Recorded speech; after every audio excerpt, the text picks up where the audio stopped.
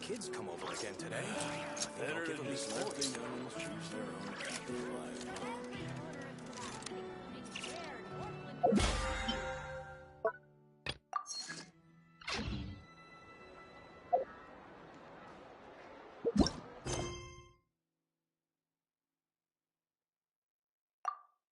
If you're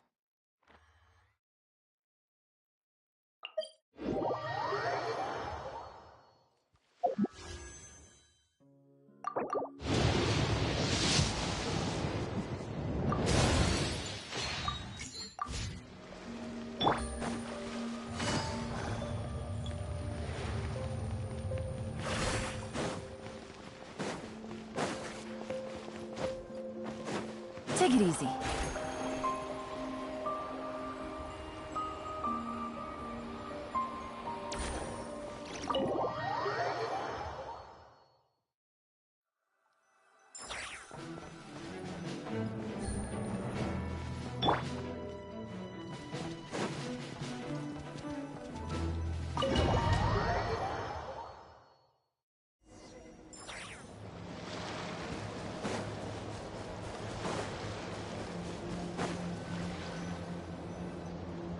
Here, this will serve as a good spot to cross over.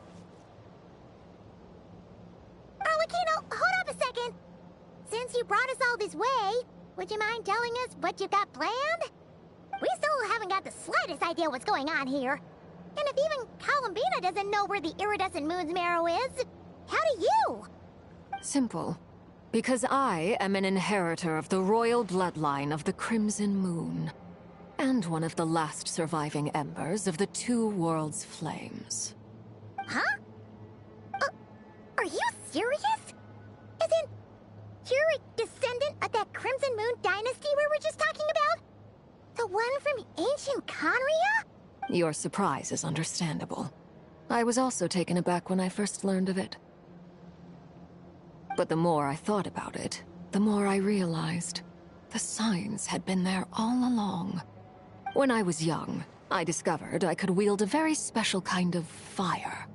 It coursed like blood through my veins and smoldered away inside my nerves.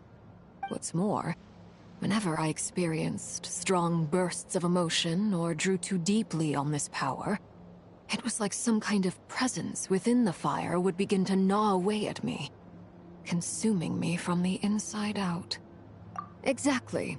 That is why my hands are like this, too. At first, I saw it only as a curse, but once I became a harbinger, the Jester apprised me of the truth. Together with my own investigations, over the past few years, there are several things that I have gradually come to understand. For instance, take the so-called Crimson Moon. In truth, it is nothing more than the shattered remnants of the iridescent moon, fused with the abyss to prolong its lifespan. Since this blood flame was bestowed upon me by the Crimson Moon, it is a fusion of the iridescent moon's former power and the corruption of the abyss. You all understand the nature of the abyss well enough. I draw upon its power, and in return, it hungers for my soul. This strange blackness is the mark of corruption it has left behind. If I recall correctly, you once told me that if the corruption ever made it to your heart, you'd become a completely different person. Yes, and that's the reason I'm always careful not to push my power too far. It's essentially a never-ending tug-of-war. Whew. Sounds intense. Anyway, the rest of my story can wait. Is there anything else about the Crimson Moon or the Iridescent Moon that you're unclear about? Paimon has a question. So, the Crimson Moon that the Carians used to worship was actually the Iridescent Moon, right? Which was one of the three Moon Sisters. Does that mean that the Carians were to the Crimson Moon as the Frost Moon Scions are to the Frost Moon? So much of that history has been lost. We have no way of knowing exactly what they were like. But I would suspect that the Conrians weren't as devout in their moon worship as it might appear. The iridescent moon's remains simply served as their link to the Abyss. Later on, perhaps someone discovered a way to make direct contact with the Abyss. Or maybe there was some kind of ideological divide.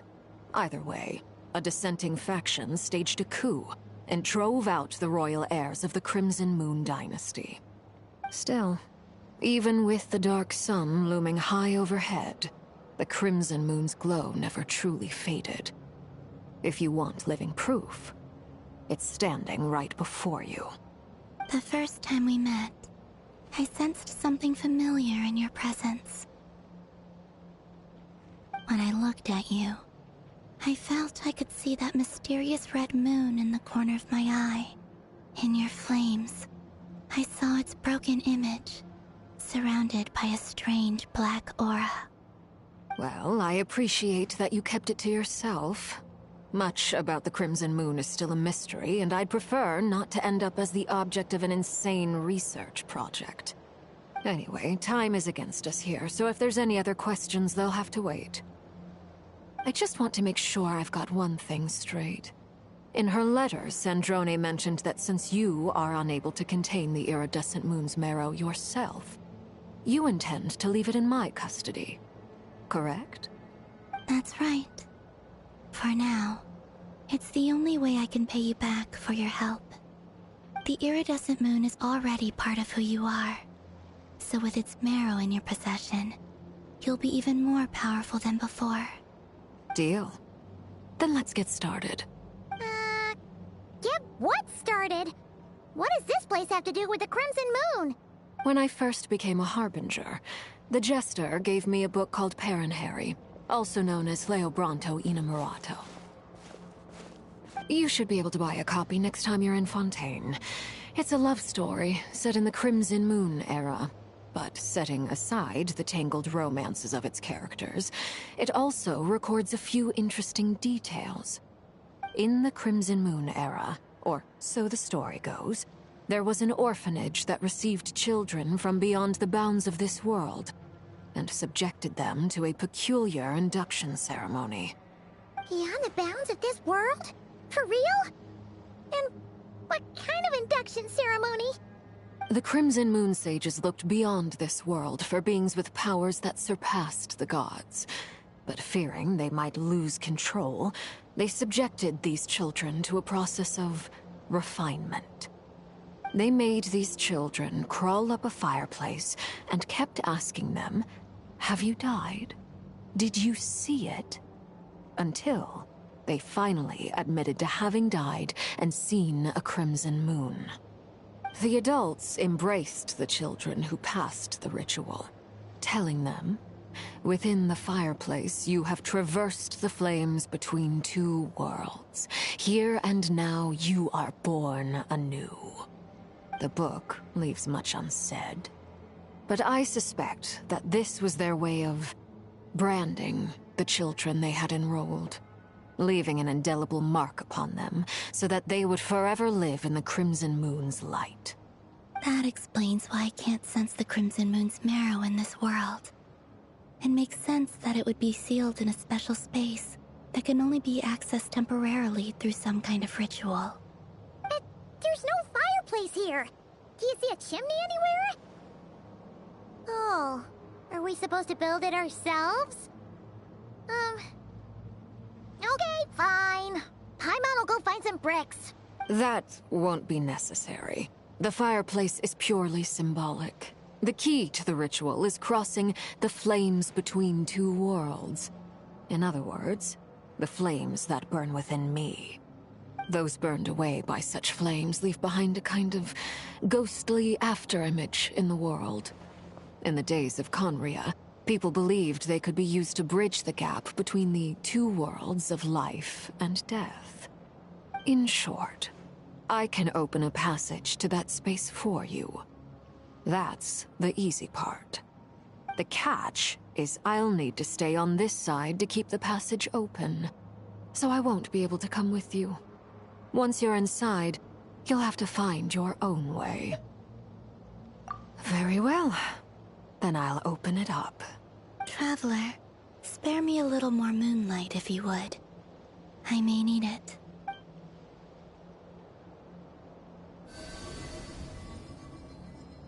Thank you. I feel like I've recovered some of my strength now.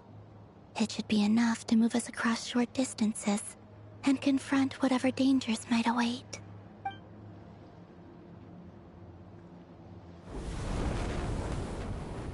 Mistress of the seven hues of ages past, great mother of the present, crimson-clad sovereign of the two realms, by fire severed, by fire renewed, I offer myself now and beseech your descent.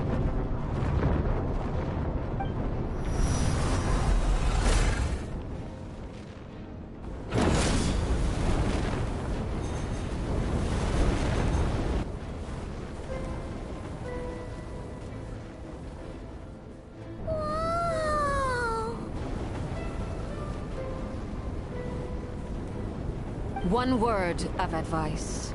As you're crossing over, no matter what voices you hear, do not answer. Got it. I sense a sinister gloom inside, but also the familiar light of the moon. I feel that I am about to meet an old friend who has changed beyond all recognition. All right, let's go.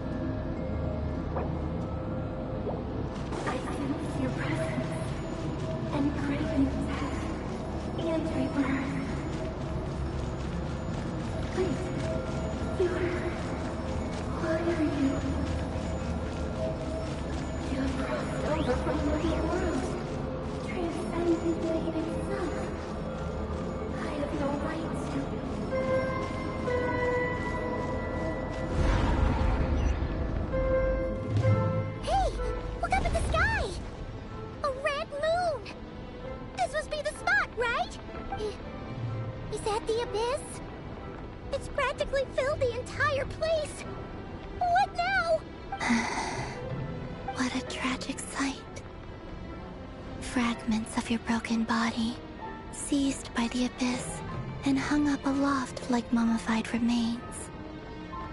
Iridescent moon, was this truly what you wished for? Careful! There's something spooky about this place. Feels like something is lurking in the fog. Paimon's right behind you. Whatever you do, don't run off without her. By the way, Columbina, didn't you tell us that the iridescent moon had shattered into pieces? The moon up there looks pretty whole to Paimon. How is that possible?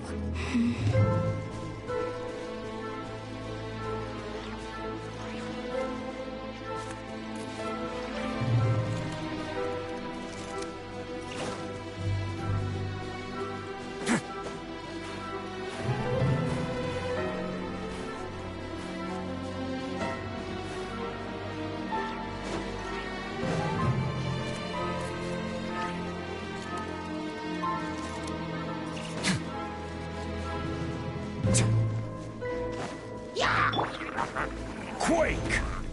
I will have order! Quietly now.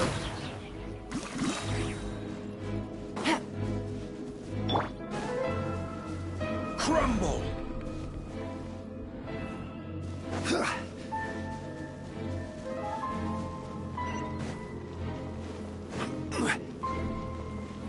Just like I thought. It was only a facade.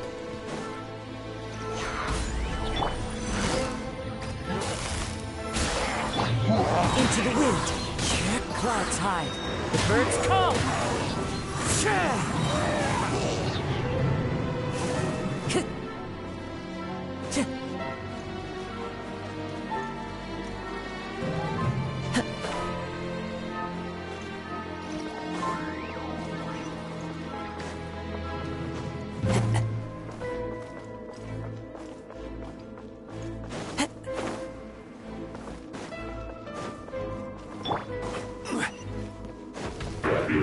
Order guide you! Gotcha. Fallen leaves. Adorn my night. One with nature. Let's begin.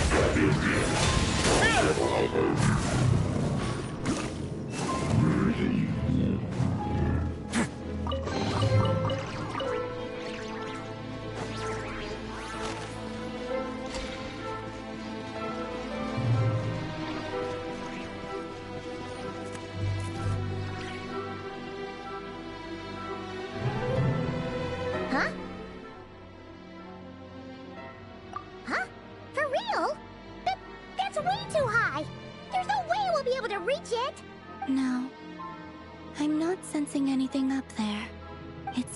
from under the mountain. Let's see. Ah! There's some kind of weird shadow over the water. Wait, see that? Looks like a mechanism of some sort. Let's check it out.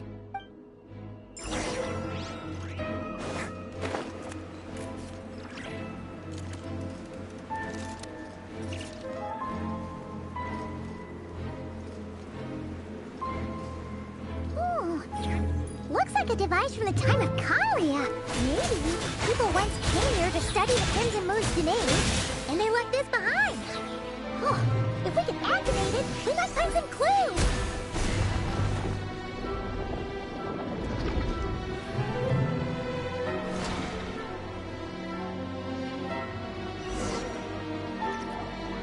Hey, look at that!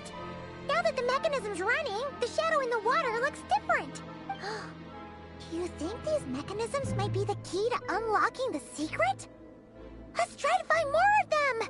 Felindis, we'll leave the rest of the research in your hands. We'll be heading back now. I hope this isn't ruining date night.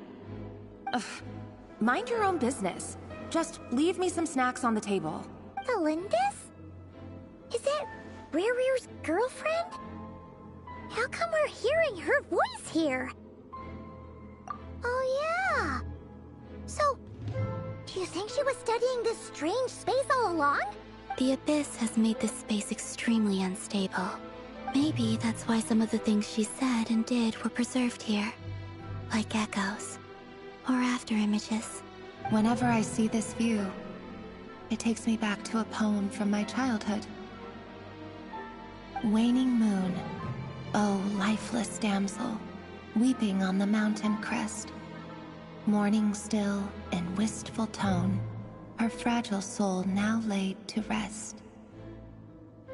For me, of all people, to be here investigating the mysteries of the Crimson Moon space, is it a coincidence or something more?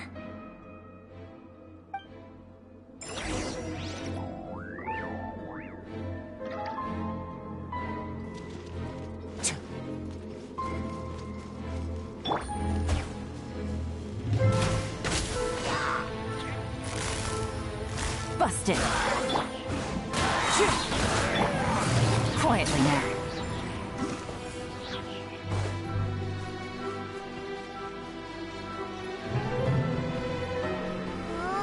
Looks like the Abyss has messed up this mechanism.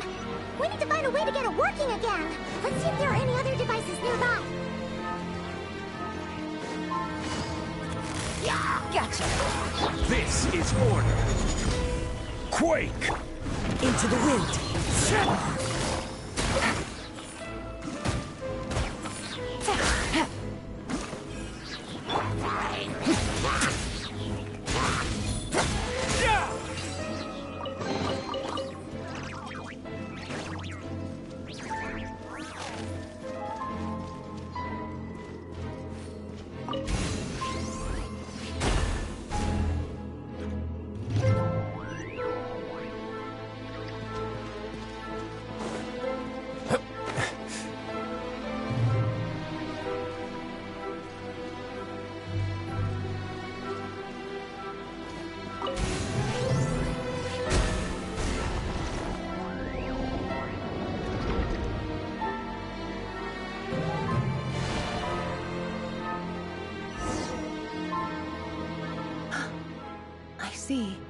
So the moon marrow, or rather the power of the 3 moons, is the key to unlocking... If it really does exist, then maybe this madness can finally be put to an end.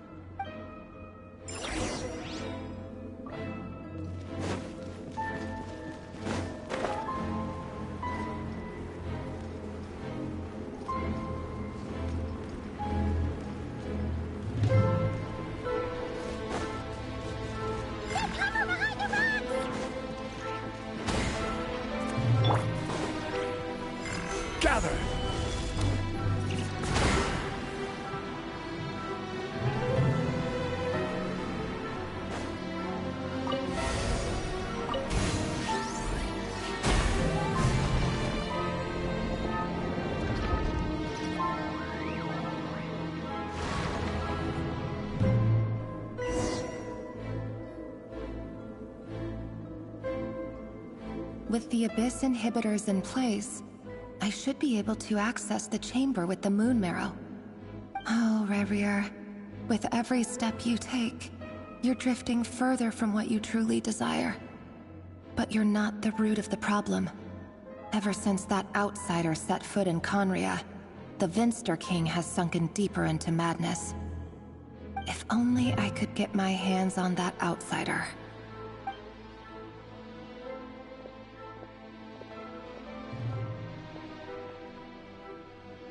Hey look! The moon's reflection is back to normal! Elendis' voice mentioned a chamber with the moon marrow. Do you think maybe it's hidden in the moon's reflection? It must be. For within it, I sense the fragile aura of a dying soul. Then there's no time to lose! Let's go!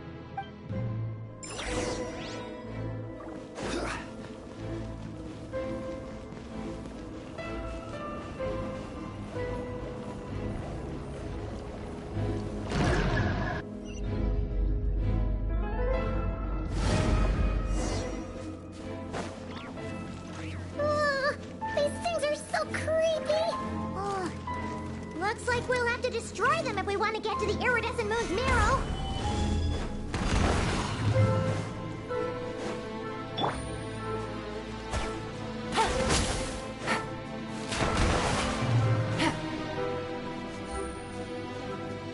Take it easy. That must be the iridescent moon's marrow! Oh, but we'll need to destroy these things before we can reach it!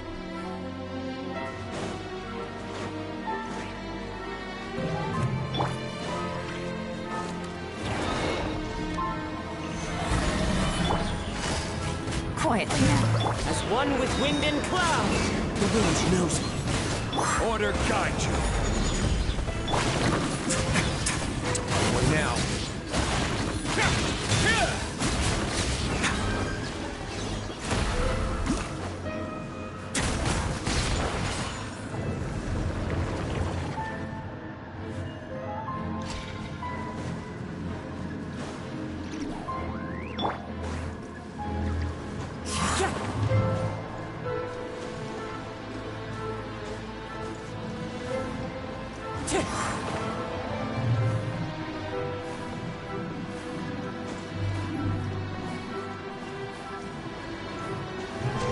Follow the wind.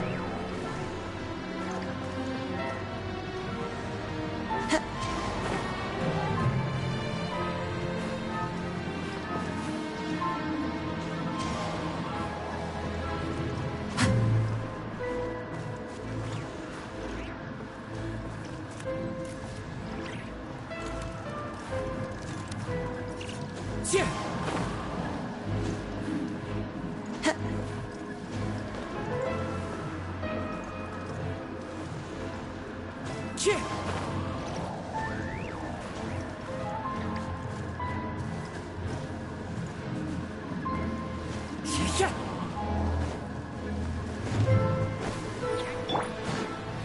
Gather!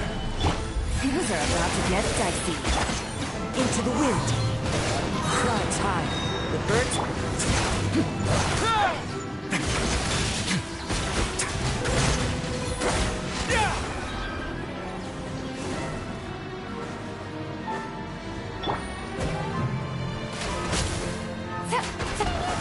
We're so close!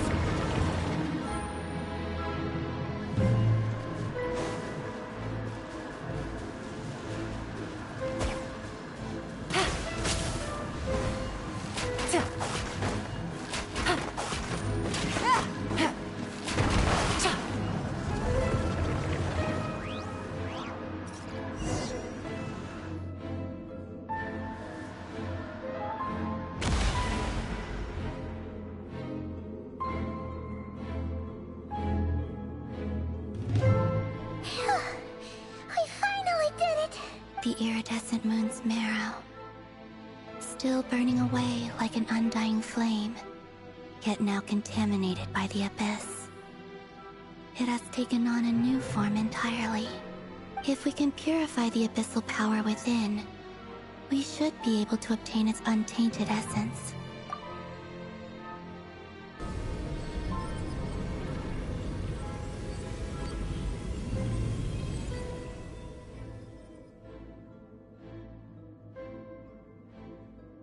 so cold. Is it you? Are you here? Huh? Are you talking to us? At long last, I can see you once more. Our fates have crossed, and I am finally free. I'm sorry, I lied to you. Even knowing what was to come, I still couldn't let go of the fear in my heart. As death drew near, the moment the moon shattered, my body began to split apart piece by piece. Like I was being cut into pieces by 1,000 blunt blades. My thoughts scattered as the cold crept in. But I could not bear to fade away like that. Tell me, what was it that brought you to us all that time ago? If only I had possessed your courage, then I might have been spared this torment more painful than death. You look so puzzled. That's how I felt too when I first saw you. But trust me when I say that everything happens for a reason. Farewell, Hypo.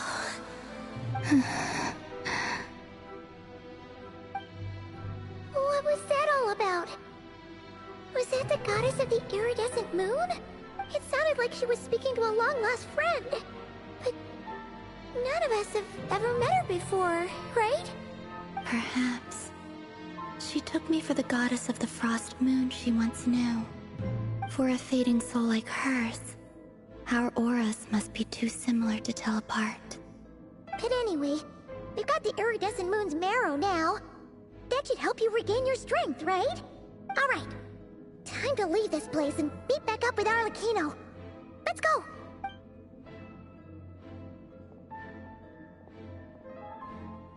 That's odd. This place looks different than when we came in.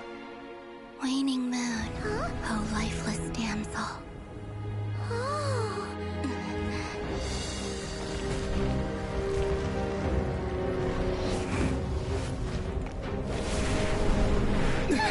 Hurry! The place is collapsing! It wants to trap us here. Who's it? The Abyss? Now we've taken the moon marrow. All that's left here is a dark will. It will show us no mercy.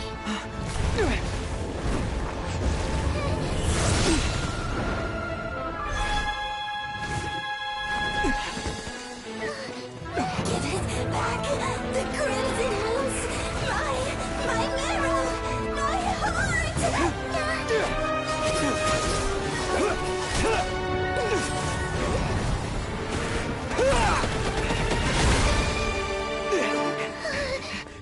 Finally! Huh? Oh no! The exit's blocked! They're back! Now what do we do? This is where you fall. Witness my rise.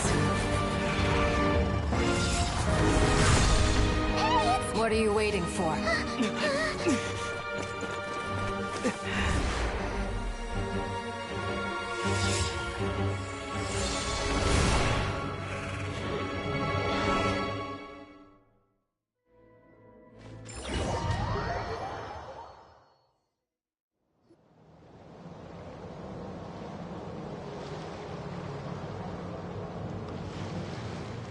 Oh, we made it!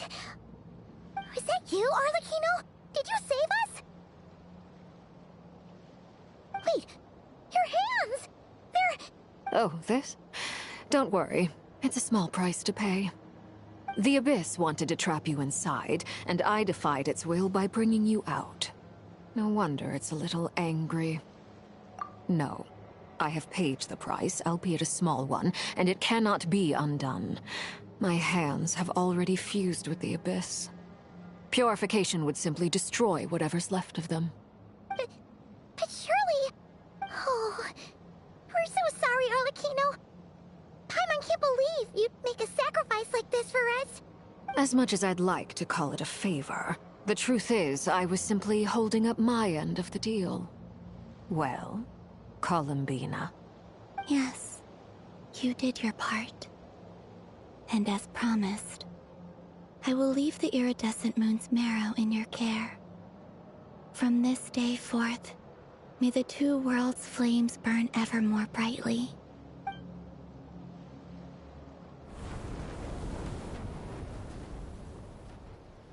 I'll take that as a blessing. Now, Columbina, give me your hand. Accept this moonlight I offer in return.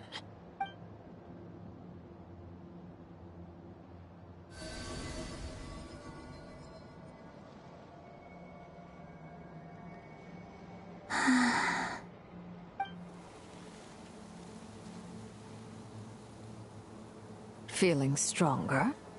Hey, Columbina, are you okay? I'm fine. Our powers are a little at odds, that's all. By the Frost Moon's authority alone, wielding the power of the other moons was always going to be a stretch. Still, I think it's fair to say that your strength has returned, at least to the level it was at as Third Harbinger. It's still not enough. There's no way I can hope to challenge Rayrier like this. Just one more ray of moonlight, if you would. It's okay. I can take it.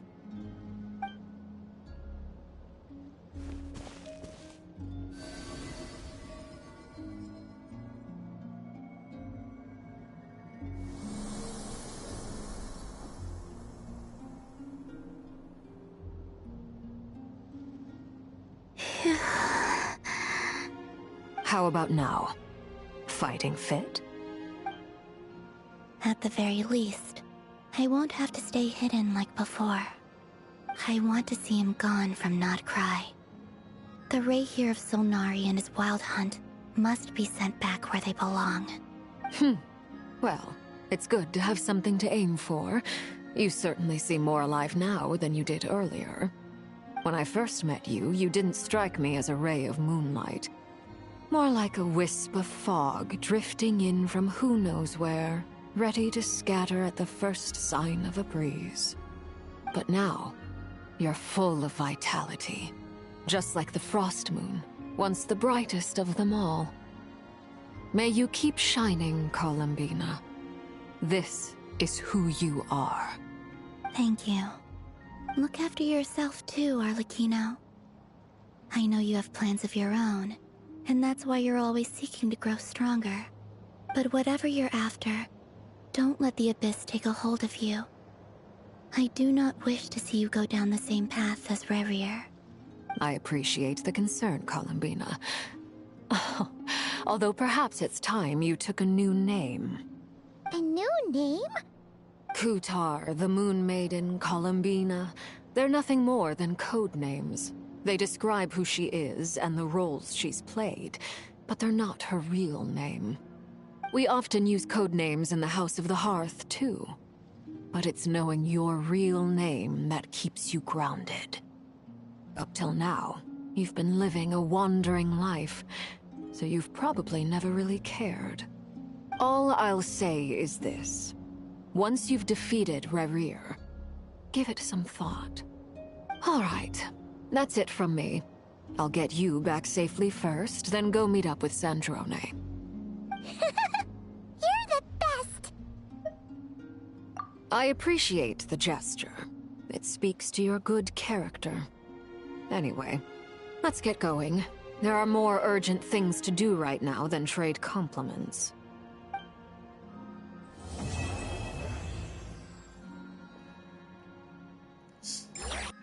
Alright, it's time for the second part. It was a close call, but we got the iridescent moon's marrow and restored Columbina's strength. Alright, let's collect these.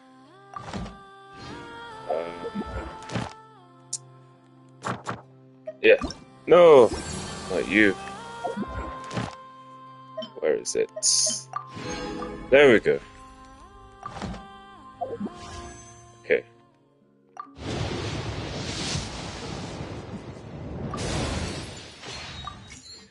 Okay, we're gonna do part 2. Well, the next act, rather, of the Archon quest. Let's go here. In other words, Ad Astra. Thank you for complete.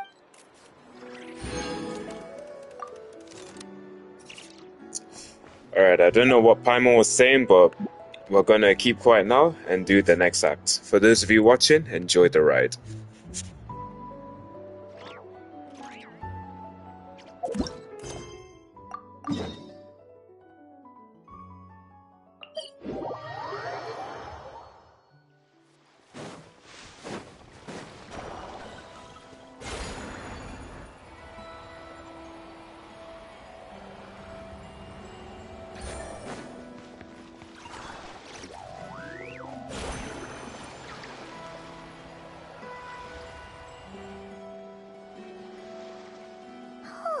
do you think the others are making good progress?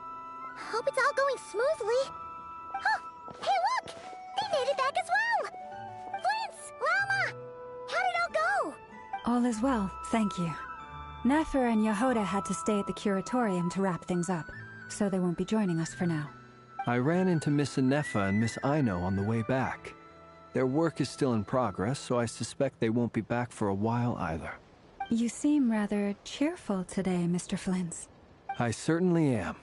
I achieved what I set out to do and came away with more than I bargained for. Fighting alone can get quite tedious, but I had the good fortune to run into a pair of brave young warriors. We meet again. How have you been? Albedo! What are you doing here? Thankfully, tracking you down turned out to be a lot simpler than we envisaged. These two courageously lent me a hand while I was fighting the Wild Hunt. When they told me they were Servarka's colleagues, it all made sense. And given how people of outstanding talent tend to cross paths, it's no wonder you're already acquainted. So, who's your travel buddy, Albedo? Why don't you come and introduce yourself?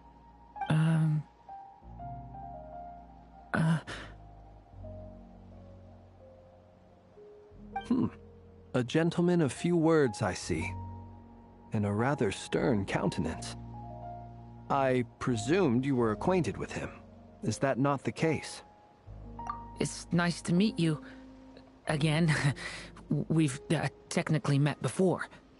Wait a sec! You're Minnie Durin! That's right. It's me. I'm glad to see you again. By the way, he says it's okay if you drop the mini. Yeah, I'm not as mini as I used to be. Interesting, isn't it? The first step towards blending into human society appears to be reflecting on whether one's name really reflects who they are. Wow! You look so different! In a good way, of course. It's great to see you looking so healthy. Thank you, Paimon.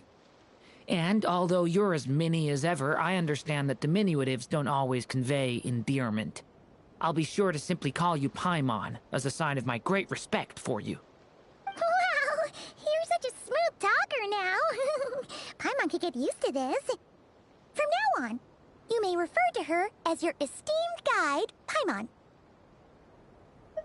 Personally, I think our little Paimon is the perfect size. When people call her Little Paimon, it's just because she's so adorable that they can't help themselves.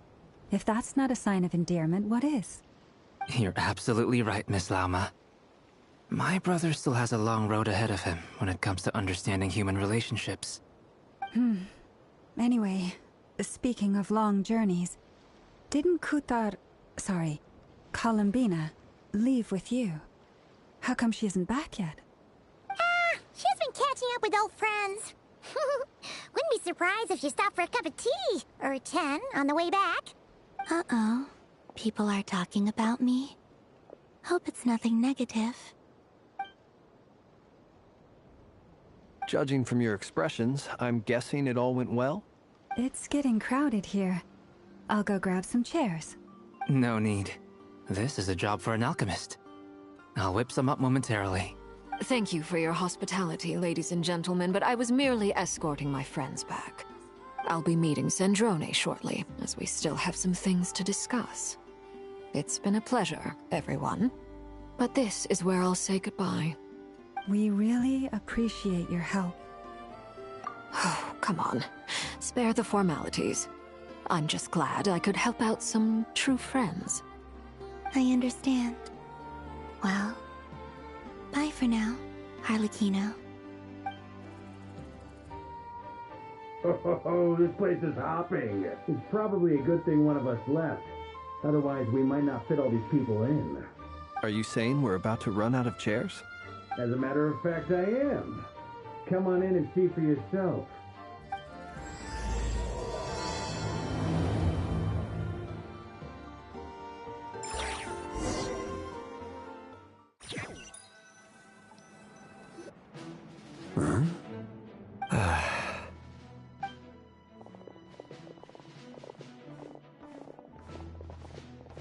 I overheard your little chit-chat outside, by the way.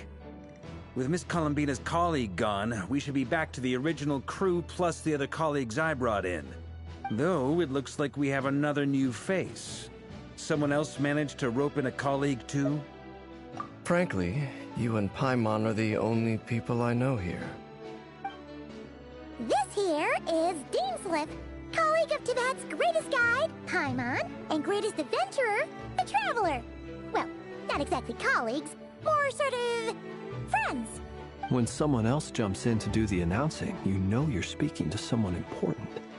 Let's hear what he has to say. Note to self.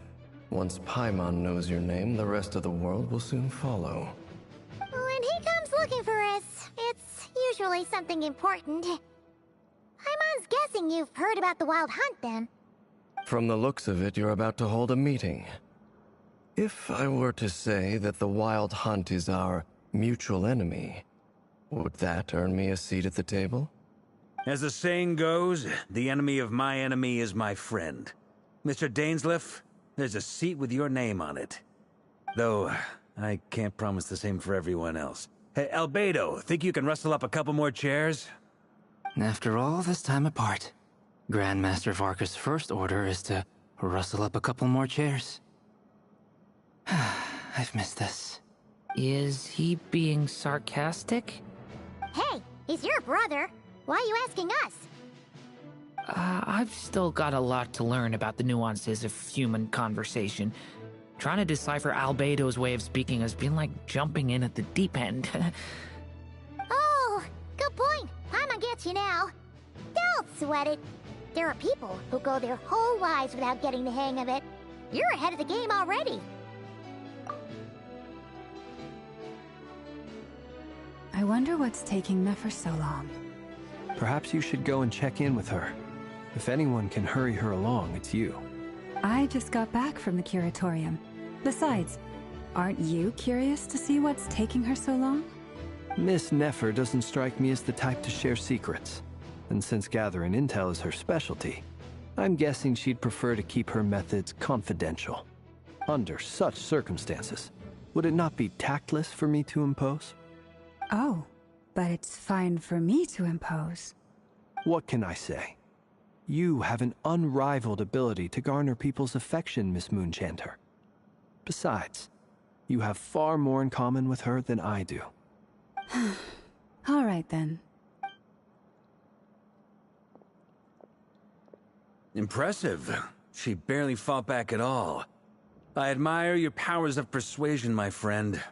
As I'm sure Miss Lauma will realize soon enough, the trick in life is to always pitch in with other people's responsibilities so that you can be selective with your own.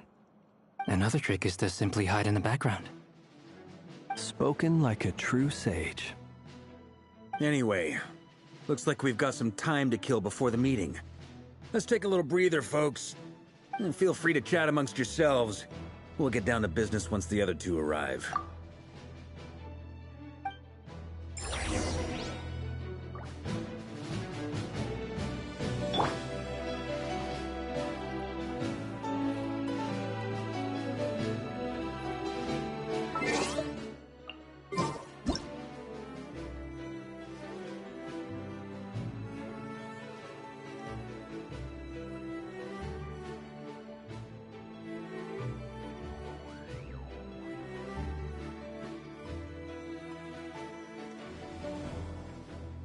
Osmanthus wine tastes the same as I remember. But where are those who share the memory? You're both awfully quiet. Why don't I start us off with an icebreaker? Much obliged.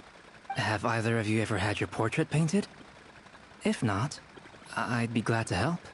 That sounds like a lovely idea. You know how to paint, then? I dabble occasionally. He's an excellent painter. Tables, chairs, people, dragons, you name it. He'll paint it for you. I'm flattered. If I ever get the chance, I'd like to give it a try myself. I'll bear that in mind. Anyway, how about you, Durin? What sort of portrait would you prefer? Oh, I'd be fine with anything. Whatever style feels best to you. Very well. Then I'll play it by ear. You can replicate any style I want? I can try. If you show me a sample, I'll do my best to match it. Thank you. In that case, I'll dig up some reference material for you.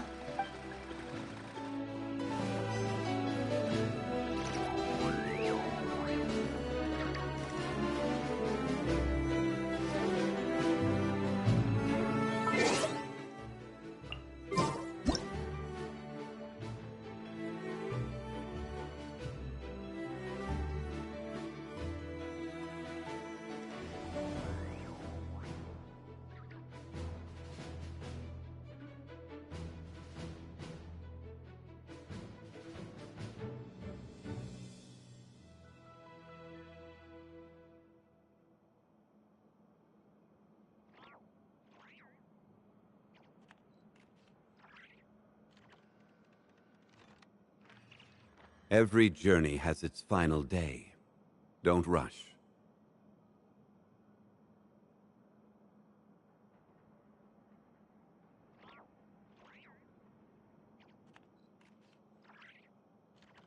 Osmanthus wine tastes the same as I remember.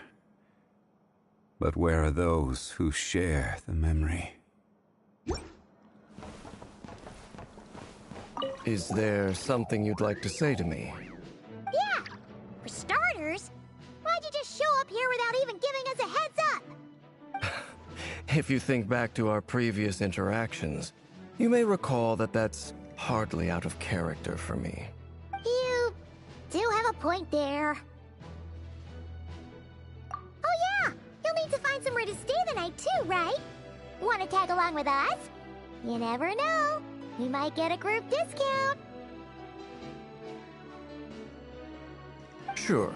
Let's do that. Great! Paimon will handle it! And in return, we can get Dainslift to be our very own personal bodyguard. If that's what you had in mind, you should have said so sooner. I'd be happy to help. Oh, okay then. Paimon was only kidding, but good to know. Anyway, since we're all here together, we might as well watch each other's backs. That's just what friends do, right? Indeed. Thank you.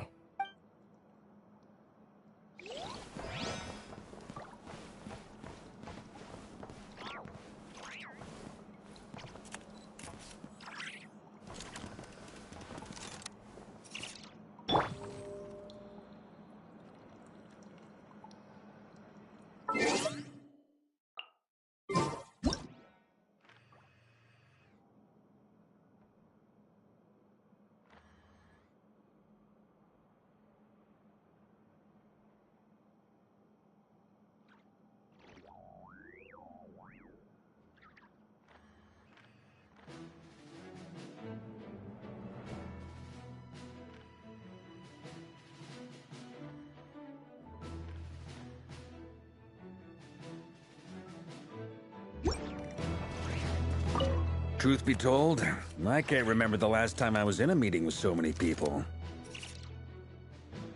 You're not alone there, my friend. The Lightkeepers also struggle to bring everyone together for a serious discussion. I don't doubt that. I've only ever met two Retniki, one being you, and the other being that young guy, Itlua. Itlua is a good apple. I'll give him that. He's kind, honest, and regularly delivers supplies to my lighthouse. A true ratnik to the core. In that sense, he puts me to shame. So you're what? A fake ratnik? That's what it sounds like you're saying. But I get the feeling that's not quite what you meant. Come on, why the awkward silence? Sorry. I'm not even gonna bother trying to hide it. You've known all along, haven't you, my friend? Now that was an awkward silence. Let's just keep this between ourselves. Probably best if Eloa doesn't know, huh? That goes without saying. Gotta be careful what you share with youngsters, after all. Anyone else in the know? Let me guess. The Traveler and Paimon? It's dangerous being too sharp for one's own good, you know. Then, in the name of the Animo Archon Barbados himself, I swear your secret's safe with me. When we went for drinks, you said that you and Barbados were practically best buds. In the light of that claim, do you really expect me to take your oath seriously? Of course. Just as long as you don't go spreading around the fact that I'm close with Barbados, all right? Fair enough, then. Nothing like a bit of mutual leverage to seal the bonds of friendship.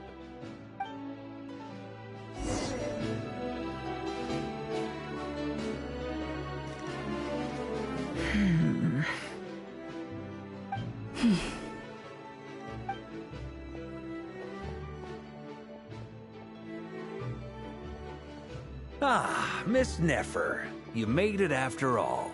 But what about Yehoda? I'm here to give you an update on how things are going on our end. Once this is over, I'll be heading straight back to continue my work. I left Yehoda back at the curatorium to watch over things while I'm gone. Huh. So much for just this once. Shh! Not so loud! We're on a roll here. What if she remembers and suddenly decides to back out? Did you say something, Mr. Varka? Huh? I didn't say anything. Right, Flints? Must have been a frog. They get so noisy around here at nighttime. It's like they're putting on a concert in the background. Anyway, before we begin, there's a few introductions to make. Let me start by saying that it's an honor to be speaking before so many distinguished colleagues and collaborators. First up, we have Miss Lauma. As Moon Chanter, she's the leader of the Frost Moon Scions, a local religious community in Nod Krai. Then there's Miss Nefer, boss of the Curatorium of Secrets, an intel gatherer extraordinaire. Nefer is leading the investigation into Rerer's background, assisted by Yehoda and Lauma. From the little I've heard, they're making some great progress. Over here, we have Mr. Flints, a ratnik and guardian of the abandoned lighthouse. In our last operation, he courageously distracted the Wild Hunt to buy time for the rest of us.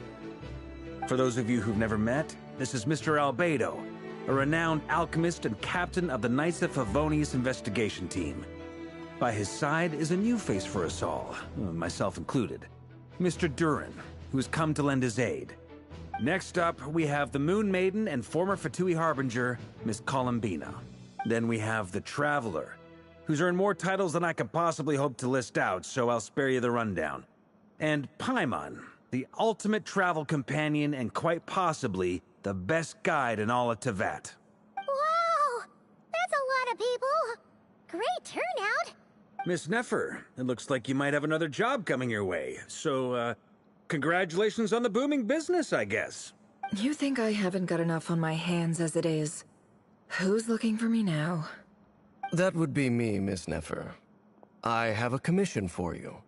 And you are? Who I am doesn't matter right now. What does matter is that I'd like you to gather more intelligence about the Recher of Solnari. Well, it's not as if we never take on anonymous commissions. But in your case, I'll have to decline. I'm gonna take a wild guess and say your job's probably more hassle than it's worth. Something about you seems like bad news. It's my eyes, isn't it? Conrian, I assume. And what's with the mask? Are you trying to hide your identity? In any case, the fact that you're even still alive raises an awful lot of questions for me. My name is Dainsleif, and yes, I am from Conria. As I'm sure you're aware, the Raker of Solnari's real name is Rerir. He was once an acquaintance of mine. Really? Then you must have been quite an influential figure yourself. You flatter me, but none of that matters anymore. My point was simply to clarify why I have asked Miss Nefer to investigate Rerir's background.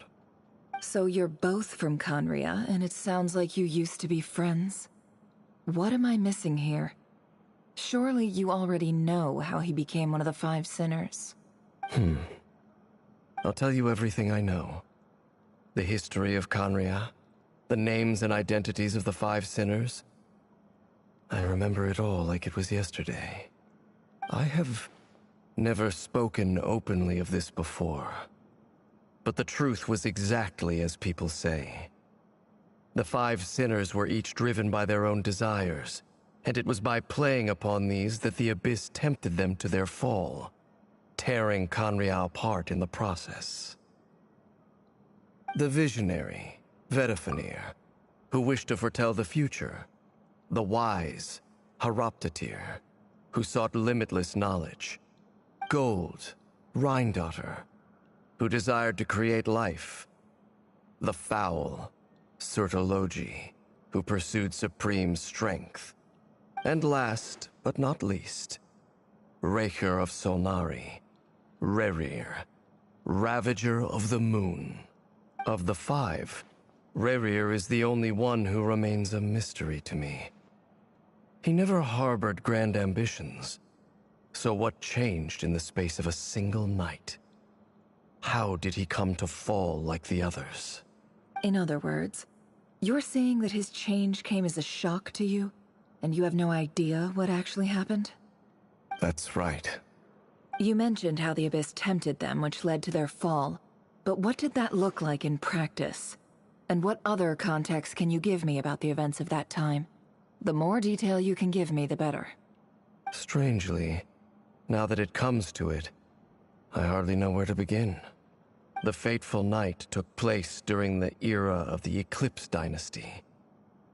One day, my elder brother, the visionary, Vedifenir, was summoned to the palace by the Vinster King, only for the king to gouge out his eyes and cast him into the dungeons. When I came to hear of this, my fury knew no bounds. I gathered together every ally I thought I had, and together, we set a night to storm the palace and free Ved. Centuries on, the memories of that night still haunt me, like a never-ending nightmare. We broke through the palace gates, just like we had planned, each striking towards our separate targets. But then, I was betrayed. Even Vedifenir, the very person I had come to rescue, abandoned me and partook of the Abyss's power. So, it's personal after all. Then tell me, Mr. Dainsleif, what price are you willing to pay? You, of all people, must know that nothing comes for free. I cannot say what price would be worthy of such a commission. But know this. Rerir was not always a madman. Believe it or not, there was a time when he was just an ordinary man, working for the Conrian Intelligence Service. Uncovering the truth of Rerir's past is the only way to unravel this mystery. But before you decide if you will accept my commission, I will tell you more about him. Enough, I hope, to help you plan your next move. Sounds pretty good to me. Feels like we just flagged down a random passerby, only to discover he's actually a master strategist who has a score to settle with our enemy. Can I borrow your halo? It could be useful in the lighthouse. Hey, enough with the wisecracks! Besides, isn't that lamp of yours bright enough already? Relax. It was meant to be a compliment. If that was a little over the top for your liking, I'll make sure to tone it down next time. I'll give your proposal some serious thought, Mr. Dainsleif. Let's speak in private once the meeting is over. Before that, there's a few things I'd like to share.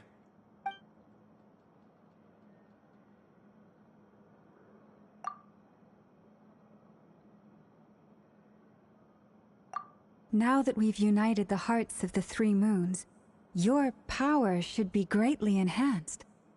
But it seems like that hasn't happened yet? I believe it will take a little longer. You've done so much for me, so I want to be completely honest with you all. Even though I'm doing a lot better now, the truth is, my recovery will likely be an ongoing process. From the moment I was born, my power has been slowly ebbing away. And that is because Tevat has never accepted me. Even with the moons united as one, it seems my rejection cannot be undone. So far, I have yet to find a solution. It may turn out to be a problem that will plague me until the day I finally leave this place behind. Even so, I will do everything in my power to help you drive out the Ray here of Solnari. As Arlecchino put it, this is not about chasing the spoils of victory. It's just a gesture of heartfelt gratitude. Kutar. Defeating the Ray here of Solnari will be no easy task. While my strength slowly recovers, we'll also need to gather more intel. Naturally. We should take all the help we can get if we hope to defeat him. We've considered several viable plans now, but our choice hinges on the answers to a few key questions. Is it even possible to kill Rerir? What experiences shaped the person or monster he became?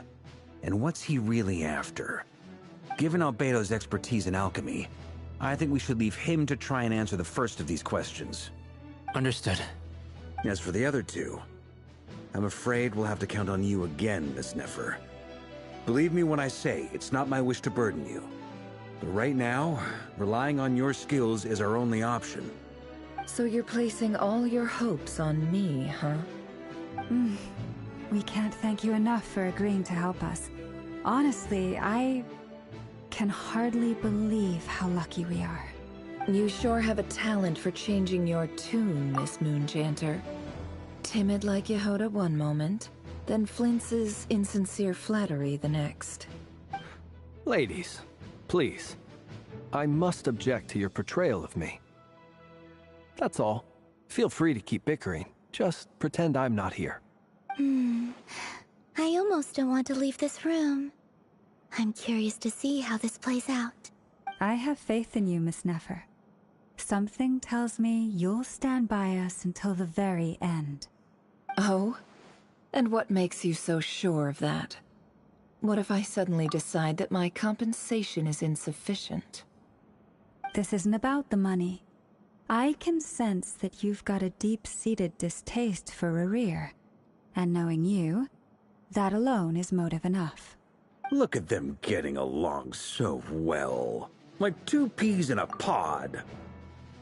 And I'm the one they accuse of insincere flattery. There is no justice. Miss Lauma, you have to understand something. Unlike you, I don't actually enjoy having everyone's hopes on my shoulders. Is that right? Well, maybe the fact that I'm willing to put my hopes in other people says more about me than you. But the fact is, I also trust you. And that's because I know that you're someone we can count on.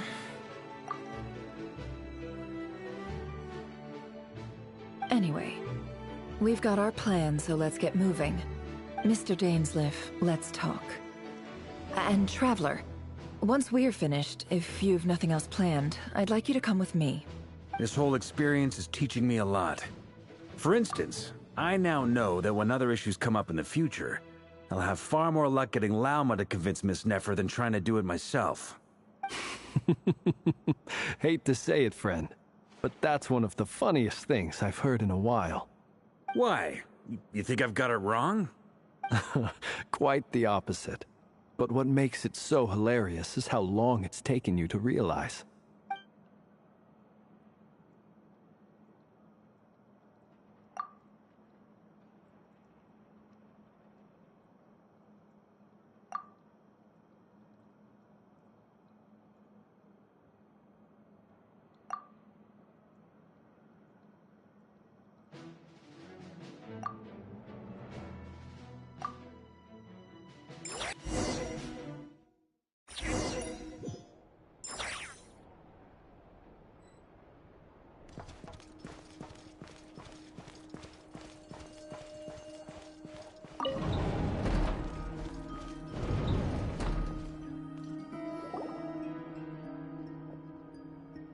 Thank you for waiting.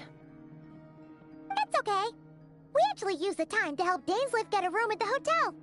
That's very considerate of you. Now, I trust you share my curiosity about Rarier's past, and you seem fairly familiar with Mr. Dainsleif already. We spoke at some length after the meeting. He was the one who suggested I should invite you to join this operation. He feels confident that these secrets will be safe with you. Dane has a lot of faith in us, that's for sure. Likewise. I appreciate that you got right on board without interrogating me about why I invited you. It shows that you trust me to explain everything in due course. That's because we know what you're capable of. We appreciate you too, Nefer. You might have been forced to help in the beginning, but this time, it was your choice. That's one way to put it. Another is this, that once a decision's been made, it's set in stone. After that, my only goal is to see it through. Alright, so here's how it is. I'm going to access Rarier's thoughts again using my confidential method. Now, I'm sure you've seen things like this before on your travels, so you're surely well aware of how dangerous it can be. The reason I've gathered you all here is to ensure my safety during the proceedings. I plan for us to enter the fragment of his consciousness together, and once inside, I will focus on searching for information. Think of this as a diving expedition into someone's brain. If I'm the diver, you are my safety equipment, tasked with keeping me alive while I'm under the surface. Once the ceremony begins, we will all be spying on privileged information. But in the interests of safety, you must remain absolutely silent at all times. We will discuss our observations after the ceremony has concluded. Lastly, any individuals of a weaker constitution are advised not to partake in the ceremony. In any case, Paimon has her own job to do, which requires staying in the room but not joining the ceremony.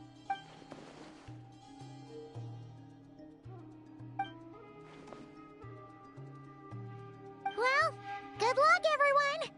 Sounds like all Paimon can do is cross her fingers and root for you guys. There's a little more to it than that. I was being serious when I said you have a job to do. While the rest of us are inside Rarier's mind, it's imperative that we have a team member on the outside. In the event that something goes wrong, you will be our first responder. I don't anticipate any issues, but the extra level of safety will be greatly appreciated. I second that. This is a dangerous operation here, and you're our whole rescue team. That's pretty much the most important job in the crew. So, Paimon's like the lifeguard? Yeah, that makes sense. All right, got it. Good. Please, take a seat. We'll get started momentarily.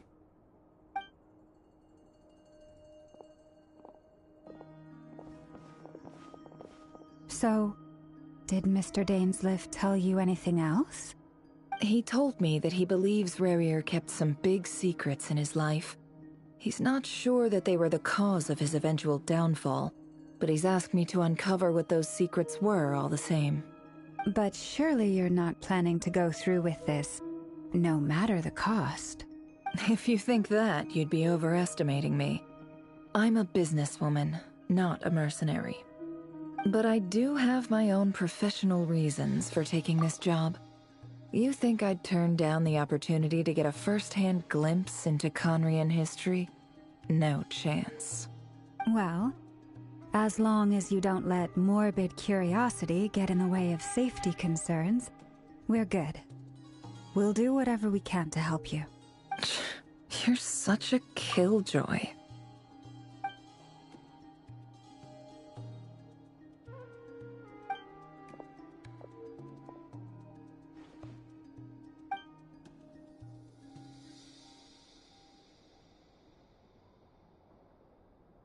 All right, I'm good to go. All set over here, too. Promise, Paimon, you'll be extra careful. All right. Let your whole body relax. We're about to begin. Close your eyes.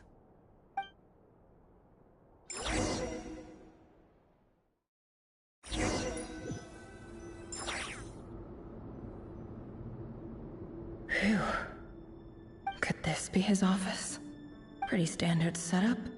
Bookshelves, paperwork, files. According to Dainsliff, Rarier used to be an intelligence operative. Chances are there's plenty of top-secret intel stashed away in this room. Is this where you keep your secrets, Rarier? Can't say I'm not looking forward to this.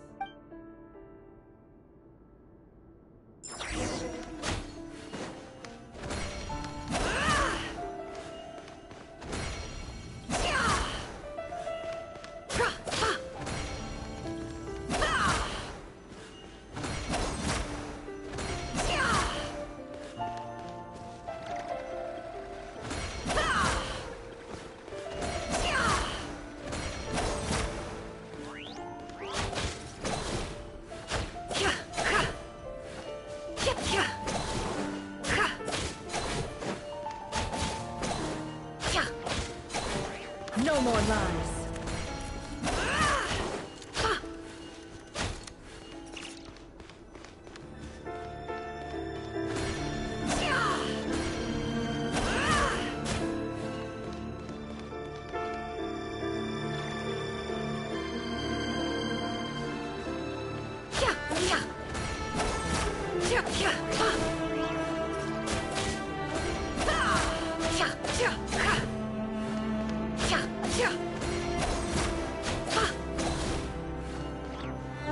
He looks even gloomier than last time. I wonder what's changed.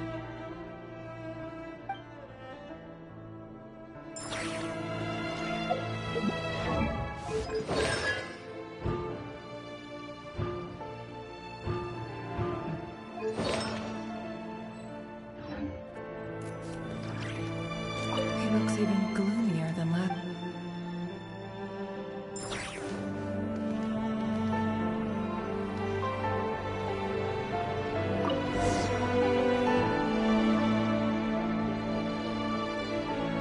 Today's files are in. Time to wade through them, just like usual.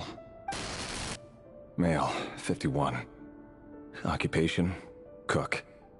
Confirmed Crimson Moon descendant. Has maintained frequent contact with other descendants over the past year. Poses a threat to the dynasty. Neutralized.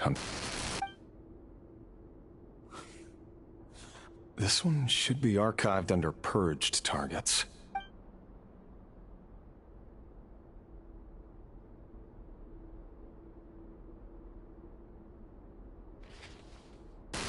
Female, 23.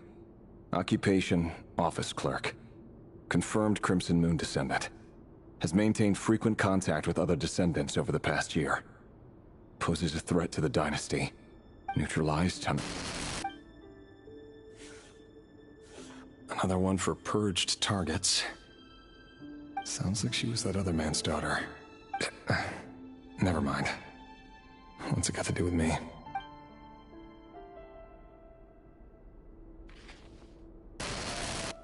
Male, 40. Occupation, teacher. Confirmed Crimson Moon descendant. Has been observed making contact with other descendants during the past year. Poses a threat to the dynasty. Neutralized on... Just another nobody for the archive. Come to think of it, I remember surveilling this man. A case like his never would have been considered a priority in the past. Huh. He barely even interacted with other Crimson Moon descendants.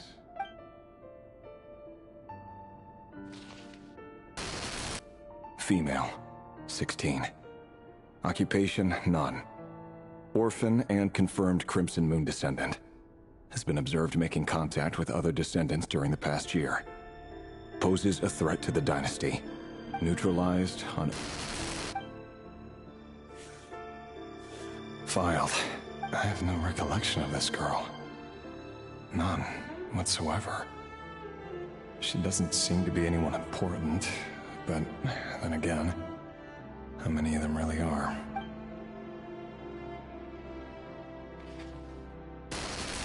Neutralized and... Filed.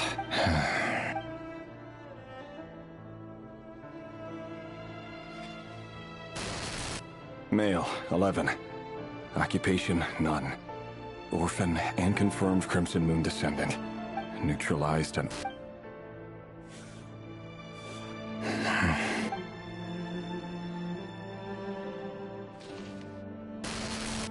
Male. 6. Occupation. It's funny, isn't it? Your job is becoming both harder and easier at the same time, depending on how you look at it. Sooner or later, the Crimson Moon descendants will be completely wiped out. But as their numbers dwindle, they become harder and harder to track down. That's not how it is. Fortunately, however, most of the able-bodied adults have already been taken care of. The remaining weaklings will be increasingly easy to deal with. No! No. My job is to ensure the survival of the Eclipse Dynasty. And the only way to do that is by eliminating any and all potential threats. It's a perfectly legitimate line of work. Every single one of my colleagues can attest to my fairness. And if my friends were aware of the facts, I know they'd back me up too. Assuming, of course, that they were aware of all the facts.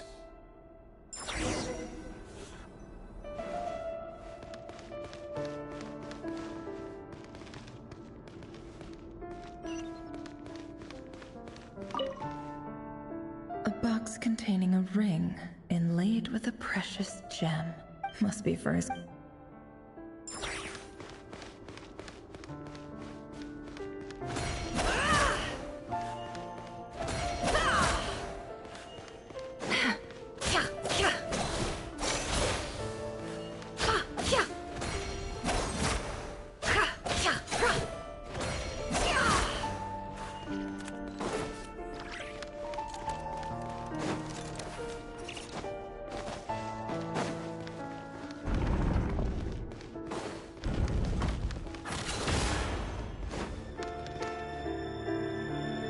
Mr. Vedifalnir? It's been quite some time since we last met. Rerir, I trust you're here because you have something important to discuss. Forgive me. I wasn't tuning out, it's just, I noticed you didn't even phrase that as a question. As if you knew I was coming. Tell me, does someone in your position ever feel the need to ask questions at all? It is indeed within my power to foresee certain things. Things like your arrival. I was just thinking. It won't be long before I'll be inviting both you and Dane to my wedding. That isn't a lie, but nor is it a fact as such. It's a wish, isn't it? No fooling a prophet, is there? Ever since that day we met for drinks, I knew it was only a matter of time before you came looking for me. Does it feel good? Knowing how the future will unfold. I'm afraid the notions of good and bad fail to capture the complexity of what such a power entails. Once you've seen what will come to pass, it can be all too easy to succumb to fear and melancholy. Unless, of course, you learn to abandon these feelings. You fear my silence, and long to hear the words I left unspoken that day. That's right. You must have noticed my reluctance to broach the subject. And the reason is simple. because the truth could never have lived up to your hopes. For both our sakes, such words are better left unsaid. The burden of prophecy was never meant for your shoulders. So who exactly do you deem worthy to hear your prophecies? None but our exalted king? Or rather, our king as he once was. You're closer to his majesty than I am. You must know better than anyone how much he's changed. You say that as though it is to my benefit. Yet precisely because of that, I dare not speak rashly. A king can turn out to be the most virtuous of rulers, or a tyrant more terrible than the most vicious of dragons. You are so wise and far-sighted, yet still you would have me live in fear of the unknown? You make a fair point. Especially given my silence alone was all it took to send you spiraling downwards. Very well then. Let me offer you some advice. And I say this not as a prophet or a visionary, but simply as the brother of your friend. For many reasons, there is very little chance of your marriage ending in happiness. If happiness is what you seek, you should find another fiancé.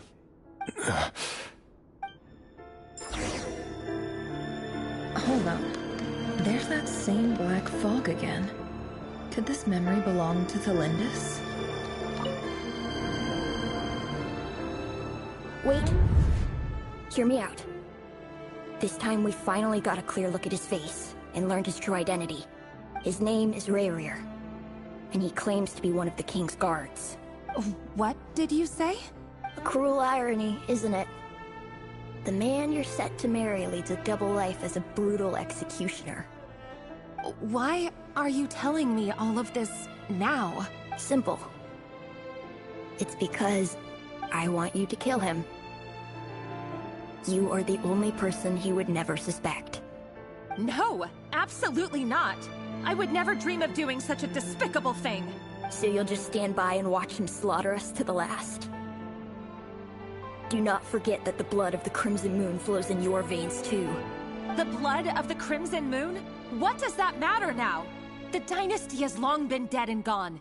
You think that alone is reason enough for me to throw away everything I have? Why wouldn't it be? You two were once a child of the Crimson Moon, just like me. Don't tell me you've never felt so much as a flicker of fury for the way we were trampled into the dust. As long as you promise to abandon this pipe dream of restoring your dynasty, I can try to persuade him. Or have him persuade the Vinster King. Persuade the Vinster King? Do you even know why he's so obsessed with hunting us down? Why he keeps trying to force us to hand over our secrets over and over again? Or why we refuse to give up on restoring the dynasty? The Vinster King. A blind fool.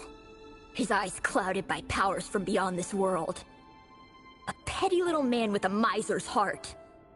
And he dares to sit upon the throne? Mark my words. Sooner or later, Conria will fall. And it will be his doing. If you can't bring yourself to do it, so be it. Just you watch.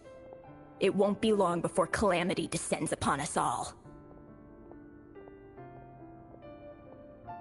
The Rayrir of Solnari. That really is quite a secret you've been keeping from me, Rayrir. But who am I to talk? Am I really any better? I've kept my own past a secret this whole time too. Love should be built on honesty. But ours was born from lies. And yet, is it really so wrong to hide things that would only make life harder? If we don't cover up the parts that no one else should see, how can we go on pretending to be normal? Vedifulnir must have known all this. And that's why he made his prophecy. In the end, nothing stays hidden forever. But I won't just sit by and watch this disaster unfold.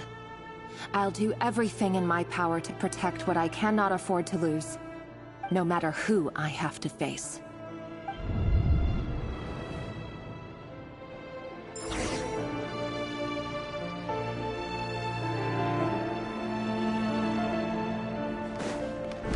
Huh? Was that Revere who just walked past the window? Doesn't it give you the chills that he still takes the same road to work every day, as if nothing ever happened? Those people at the deli. Enough already. They're clearly pretty taken by their own disguises, so just smile and play along. Pull the rug from under beasts like that, and you'll risk having your throat torn out. Deli. But surely you can see he's not the man he pretends to be! So many have died already, and they say that the king's madness grows with each passing day. We're not going to survive this, are we? But why does it have to be this way? Do we really deserve to die just because of the blood that runs through our veins? Felindis, are you even listening? Sorry, Freether. My mind was off wandering. I heard you, though. You're talking about what Revere said. He's just following the king's orders. He's a secret agent, and it's his job to hunt down rebels and dissidents. By the time you first met him, he'd already taken lives. Maybe he was using you from the very beginning. No. Revere has no idea I have anything to do with the Crimson Moon. My family are only distant relatives of the main lineage, and besides, my eyes are perfectly ordinary. Truth be told, apart from my teacher, pretty much no one knows I have any connection to any of it. It's been a long time since my family severed ties. But as Orlog said, who could possibly talk sense into that raving lunatic of a king? No one. I'll work something out. Trust me, I'm with you all. But for now, you need to keep yourselves hidden. Don't let anyone find you, anyone at all. Don't forget that Revere is an Eclipse operative. You need to be extra careful when he's around. And when I am too. For now, don't come looking for me. And if anything happens to me, just act like we've never met. If even you can't escape this, what hope do the rest of us have? But after all this time together, surely he wouldn't lay a hand on you. I won't speak in his defense, nor can I give you a clear answer to that question. But I'll do everything I can to put an end to this. Here, hold on to this. If an opportunity to escape presents itself, take it. You'll be glad you took some spare change. You call that change? But what about you? I've got a job, and there's still money coming in. But you can't go anywhere right now. Please think about yourself for once.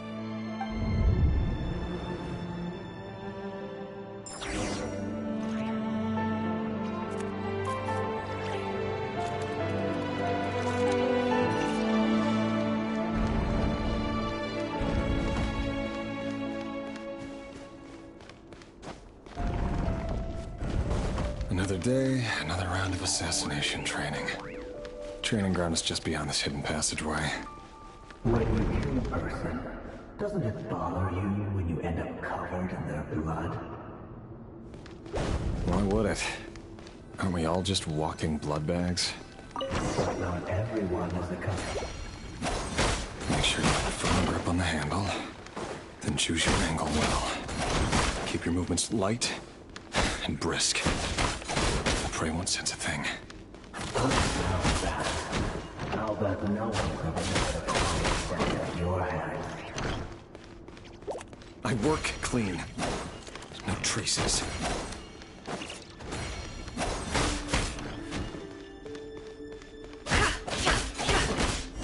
That doesn't make it open or the king just happens to see you right now. Or someday he doesn't. That won't happen. He's changed. Ever since you fell under the spell of that power, in the beginning, we only had you take out a handful of witnesses. But now... The ones I've dealt with have always been guilty. And I've carried out my work flawlessly.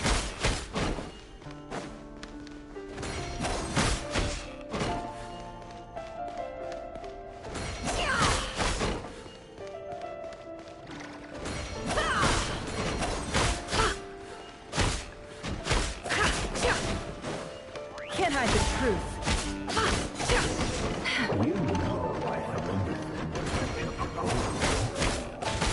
Was it because he didn't trust you? Something. No!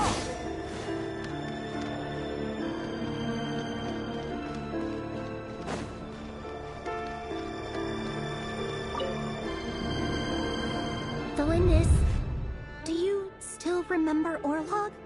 Orlog? The boy who was pretending to sell flowers. You spoke for quite a while, didn't you? Yes, we did. What about him? He was arrested 2 days ago. Chances are he's already dead. I just don't get it! After everything he's done, why do you still stand by him? Or does it mean nothing to you that people keep dying? No, that's not... Just hear me out. I need to go now, Delindis. They're looking for us. You take care too. If you ever need a place to hide, come find us.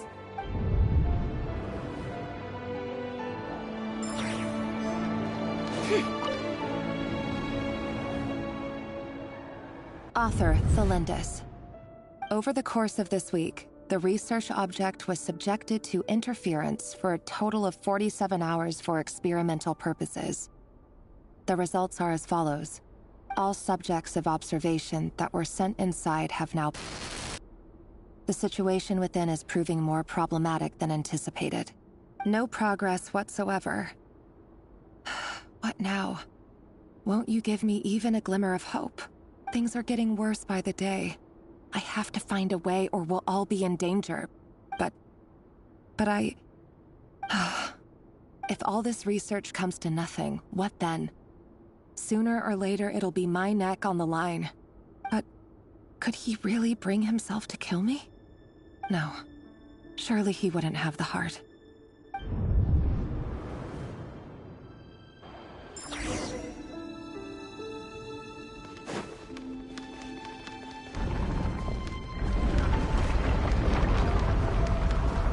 Why won't you just let us go? We don't even know each other. All we want is to live ordinary, peaceful lives. You want... to live?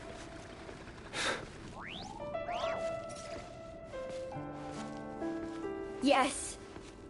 I just want to go on living. Is that really such an unforgivable crime?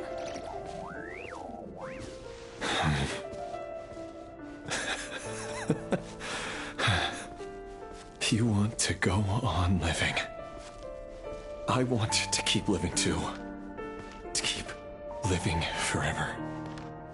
That's why I have no choice but to continue on the path I'm on. If only some savior would suddenly swoop down and change the way the world is. Too bad that's not going to happen. Imagine that. If there really were such a person, you and I wouldn't be standing here like this, would we?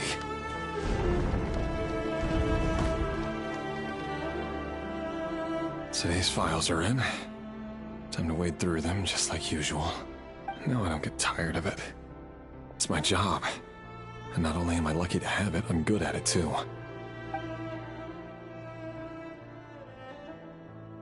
Huh. Wait. That's...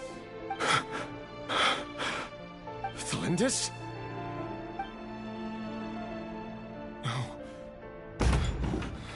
No. No! Why? But you bear no mark of the Crimson Moon. How could you possibly have anything to do with them? It cannot be. diluted bloodline. Carefully concealed. I see it now. You've been living in the shadows just like me. What a fool I've been. Numbing myself with talk of justice. Even imagining my friends would back me up. But in the end, Irminsul. Finster King! How far are you going to take this? From the direct bloodline to secondary offshoots? And then what? Today it's the descendants of the Crimson Moon. Who will it be tomorrow? Will you not rest until everyone down here is dead? No. This cannot go on. This is where it ends.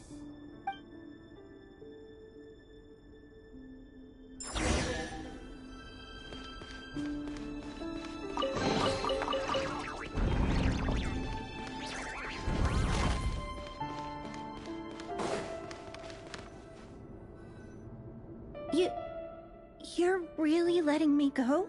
I am. As long as you can guarantee that no one will find you. Don't worry, I'll be extra careful. No one will know I was here. But... what about you? Me? If you let me go, you won't be able to complete your mission, will you? Good point. In that case, maybe you should stay. No, please! I just want to see the outside world again. To... Go on living? Yes. I know you're a man of your word. So please, just let me go. If I let you leave, what will become of me? Just kidding. Go, now. But remember, don't let anyone know you were caught. We'll be seeing each other again very soon if you do. Even shadows in the dark must live by a code. But you can't save everyone. You've been whispering in my ear for days now, Vedifilnir. What are you trying to do? Break me down? I only say this because you long for an answer to your problems. Let her go, Rerir, or you risk losing everything. I will not abandon Thalindis. Then you'll need a little more vigilance and a lot more power.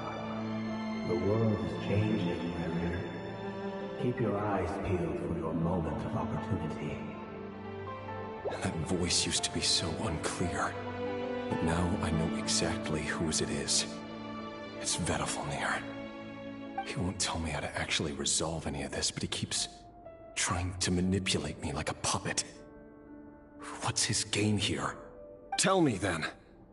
What will this moment of opportunity look like? And... no answer. He's like a ghost. Always disturbing me when I'm on edge, but never answering when I need him most. So, the Eclipse Dynasty was purging, well, massacring the descendants of the Crimson Moon.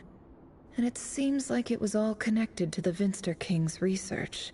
The King's obsession with abyssal power left the future of Conria hanging in the balance. No wonder every aspect of Rerir's life was so unstable. And it looks like this Thalindis, Rerir's would-be fiancée, herself belonged to a sub-branch of the Crimson Moon Dynasty's descendants.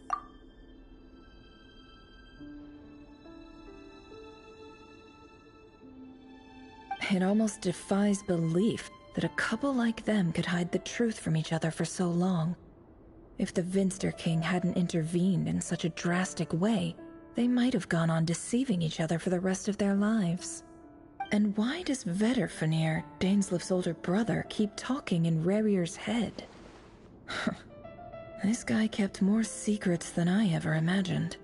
The human mind is like a vast desert of shifting sands.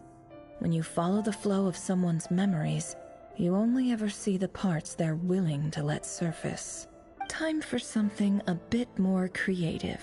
We've been inside Rerir's mind this whole time, building up a picture of his psyche. There's already enough clues on the board to start reading between the lines and mapping out the rest. Now, we can finally begin to put the pieces together.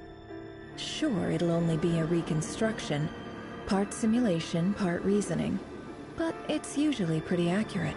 Once we've built up a cognitive profile, we just need to cross-check the logic behind his actions. And then we'll be able to take a sneak peek at whatever it is that Rerir has really been hiding.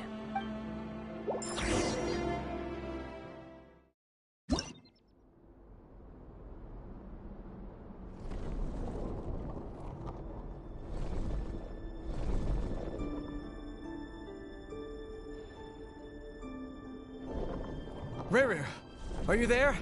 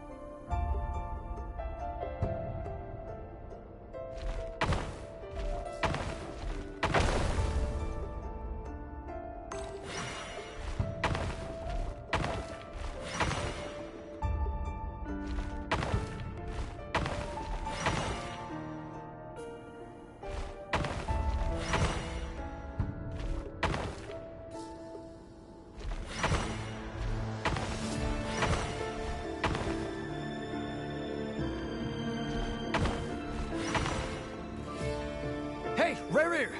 Come out, it's urgent! Dane? What's wrong? Quick, come with me. I'll explain everything once we've met up with the others. Okay. I'll come. But the Lindis is still over at the Universitas. I'll need to leave her a note. All right then, but make it quick.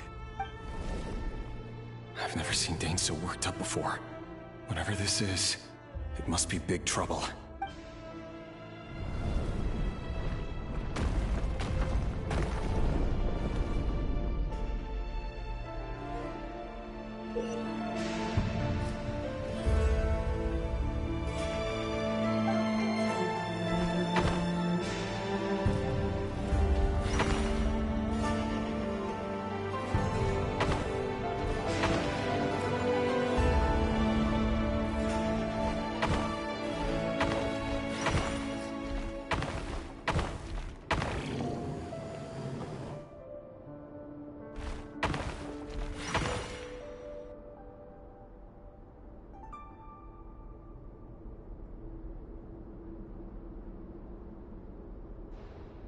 Well, this is a nice change, meeting you all at this hour. When men and women of ambition can speak face to face in broad daylight, I say that's a big step forward for our dear Conria. Don't be ridiculous. We do not fear the day. Why would we seek refuge in the night? You might ask your blade that same question. I'm told it prefers the cover of darkness. The word on the street is that Sir Delogi only strikes when he has an unfair advantage. But that is patently false. I see you're missing an arm and a leg. Surely only a fair fight could explain that. If this is your way of offering me replacement limbs, believe me, I'll take them. Oh, we can certainly discuss that. With bioalchemy, anything is possible. Assuming I have your full support in my research. Lunatic. Robtatir, what brings you here? Why, Dainsleif, of course. He invited me. Please, cast aside your apprehensions, Miss Rhindaughter. Whatever the rumors may say, I am but a humble servant of the king, and I can assure you he affords me no greater convenience than he does you.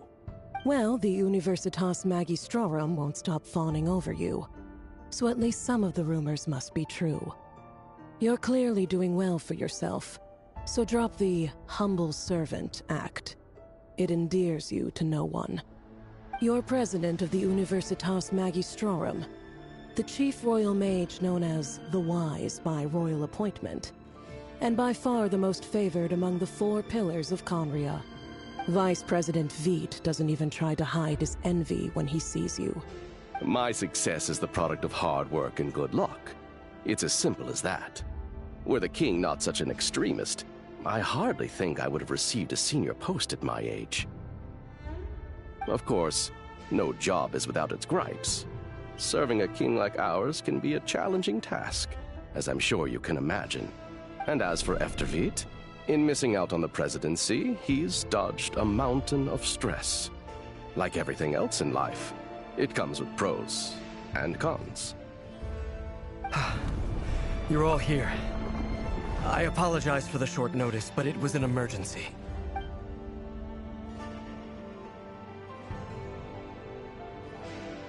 You must be Rerir. Mr. Sertologi. Yes, I handled your case file during your sentencing. Nothing personal, of course. I'm pleasantly surprised that you remember me. You're clearly a person of substance if you've been invited here. But Dainsleif, you'd better have a very good reason for convening this little gathering. It's my brother, Vedifenir. After he spoke at the court this morning, the king was so infuriated by his words that he had him blinded in both eyes and thrown in prison. Vedifenir in prison? Strange. I thought the king trusted him and Horoptatyr more than anyone else in the world. Does this mean the king's circle of trust just got even smaller? It has nothing to do with trust. It's about what the king wants, which is as clear as day to anyone paying attention. I simply appease him, because it's in the best interests of the Universitas Magistrorum. And also because you're slimy. Vedifenir, perhaps less so. But still, a visionless visionary? It rather inclines me to think that qualifications are not what get you ahead in Conria. Do you honestly think this is an important discussion to be having right now? Dane, what are you planning to do? Rescue Vedifenir, I assume. Correct. It will mean storming the palace by force.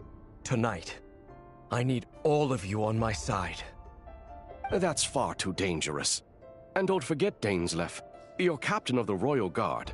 You swore an oath to the throne. You've been planning this for a while, haven't you? I have no desire to commit treason. But whatever critique the king may have of Vedifenir, disfiguring your most loyal subject for putting the best interests of his court and nation first, this is not the conduct of a wise ruler. My blade will force the king to see the error of his ways. So, Vedifenir's prophecy enraged the king. I'm sure it wasn't what he wanted to hear, but if he won't take counsel even from the visionary, that is deeply troubling news. The extent of His Majesty's madness is now all too clear. The question is, how does a man like me get out of this situation unscathed? You have noble ambitions, Dane. But I'm afraid they don't do much for a guy like me. I'm not interested in saving the world. All I want is a letter of pardon. A letter of pardon? For the chances of the Vinster King issuing a pardon for anyone connected to the Crimson Moon seem vanishingly slim.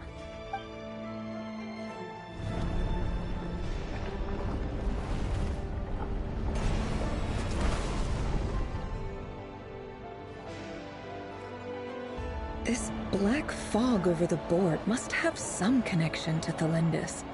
But why is it taking this form? Does it have something to do with Rerir's past? Another mystery I'll need to unravel.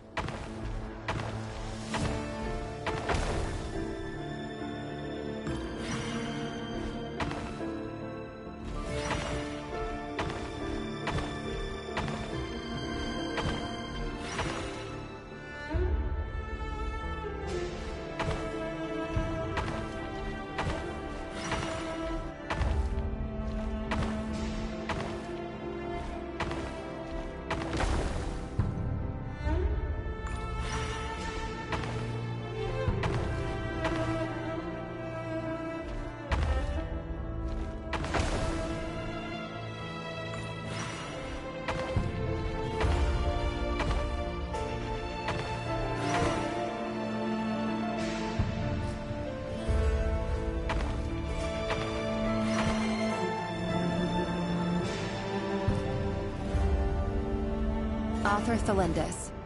Over the course of this week, the research object was subjected to interference for a total of 60 hours for experimental purposes. The results are as follows.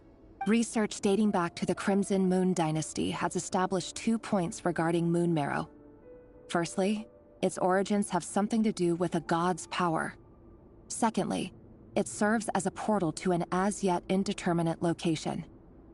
Moon marrow can thus be defined as a spatial gateway.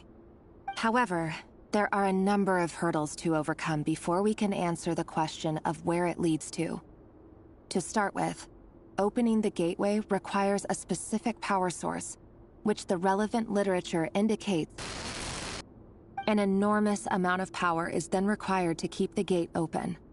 Currently, the total power output of our instruments remains in the single digits. To make matters worse, I am now the only staff member remaining in the Moon Marrow lab. The Universitas Magistrorum recently decided to move most of its personnel into abyssal energy research, which has stymied all Crimson Moon-related projects. This is not a wise move. I have always maintained that placing all our hopes in a single source of power is risky, especially one as poorly understood as this. As well as making ourselves overly reliant on a single resource, we are neglecting other promising technologies. I apologize if this comes across as disrespectful. But as a Moon Marrow researcher, I desperately want to see the world beyond the gateway. If we really made it there one day, what would we find? And how would we go about taming the unknown? My imagination is endlessly fueled by questions such as these.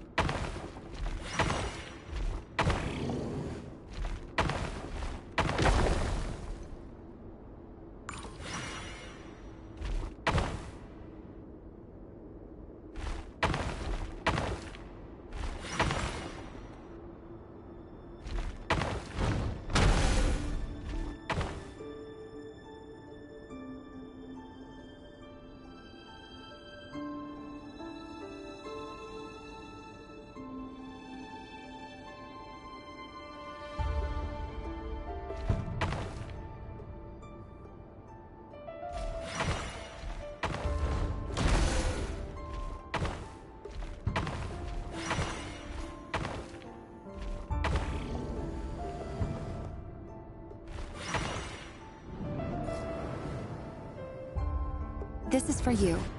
I heard you're gonna leave the city with your parents. Thelindis, did you hear about what happened? I've heard nothing. Rerir got back very late last Friday, and he was acting a little unusual, but He slept pretty well, so I'm guessing whatever he did was a good deed. You never saw him, and I don't know what he did. And this conversation never happened. You understand? What if he finds out that you pried into his secrets? Don't be silly. I don't know what secrets he does or doesn't have. All I know is he's just a normal guy who happens to run some errands for the king. Are you scared of him? I don't know. The Rerir I know doesn't match the person you all describe. Logically, I should be scared of him. And yet, I don't want to lose him. But enough about that. You should get going, and be careful with the package I gave you. Keep it secret. Keep it safe. What's in it? A piece of the moon. All you need to know is that as long as you keep it safe, then in the future, everyone will be able to see a red moon. A red moon? You mean our moon? That's right. Our moon. Promise me you'll look after it. I promise, Thelindis. The Crimson Moon bloodline will never die out. Its light, the color of blood, will become like a fire that flows in our veins, no matter how long it takes.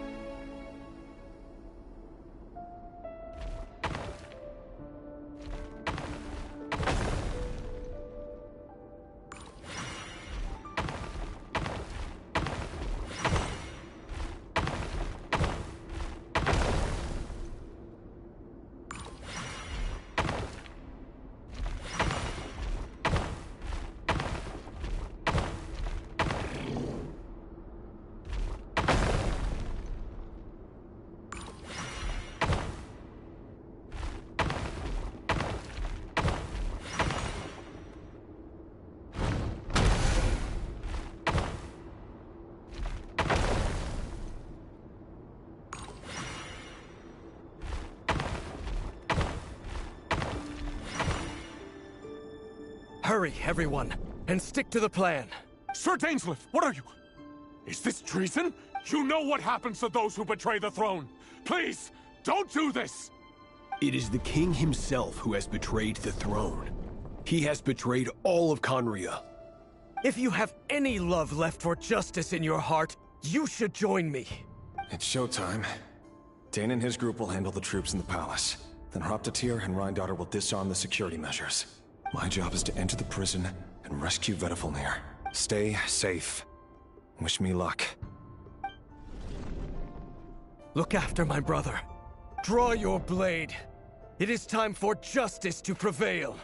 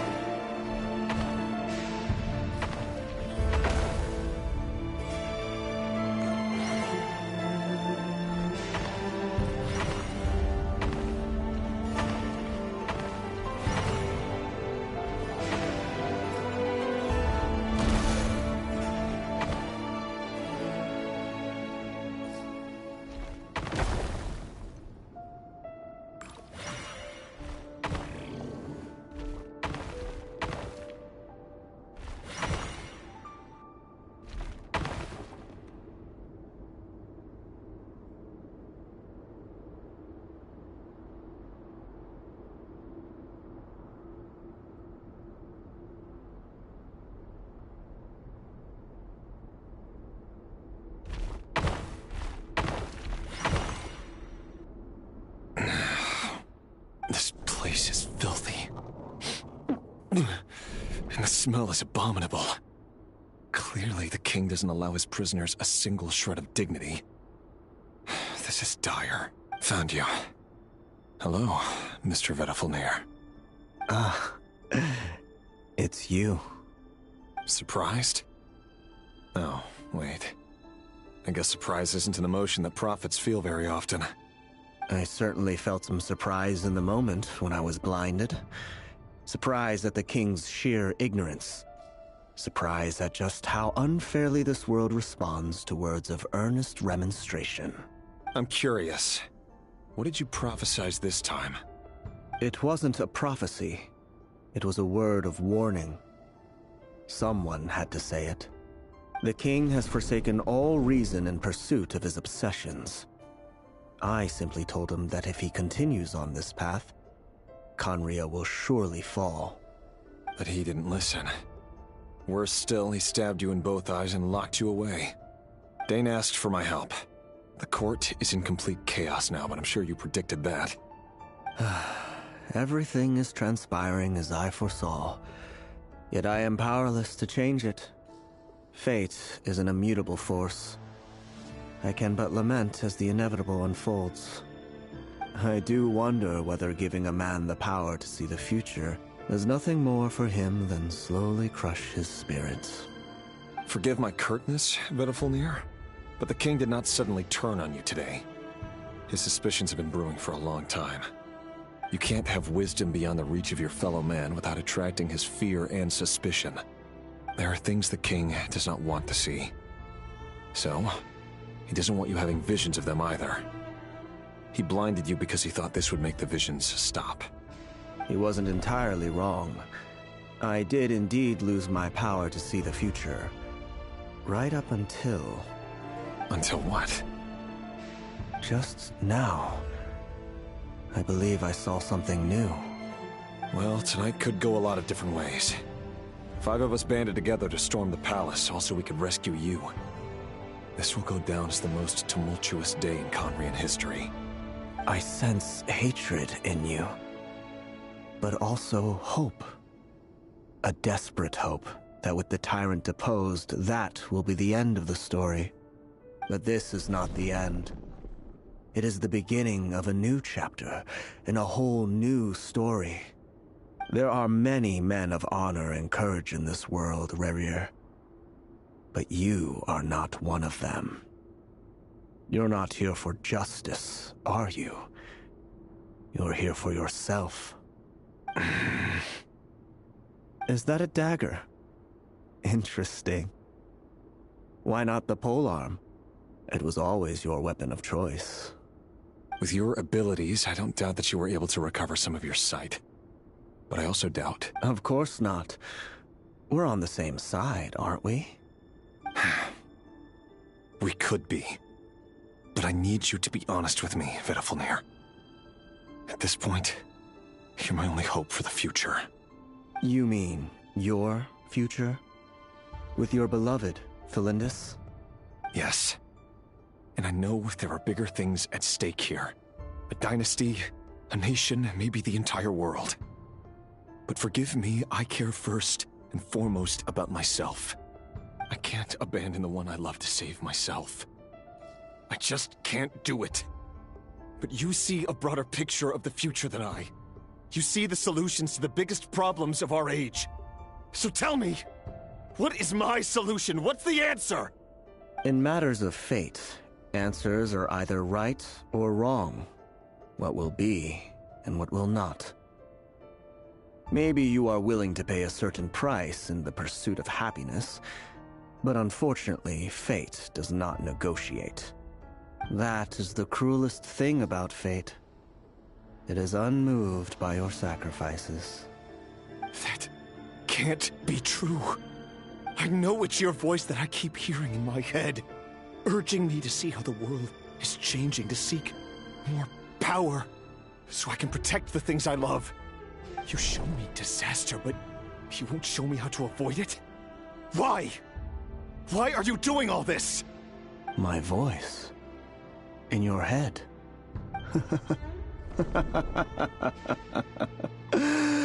So, you hear it too.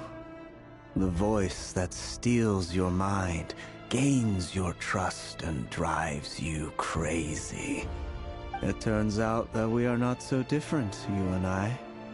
Vedafilnir just broke into the strangest smile I've ever seen in my life, as if he'd discovered some monumental secret. But then he suddenly switched to looking extremely weary. Very well then. My advice to you is as follows. You must persevere. Whatever trials and tribulations you may face, be steadfast in the belief that they are your path to the future. For as long as you live, your story with Felindis shall not come to an end. That is the only chance you have of fighting back against fate. It is up to you whether you believe my words. Regardless, that is all I will say on the matter. I have no right to intervene any further. I will hold you to your word. Thank you for setting me free. In return, I will tell you one more thing that you cannot afford to ignore. Just then, a strange wave of energy rippled through the city. We had no idea what it could mean. If I were you, I would head to the Universitas Magistrorum. The Universitas? Oh no! I'm sure we'll be seeing each other again very soon, Rerir. Whatever Vedafilnir said, I didn't catch it. I didn't even help him out of the prison. There was no time to lose.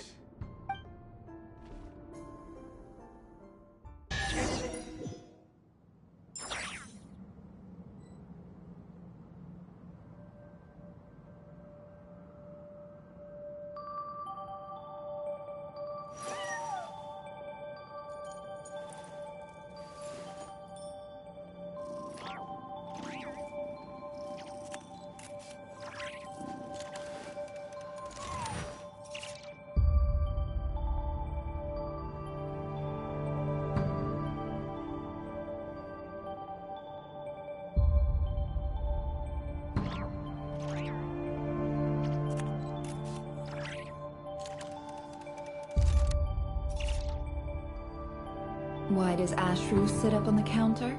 To welcome our clients, of course. A kitty's gotta earn his kibble somehow.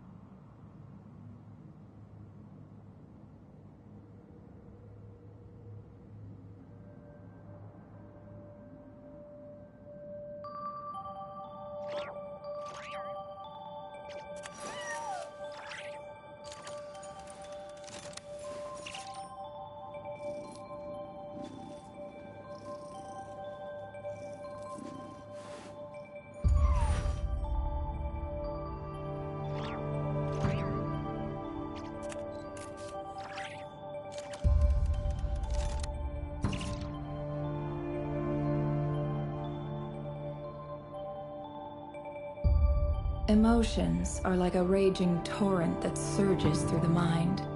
More often than not, if you try to hold them back, you'll be swept away by their unstoppable force. And if you try to ignore them entirely, you'll end up tearing yourself to pieces.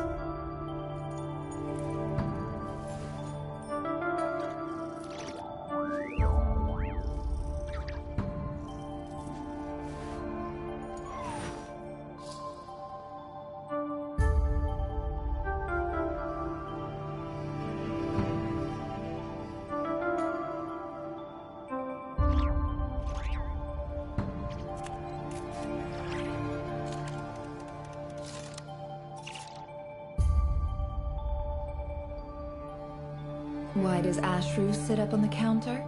To welcome our clients, of course. A kitty's gotta earn his kibble somehow.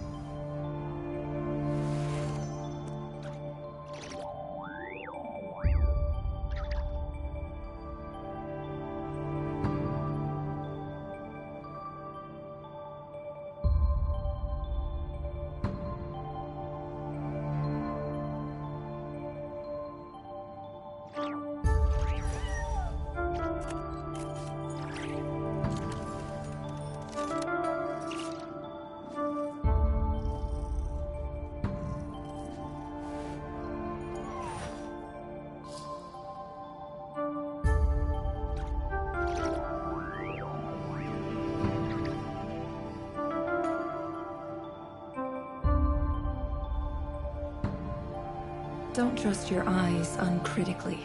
People only see what they want to, so don't be your own fool.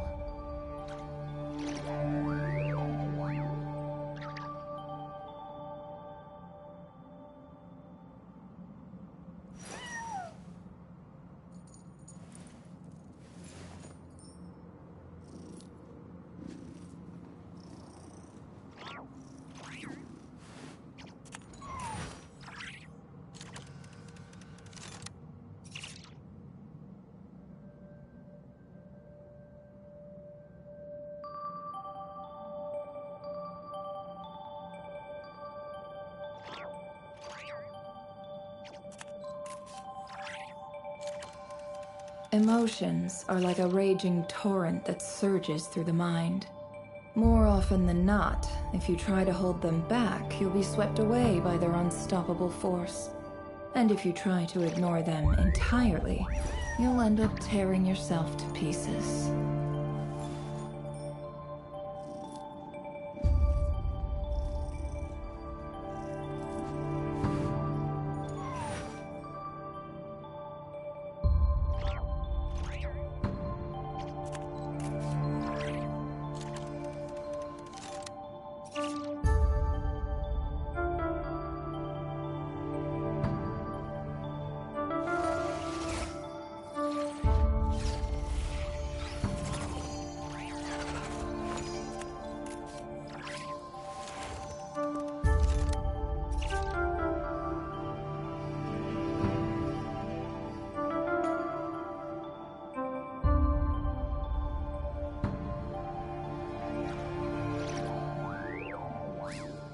Why does Ashru sit up on the counter? To welcome our clients, of course. A kitty's gotta earn his kibble somehow.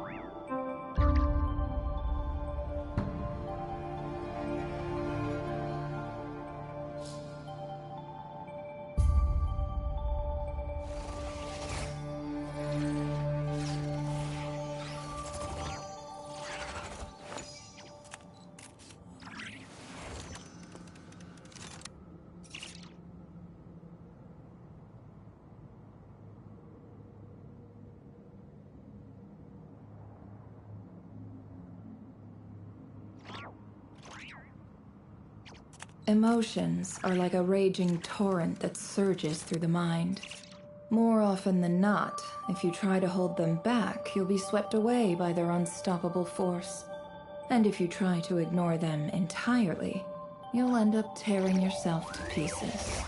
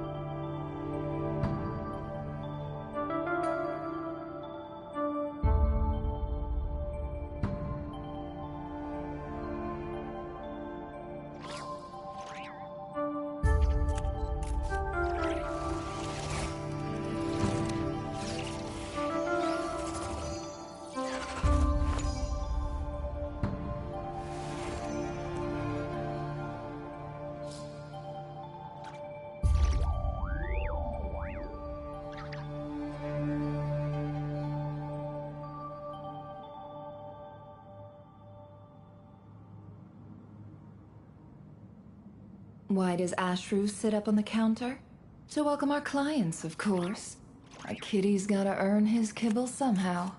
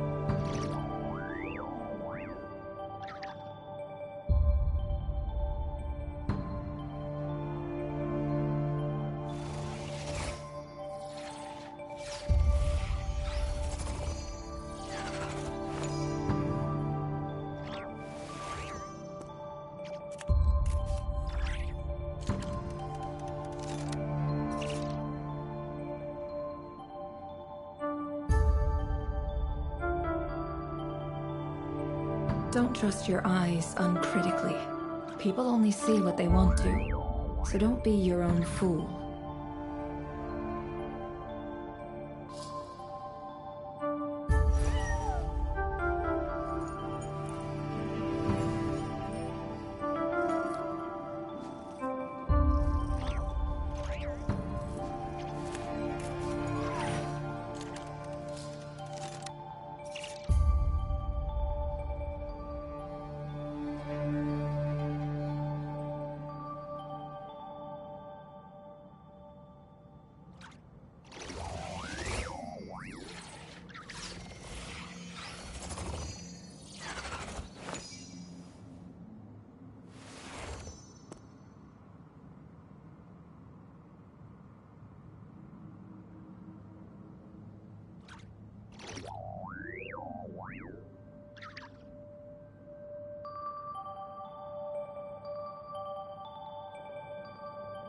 Why does Ashru sit up on the counter? To welcome our clients, of course. A kitty's gotta earn his kibble somehow.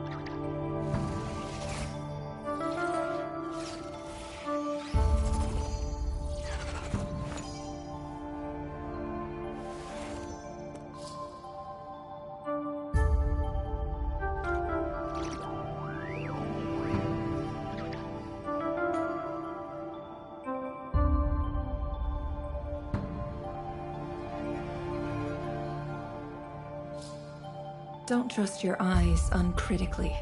People only see what they want to, so don't be your own fool.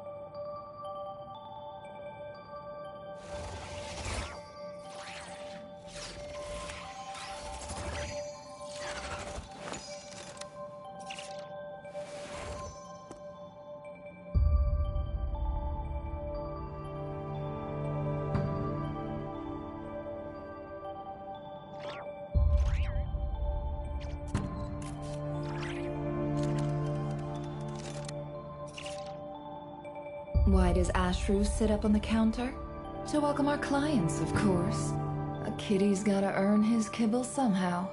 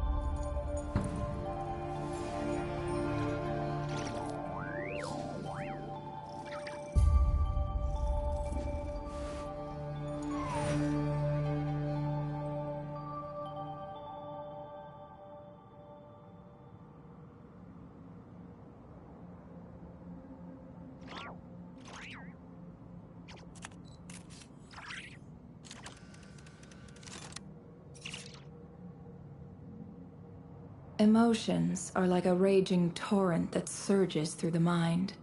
More often than not, if you try to hold them back, you'll be swept away by their unstoppable force. And if you try to ignore them entirely, you'll end up tearing yourself to pieces.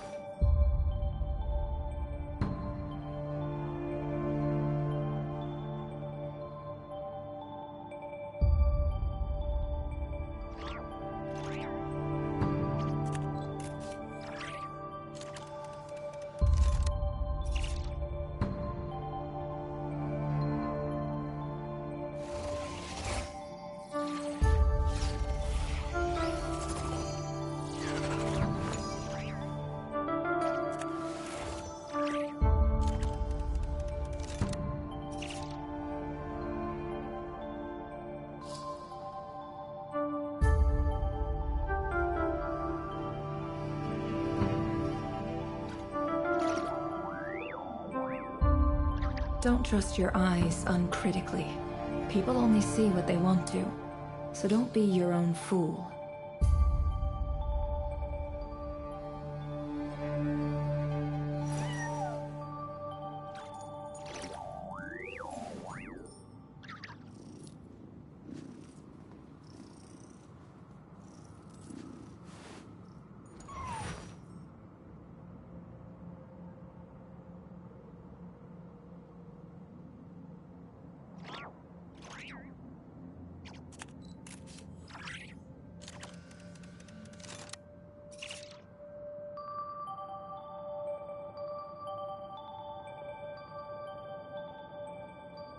Emotions are like a raging torrent that surges through the mind.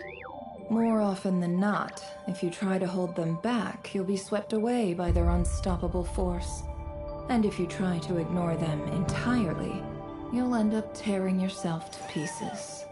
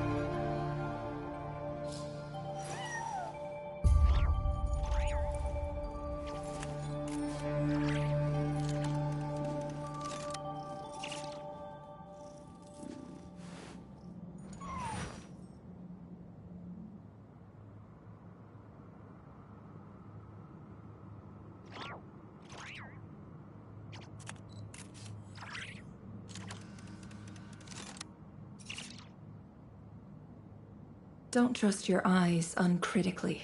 People only see what they want to, so don't be your own fool.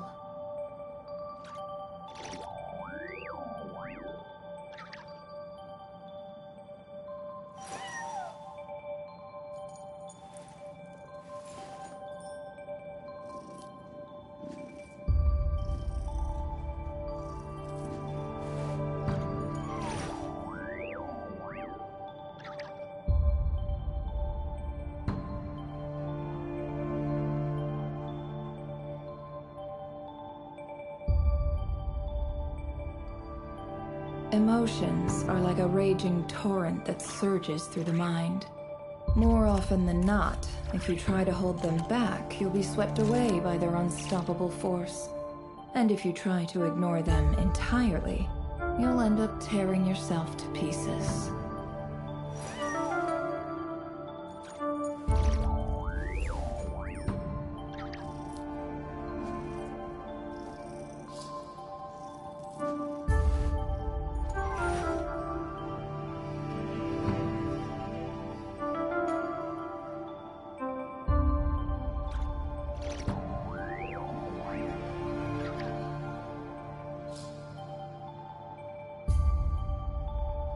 Don't trust your eyes uncritically.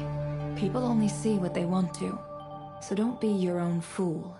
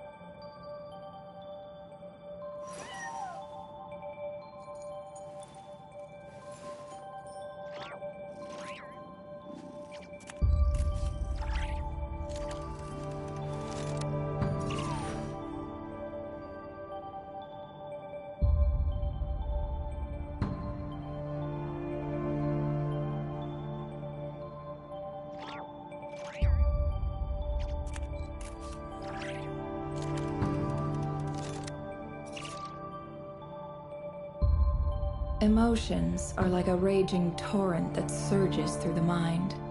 More often than not, if you try to hold them back, you'll be swept away by their unstoppable force. And if you try to ignore them entirely, you'll end up tearing yourself to pieces.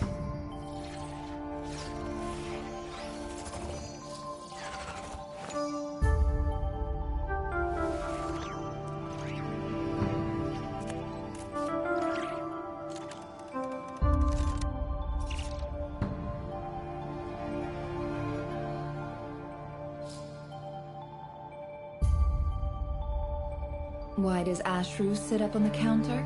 To welcome our clients, of course. A kitty's gotta earn his kibble somehow.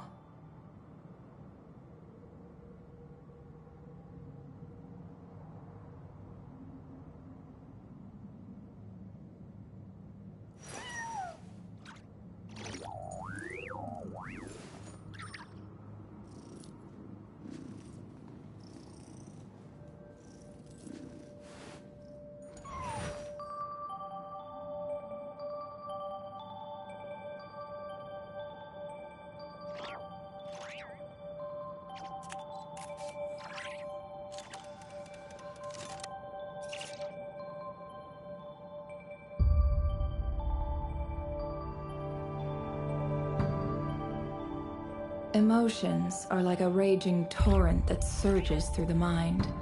More often than not, if you try to hold them back, you'll be swept away by their unstoppable force. And if you try to ignore them entirely, you'll end up tearing yourself to pieces.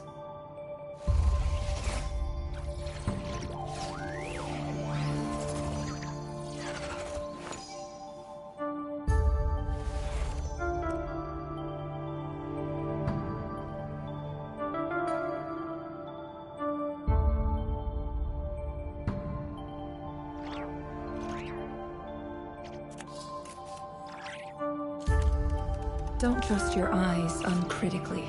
People only see what they want to, so don't be your own fool.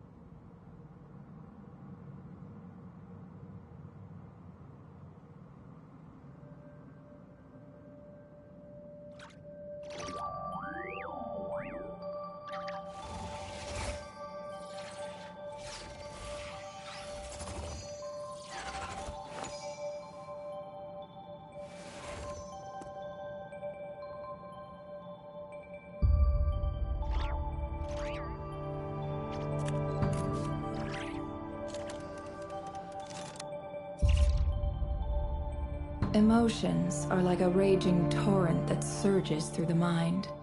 More often than not, if you try to hold them back, you'll be swept away by their unstoppable force. And if you try to ignore them entirely, you'll end up tearing yourself to pieces.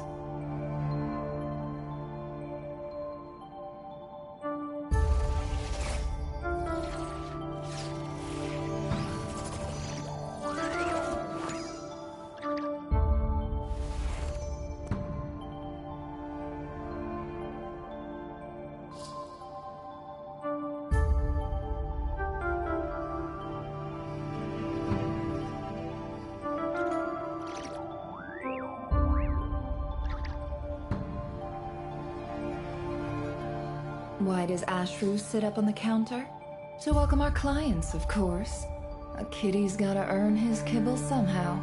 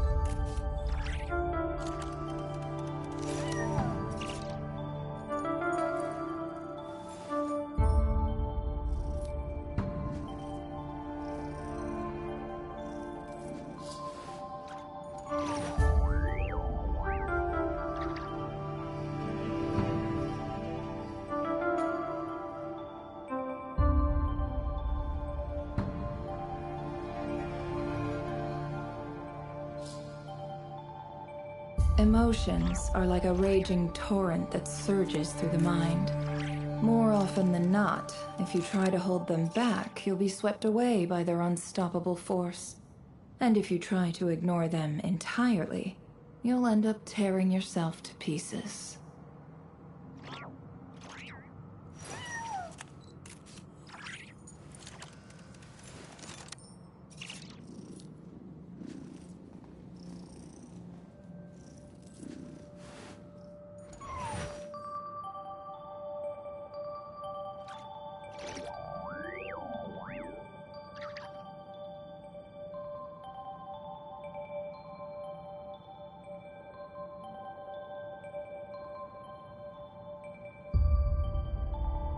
Why does Ashru sit up on the counter? To welcome our clients, of course. A kitty's gotta earn his kibble somehow.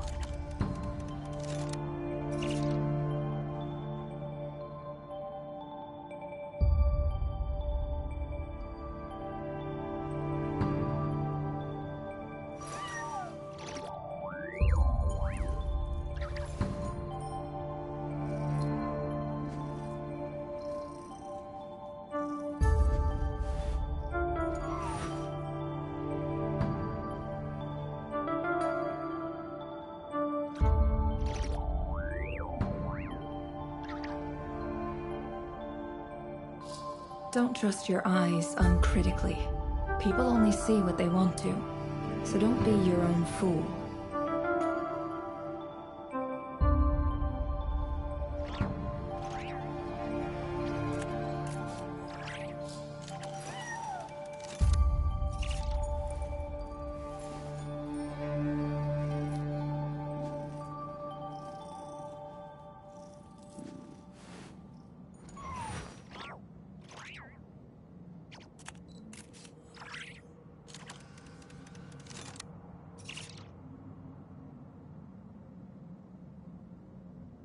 Emotions are like a raging torrent that surges through the mind. More often than not, if you try to hold them back, you'll be swept away by their unstoppable force. And if you try to ignore them entirely, you'll end up tearing yourself to pieces.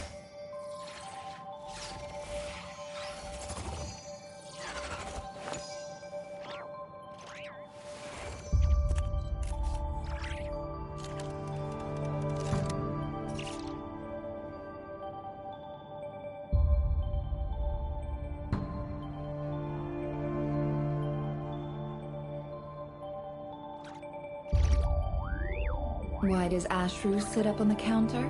To welcome our clients, of course. A kitty's gotta earn his kibble somehow.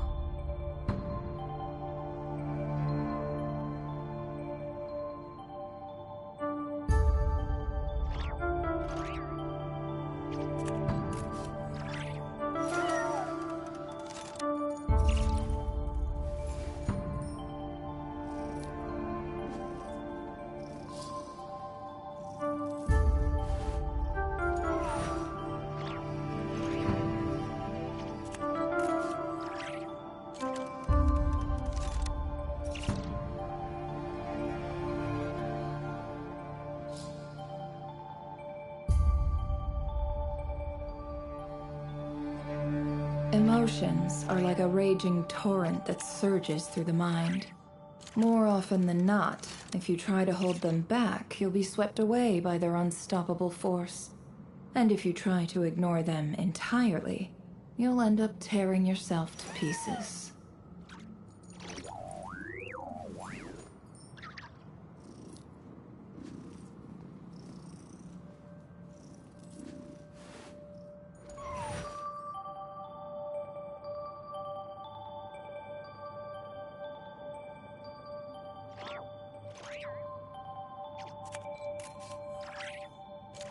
Why does Ashru sit up on the counter?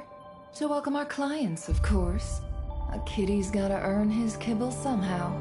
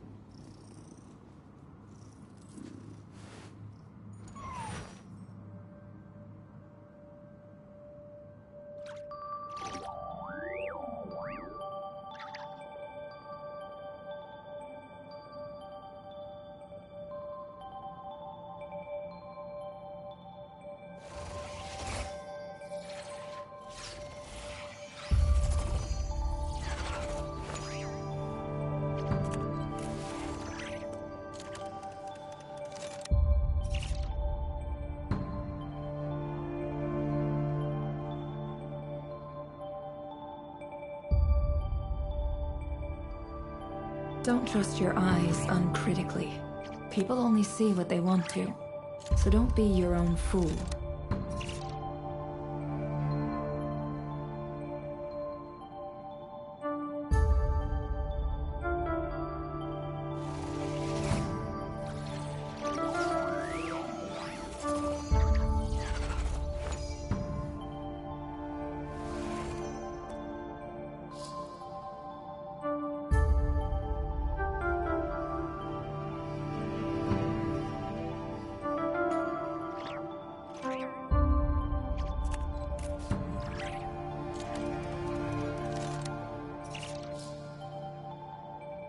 Why does Ashru sit up on the counter?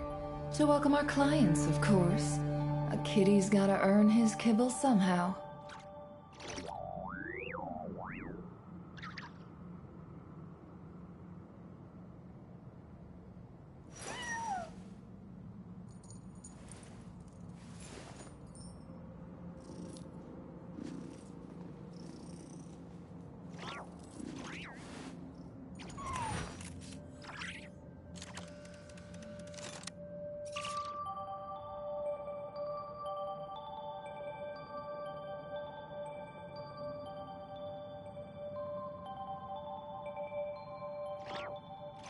Emotions are like a raging torrent that surges through the mind.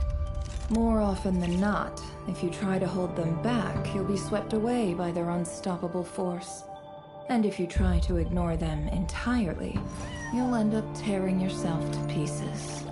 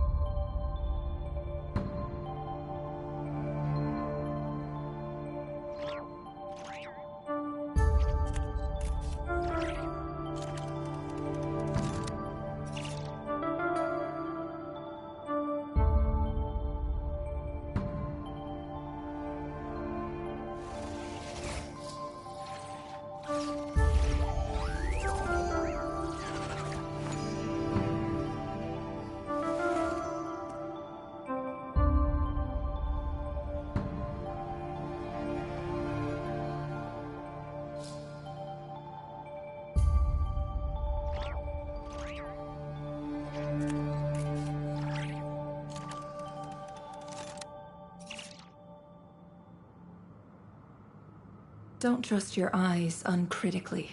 People only see what they want to, so don't be your own fool.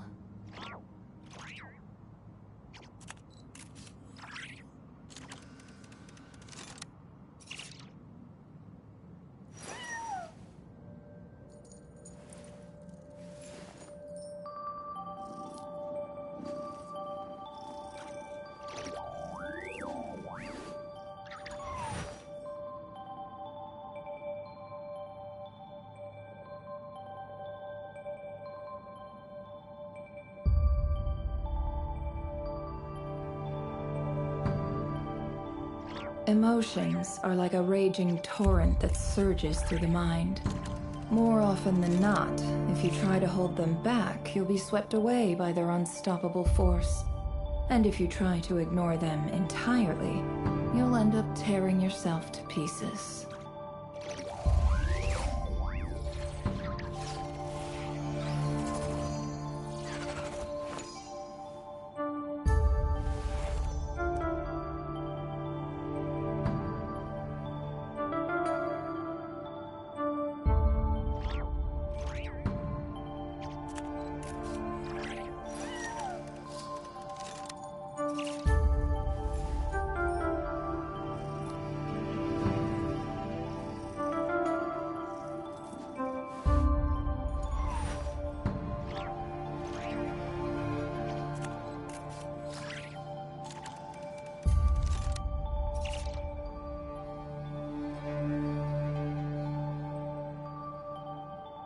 Don't trust your eyes uncritically.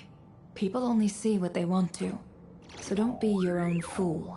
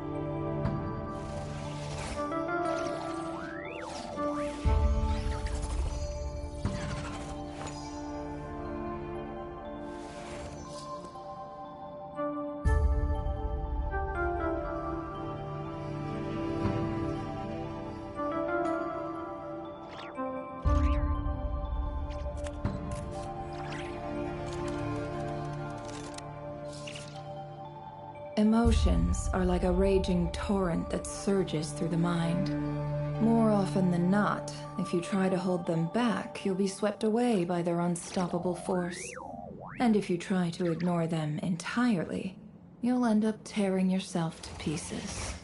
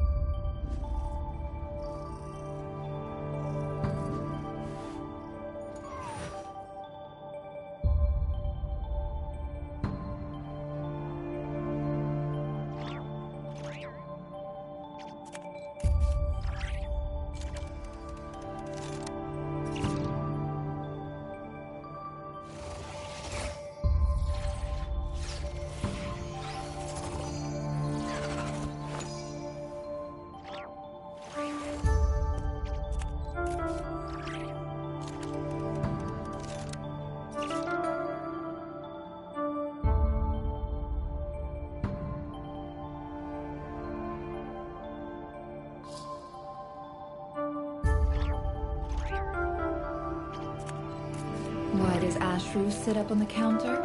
To welcome our clients, of course. A kitty's gotta earn his kibble somehow.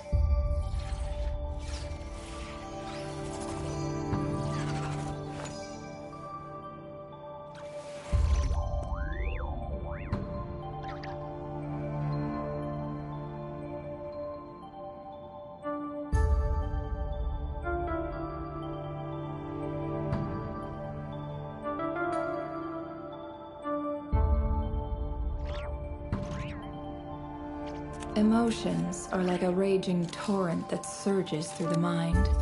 More often than not, if you try to hold them back, you'll be swept away by their unstoppable force. And if you try to ignore them entirely, you'll end up tearing yourself to pieces.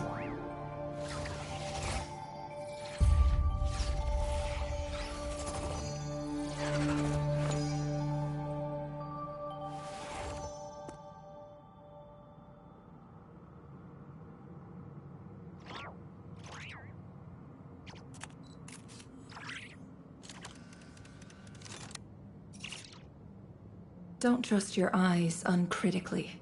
People only see what they want to, so don't be your own fool.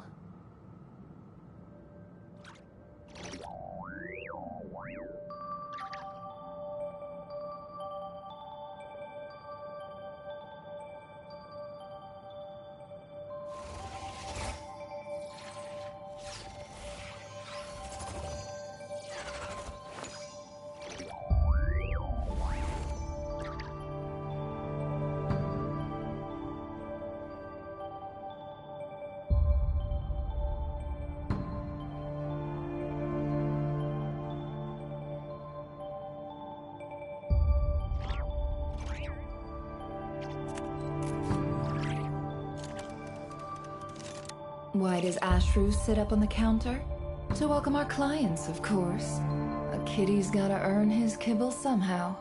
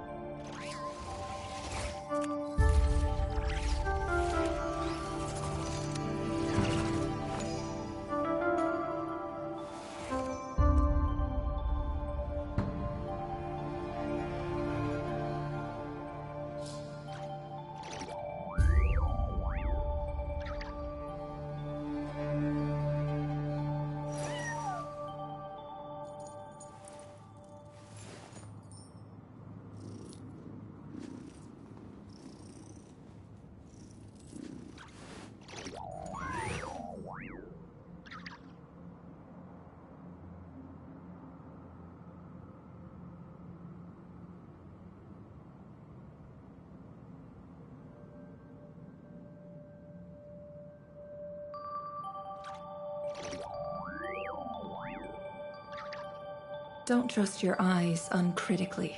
People only see what they want to, so don't be your own fool.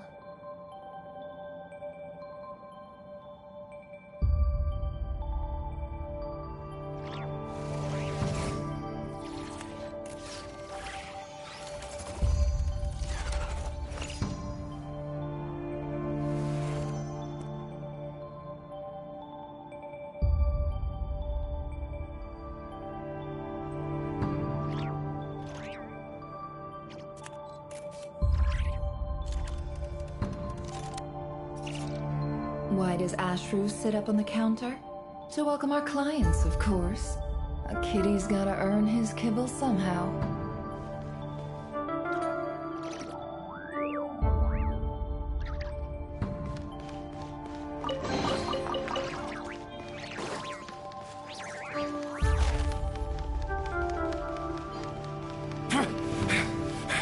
Monsters? Is this Rhindaughter's doing? Or the Universitas Magistrorum? Out of my way!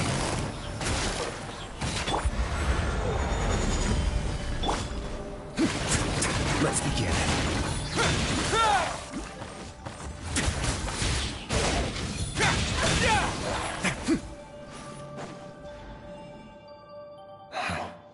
The Universitas.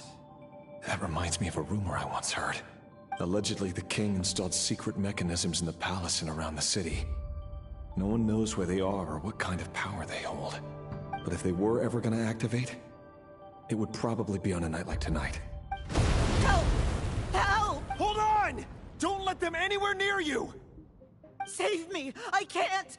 Ah! That sounded like an explosion. So, the rumor is true? The king really went through with it. What other means does the king have at his disposal? They must run on power from the Abyss. And given it's a major center of Abyss research, anyone over at the Universitas will be in grave danger. I have to hurry!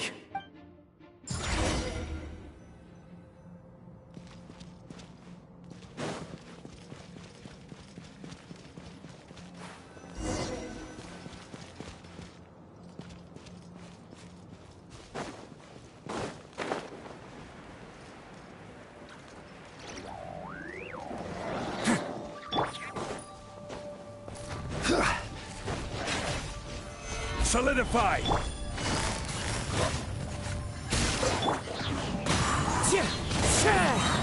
Fallen leaves, adorn my night, wind strike! I will have order! Don't run away now!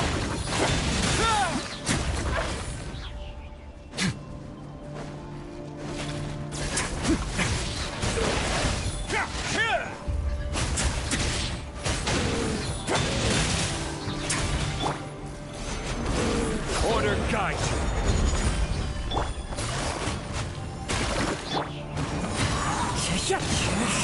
As one with wind and cloud!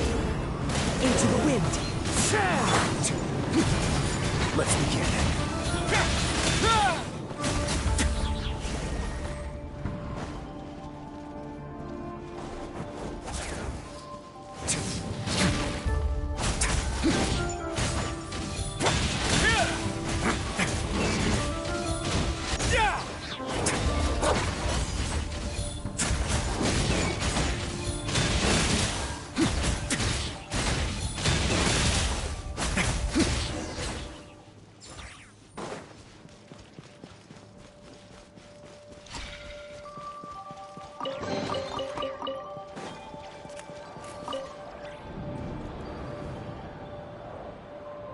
Monsters!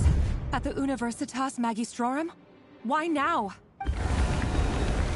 Oh no! They're coming! It's no use. The table won't hold out much longer. The weapons. Where are the weapons? Of course. All the lab equipment was upgraded after the inspection last week, but the new weapons haven't been allocated yet. I'm done for. Is anyone there? I need help! Ah!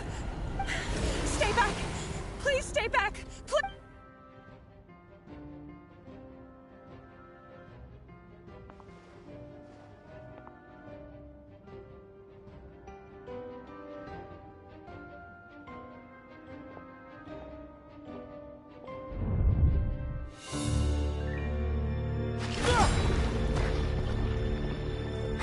What's that? Reverie! So the rumors about your work are true. What? No! Listen, something happened at the palace tonight. We have to leave! You don't need to lie to me anymore. What do you mean? I know why you're worried, and I will respect the decision you've made. But it's okay, because I found a solution. I know how to end all this. You can have it back. The normal life you so desire. But until then, I'm afraid our wedding will have to wait. Celindus? No, don't do it! Celindus! Celindus!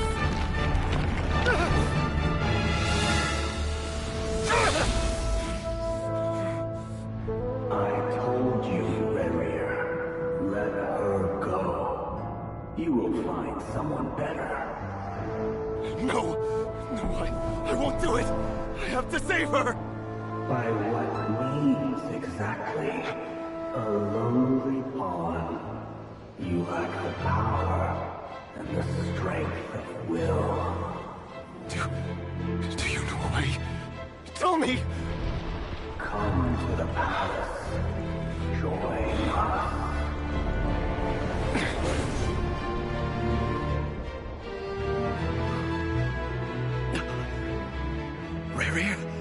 goodness, we... Step forth and take your share. You made it.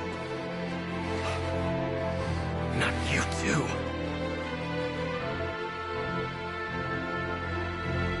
Hatred or grief, despair, desire. We all have our own.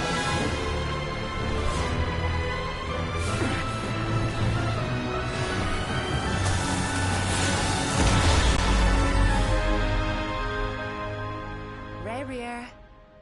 Rayrear. Lindis? Were you daydreaming?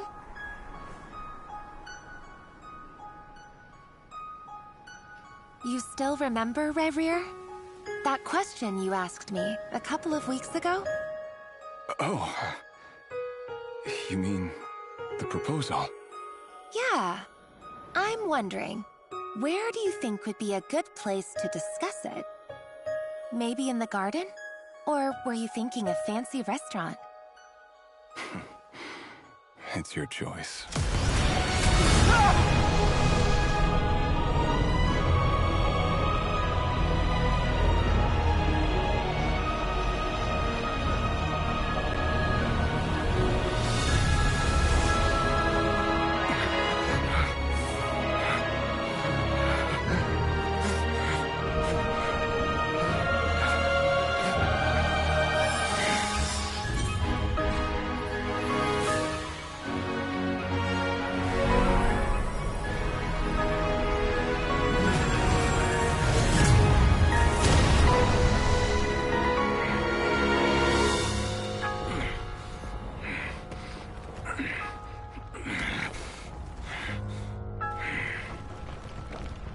I will find you. And then... you can give me your answer.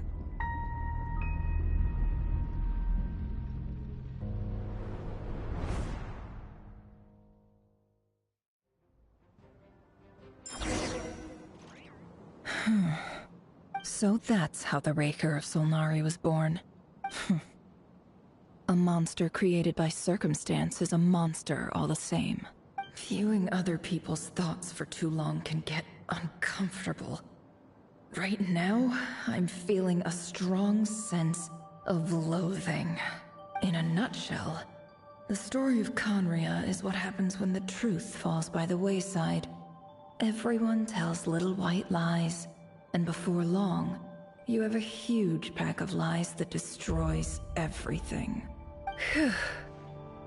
Time to get back.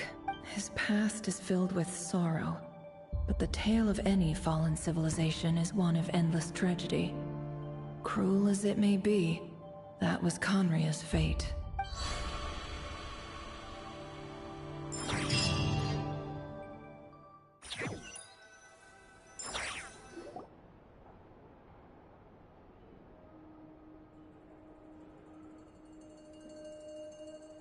Everyone, I'm back. Can I get a standing ovation? Nefer! How are you holding up? Feeling okay? She's fine. Boss is a pro. Yes, I'm fine. You will have seen the events of Rarier's life through my thoughts. It's now clear that he is just a regular nobody, driven by personal tragedy, as he said himself. I mostly agree. There's only so much we can know about him from his memories alone, but they did give us a clear glimpse into his life in Conria. However, I would not consider Rarir to be a nobody. He was deeply involved in the events of that era. Yet, when the catastrophe of a generation strikes, nobody is safe. Sounds to me like you're speaking in riddles again. Is this you urging me not to abandon the people of Nod Krai in their hour of need? That's not what I meant. Although I do hope you choose to remain a part of the plan. Without you, the mission ahead will be all but impossible. Then try to remember that I respond better to the carrot than the stick. And I don't appreciate being bossed around. Now, as for you, Missy, you were excellent. You stuck to the rules of the ceremony and kept your mouth shut the entire time. Bravo. Cool. So, can you fill me in on the deets now? Most of what I saw went right over my head. Patience. You'll hear the whole story, don't you worry. But let's meet up with the others first. It will save me narrating it twice. Yehoda? Yes, boss! Let me get that door for ya. That's more like it. For a moment there, I was worried you'd forgotten about the first clause of your employment contract. Forgive my curiosity, but what does the first clause say? It says I gotta do the annoying stuff that boss is too lazy to do for herself. Like opening the door, pouring the tea, yada yada. Is that right?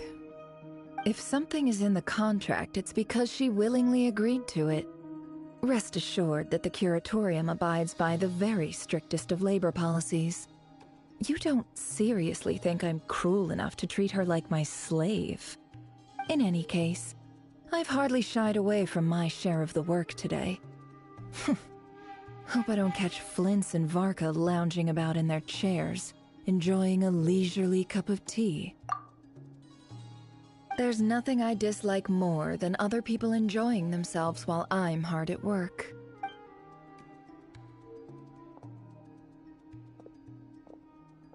Oh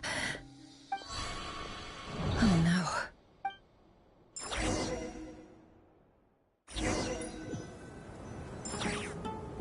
Sorry to disturb you, but we seem to have run into some trouble. Evidently so. Don't worry, I'm not about to leave you to fend for yourselves. I'm not that kind of boss. And it would go against the Curatorium's labor policy. I'm sorry? What did you hear me say? I wasn't talking about labor policy. Wait. How long have I been standing here? Not long. You just appeared by the door a moment ago. Boss, what's wrong? You look like you've seen a ghost. We've been tricked. We never left at all. Somehow I hallucinated that whole scene back inside the office. Hallucinated? But how? How indeed. This place should heed my will alone. All thoughts and actions that occur in here are just a result of pawns moving across the chessboard in a carefully calculated manner. And nobody has access to this chess set but me. So you control everything in here? More or less. But yes, it's a special technique of mine. Has anything like this ever happened before?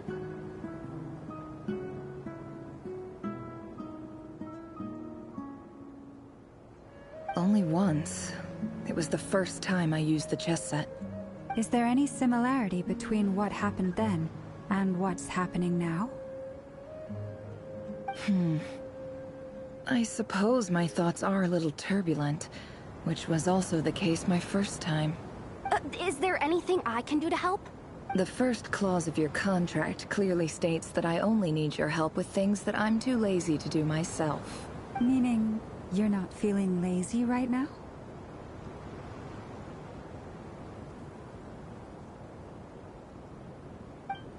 Meaning, this is not something Yehoda can help with.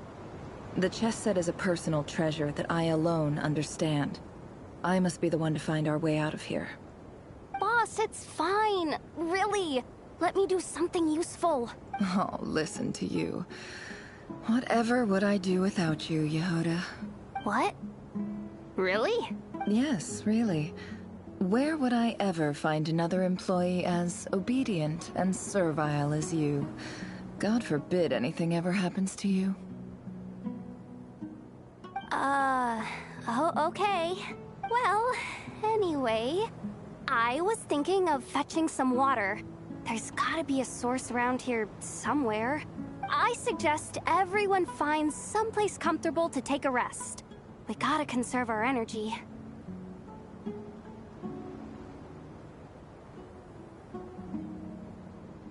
Even though all this chess malarkey doesn't exist in a physical sense, mentally speaking, it's all real. And so is our tiredness and fatigue. You don't want to dismiss mental fatigue. Just because it isn't physical doesn't mean it's any less serious. But anyway, I got your backs, so don't worry about a thing. Don't I have the best employees? Jealous much? If we can find a suitable time, I'd love to borrow Yehoda for a day to help out at the Frost Moon Scions. Would you be amenable to that, Boss Nefer?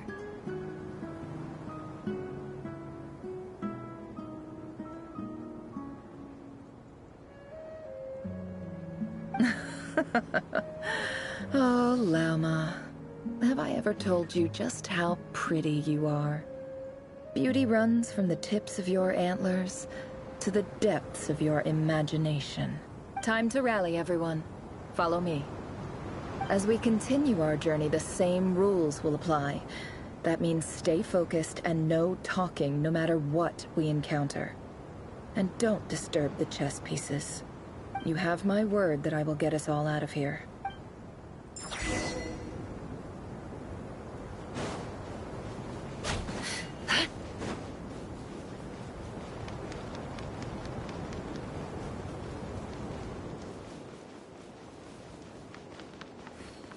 This place looks familiar. That's not a good sign. I wasn't expecting visitors at this hour. Wait, is that? Oh, it's him. There you are. Sinue's been looking for you all day. I think he has some news for you.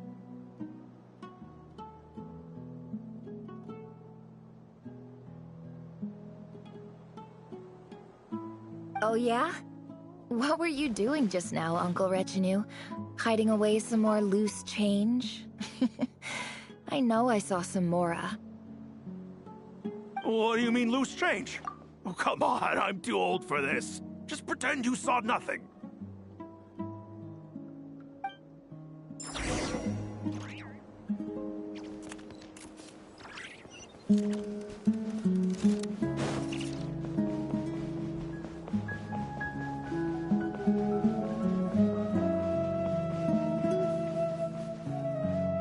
Hey, kid. Mind telling me what Sinuhe's been up to recently? I'm trying to get in his good books and I need a way in. Get in his good books? Why? What do you want with my dad, Uncle Apepi? I've written a new song. I was hoping to showcase it at the next festival, but I'll need his approval. A new song, huh? I'd love to stay and listen, but unfortunately, Uncle Retinue says my dad's looking for me. Well, there's plenty of time and I'm not going anywhere. See that pile of stones? I'll be sitting there warming up my vocal cords. Come find me when you're done. Pile of stones. Got it.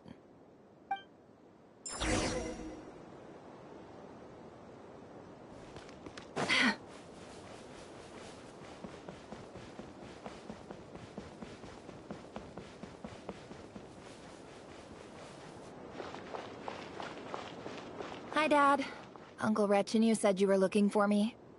Ah, there's my little princess. If you'd gotten back just a little sooner, you could have shared the spoils of war with me. Spoils of war? Who were you fighting against, Dad?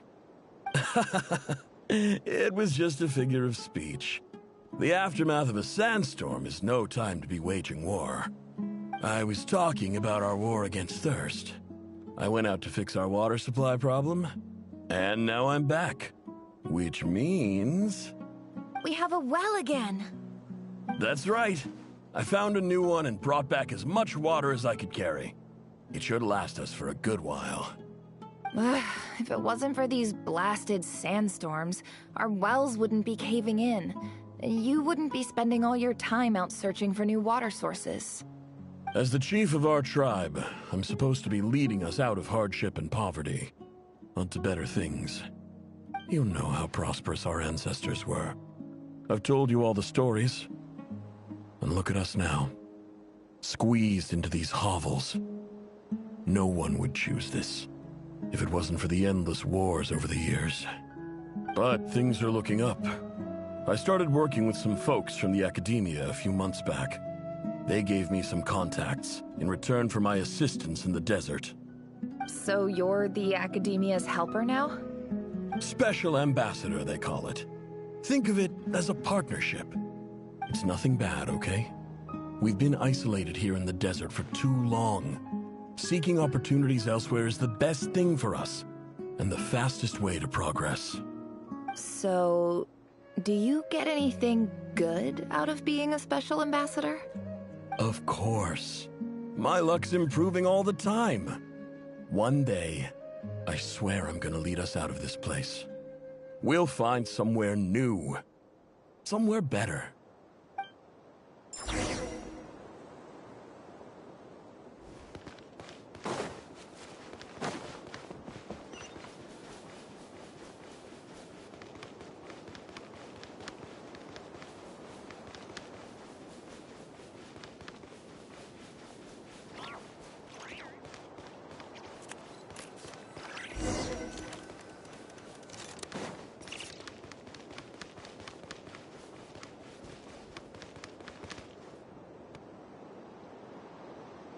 That's our well, and you know it! You stole from us! Well, you've gone from chief to thief, and now you have to face the consequences! Did you really think you could take our water without permission and get away with it? You're either brave, stupid, or both. And that special ambassador act? Yeah, nice try! We spoke to the academia. They said it was all news to them. You're a liar and a cheat!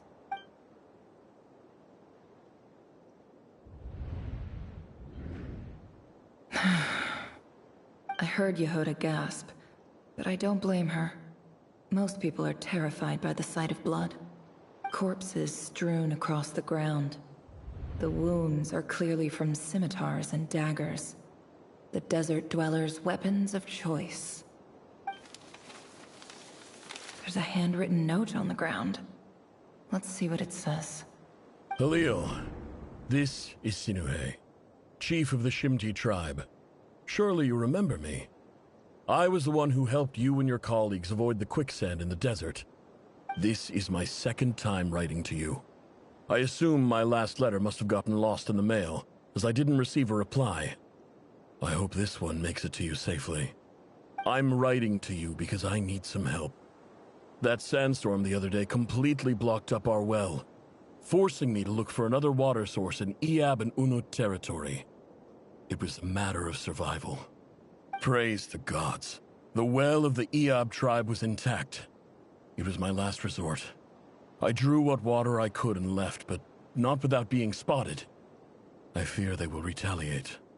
You told me to write to you if I ever needed help. You said you'd be my ally in the academia.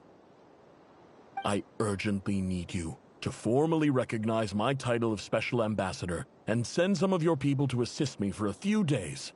It's the only way I can convince them that this was the Academia's decision and prevent them from retaliating. This is an emergency. Please send help as soon as possible. Looks like this letter never got sent. The writer died a grisly death, and the letter was trampled into the ground. It's badly defaced.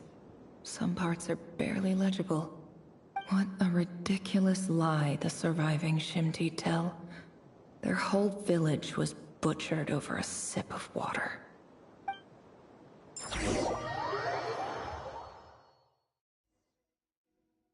Ah, officer. Welcome. Welcome to our humble village.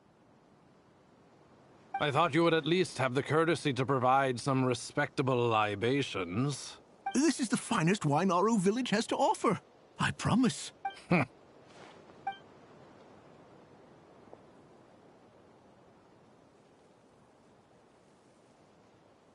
The Academia has agreed to reserve a single space for a candidate from your village. But I remain skeptical of this entire endeavor. I highly doubt anyone in this desert possesses serious academic potential. Please, have faith. If not in us, then in our god. The child we found shows great promise. I beg you, take her away from this place. Give her a chance. Don't let her talent go to waste. I don't recognize her. New arrival? She showed up here a few days ago and we took her in. She's a really bright kid. Please help. I'm begging you. So, Where are you from? Nowhere special. Just a sand dune. What about the rest of your family? How many of you are there? Just the one. It's only you? Correct. So, no brothers, no sisters, no mother or father? Any who have slept on a bed of sand, I call my brothers and my sisters. Apart from that, I have no family. All right, get over here. Sign your name on the form.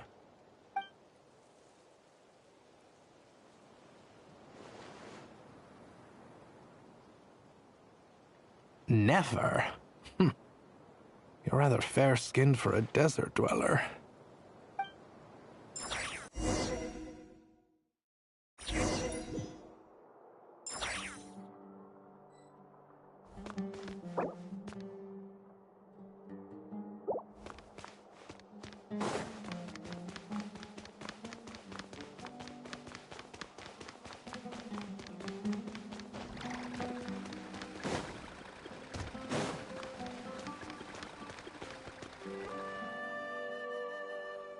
Nefer, this term's assignments have been issued already.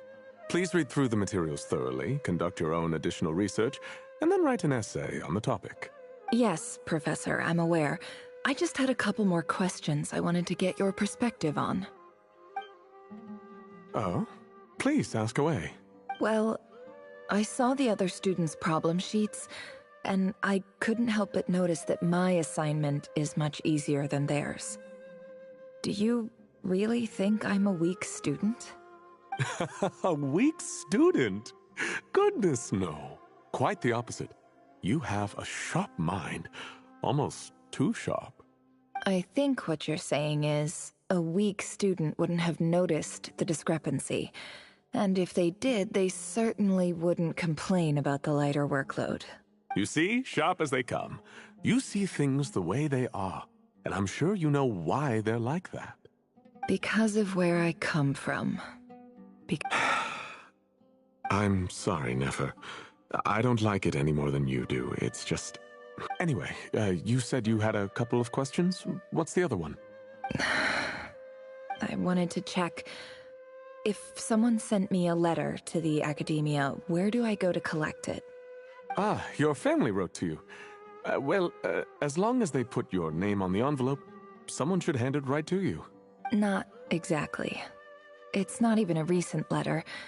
I was just curious where the mail would end up if no one collects it. The House of Dana, I expect. I know there's a box for unclaimed mail somewhere in there, probably sitting on a shelf. Whatever you're looking for, that'd be the place to start. Okay, got it. Thank you, Professor. Oh, don't mention it. Honestly, I feel like I failed you. I'm supposed to be your teacher, but I haven't taught you anything. Hey, don't say that. You're a great teacher, and you do your best for all your students. But the rules are the rules. You're not allowed to teach students like me. It's not just the academia either. The whole world bends over backwards for the successful, and leaves the losers to suffer and die. Oh, my dear child. Don't tell me you've given up on life already. I haven't. I just think that if you want to make it in this world, you have to find a way to become successful.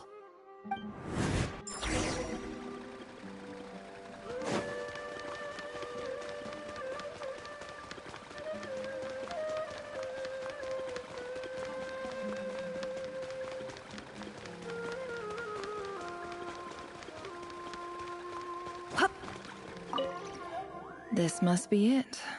A big cardboard box full of unclaimed mail. And probably some letters that ended up here by mistake, too. Let's take a look.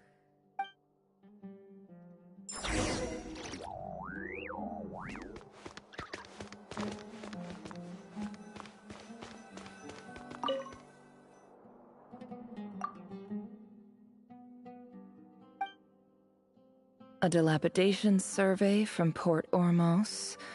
Looks like it's from a Core of 30 representative. What a strange thought.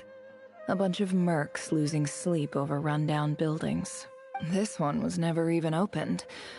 I guess the recipient didn't care what the Core of 30 had to say about it. Who was it addressed to? I don't recognize the name, but it must have been a Ksharawar professor.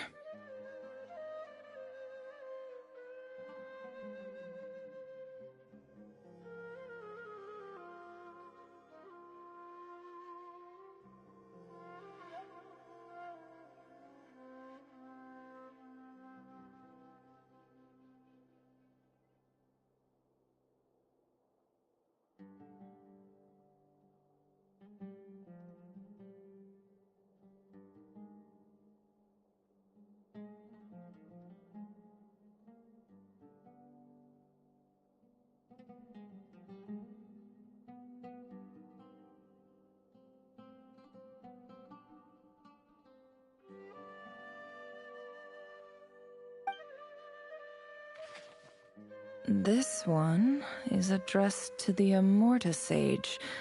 The title is Changes Observed in Satyavada Life Symptoms. Why do all these letters read like full-blown dissertations?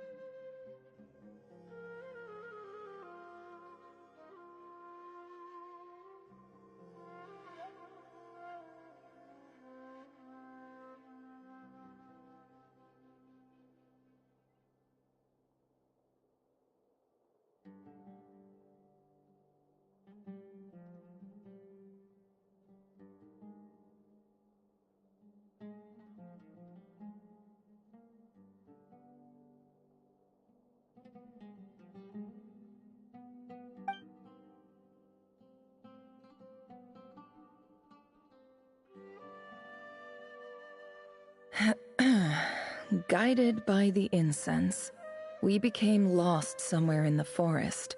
All the barriers between levels of consciousness disappeared as our minds soared around in circles, looking for a branch to seek refuge on. In clinical terms, these symptoms fit the description of incense poisoning. The Amurta Darshan strictly prohibits the use of hallucinogenic substances, but I believe there are still people getting away with it. For example, my neighbor who always breaks out into song and dance after using incense. This seems like something the academia would want to know about. Why wasn't it collected? Wait, what's this written on the back? It's so small. The note says, "The sender authored this letter while under the influence of mushrooms." I would send it back.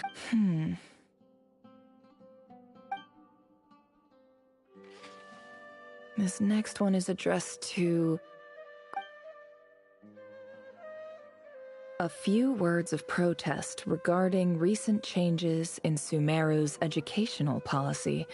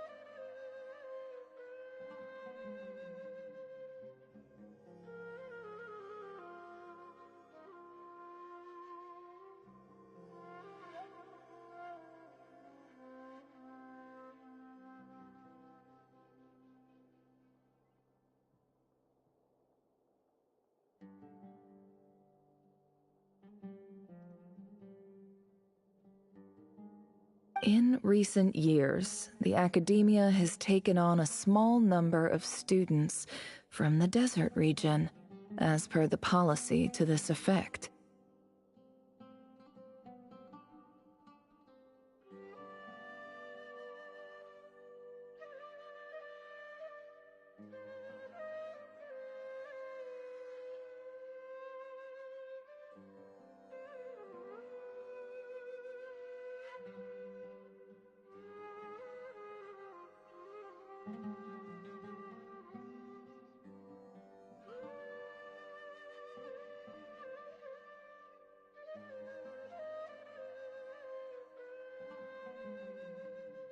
However, it appears to me that these students have not, in fact, been provided with educational opportunities that are, in any meaningful sense, equal to those enjoyed by their peers.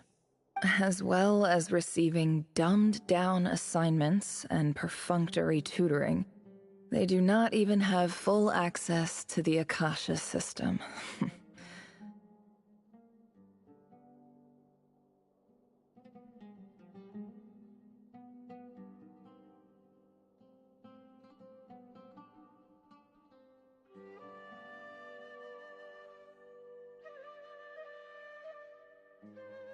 Education is the fundamental purpose of this institution, which should go without saying in a nation whose founding virtues are knowledge and wisdom. I ask you, is the lip service we pay to the policy of education for desert students truly the standard of pedagogy to which the academia aspires. As Grand Sage, policy decisions are your prerogative, but do not forget your roots. You and I were once students too, as was everyone else in this institution.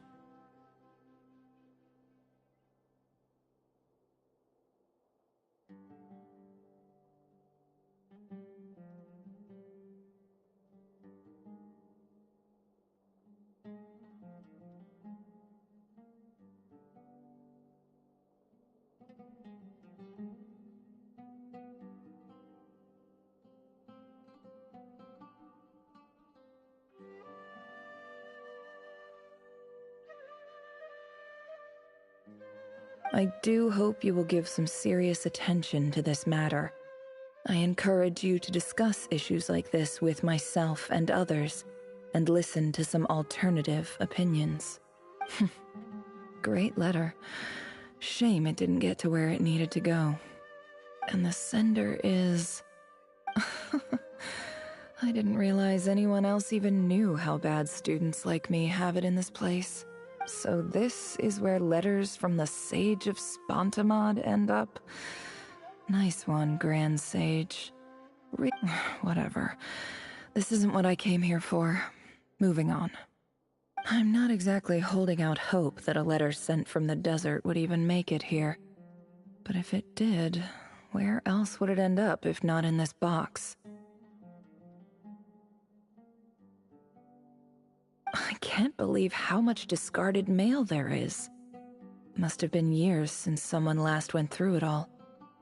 And this is just one box. The whole house of Dana is boxes on shelves.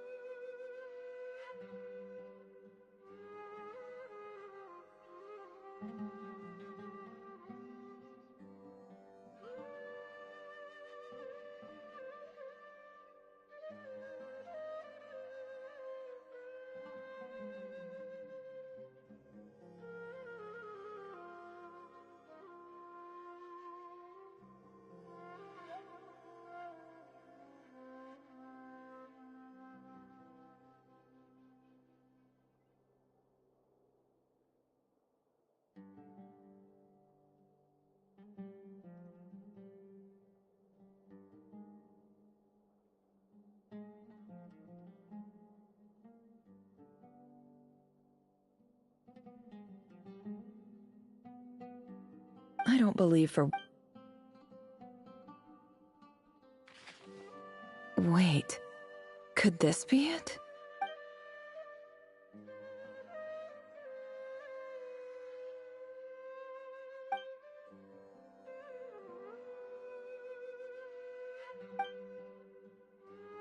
Greetings, Halil. My name is Sinuhe, chief of the Shimti tribe. I was the one who came to you and your colleague Zayd when you ran into trouble in the Great Red Sand. I don't know how well you remember it now, but I brought you to safety. And in my tribe, learning a person's true name is serious business. And I therefore see you all as friends. You were kind enough to leave your contact details, so we could stay in touch. The Shimti tribe lives a harsh, nomadic existence in the desert. You were sympathetic towards my plight, promising to make me a special ambassador of the academia and help us find a way to make a better living. This brings me to my reason for writing. Our tribe has fallen on particularly hard times, and I would like to ask for your assistance. There was a terrible sandstorm a few days ago, which blocked up the well in our land. To ensure my people's survival, I had no choice but to venture into Iyab and Unut territory in search of an alternate water source.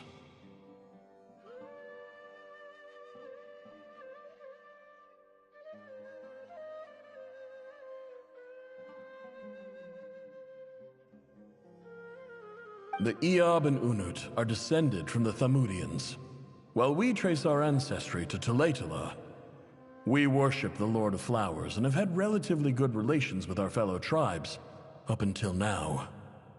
I found a well belonging to the Iyab tribe. They declined to help us, but I really had no other option, so I took some water to keep me and my tribe alive. My actions are certain to incur their wrath. When we met, you assured me that you would be my ally in the academia.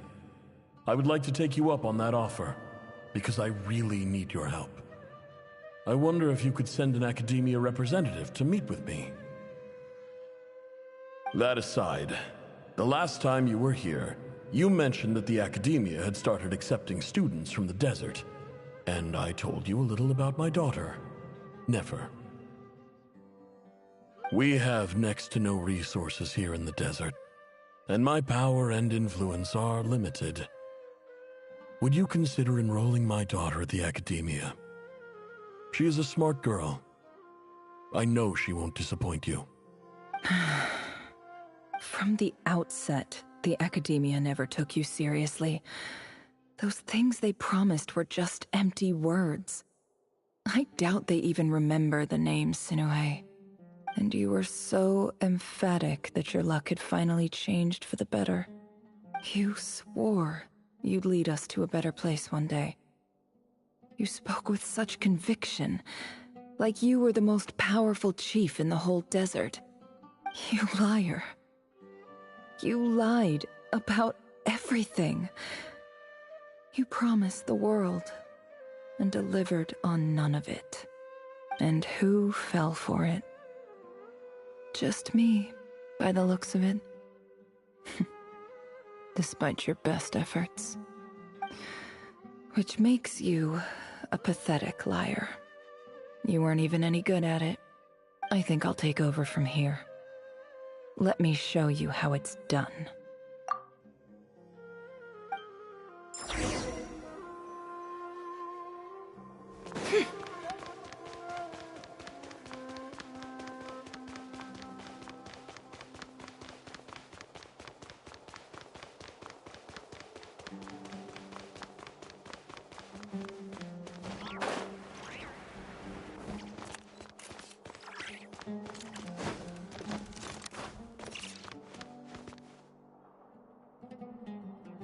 I just came to say goodbye.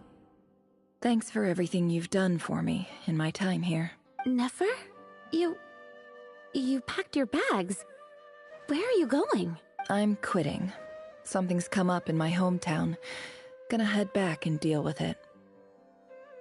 Huh? But...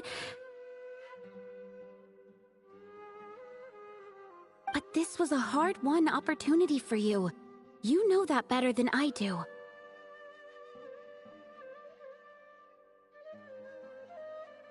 It was, but it doesn't matter. I have more important things to deal with, and they can't wait. Oh, and I didn't want to overfill my bags, so I left some incense on your desk. What's wrong? I thought you liked incense.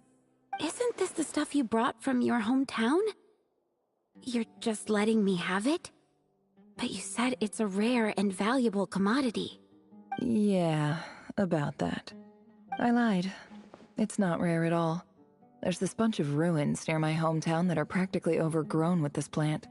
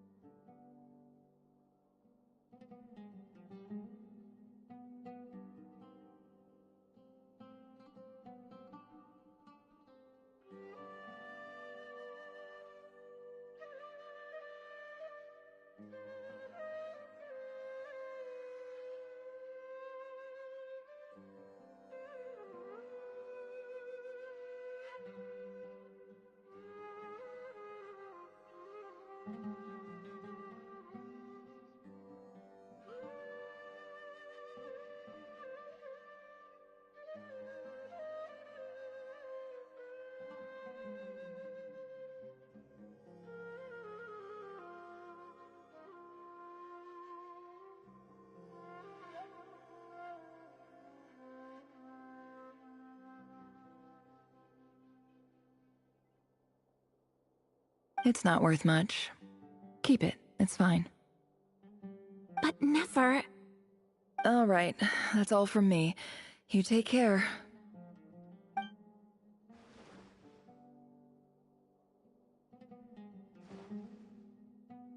Don't forget me, okay? I mean, we're more than just classmates, right? We're friends. Yeah. I'll remember you. I lied again.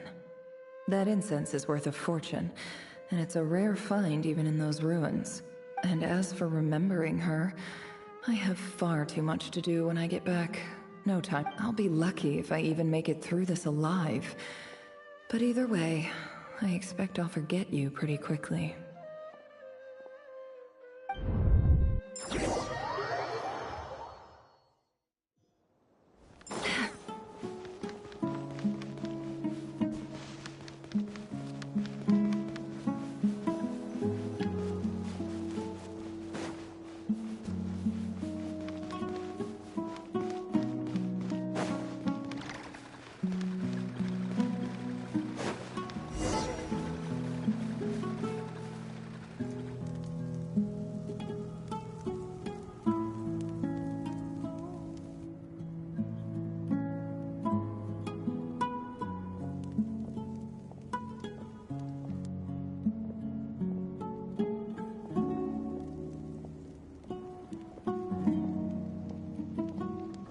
It's a pleasure to meet you, Mr. Arif.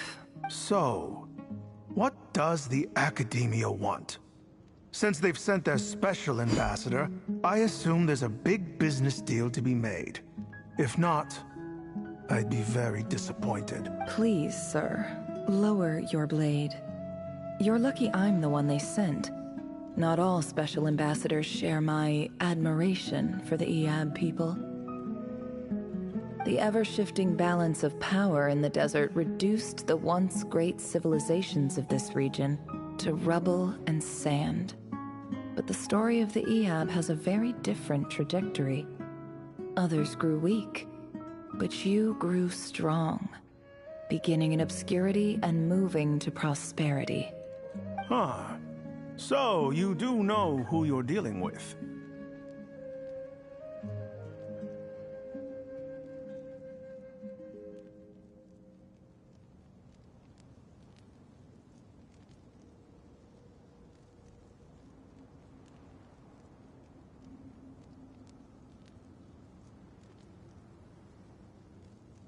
This well is the perfect symbol of your strength, is it not? It used to belong to the Unut, but it looks like you have control over it now. You're not wrong. But I'm sure you didn't come all this way just to flatter us. Of course not. I came to bring you some very good news. Some information that recently came to light, which might just be your ticket to freedom. Records uncovered by the Vahumana Darshan show that a certain well currently under AZY-G control is built on top of some ancient ruins. These ruins are of great archaeological interest to the Academia.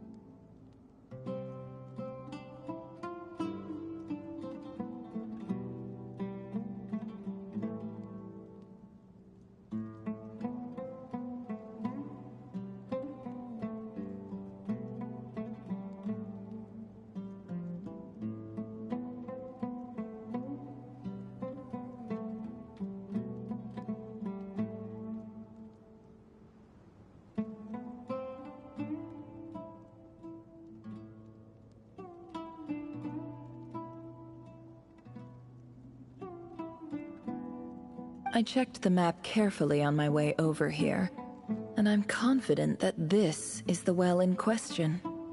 The Academia is offering 50 million mora in return for excavation rights.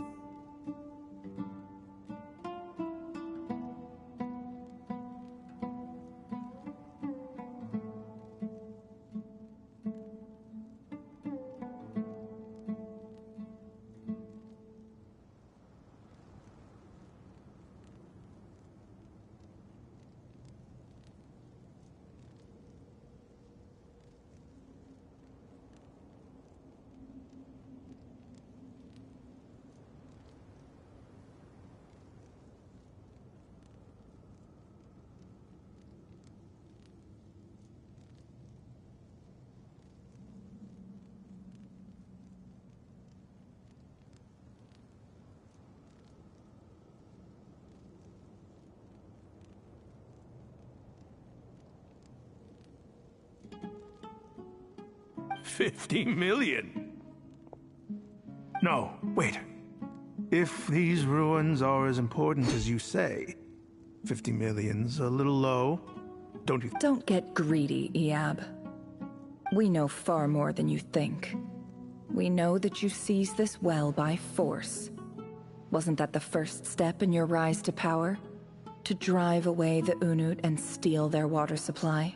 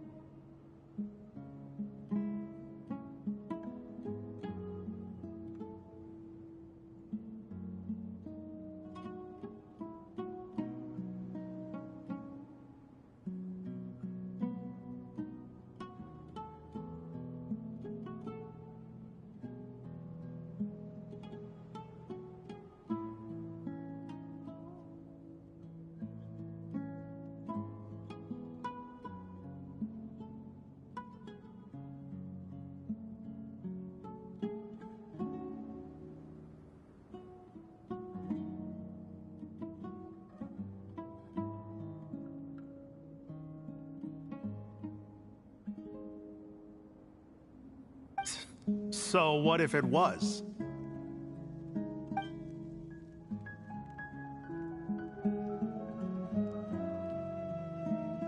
Don't worry. As unscrupulous as it was, it's something we're willing to overlook. The Academia is only interested in dealing with the de facto power holders in the region.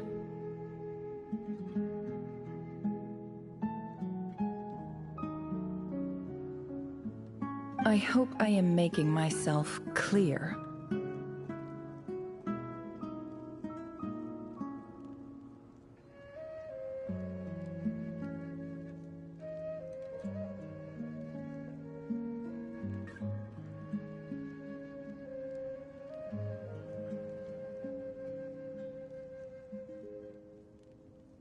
And I hope your words are the truth. If I find out the Academia is trying to play me, I'll hunt down every one of your people and make you watch as I cut their heads off one by one.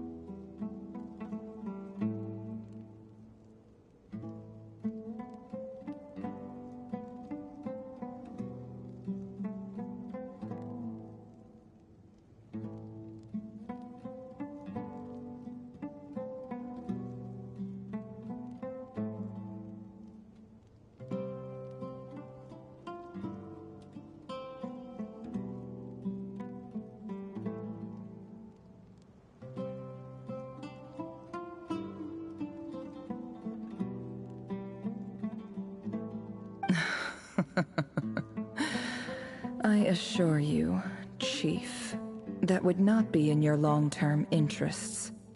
You don't want to make an enemy of the Academia. You see how I'm dressed, don't you? I appreciate that you've never been to the rainforest, but surely even you recognize an ambassador's attire when you see it. And what does a barbarian like you have to lose anyway?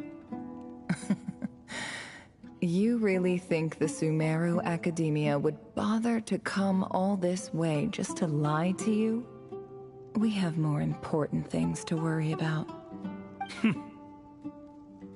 All right, I take your point. The Academia is the highest authority in the land.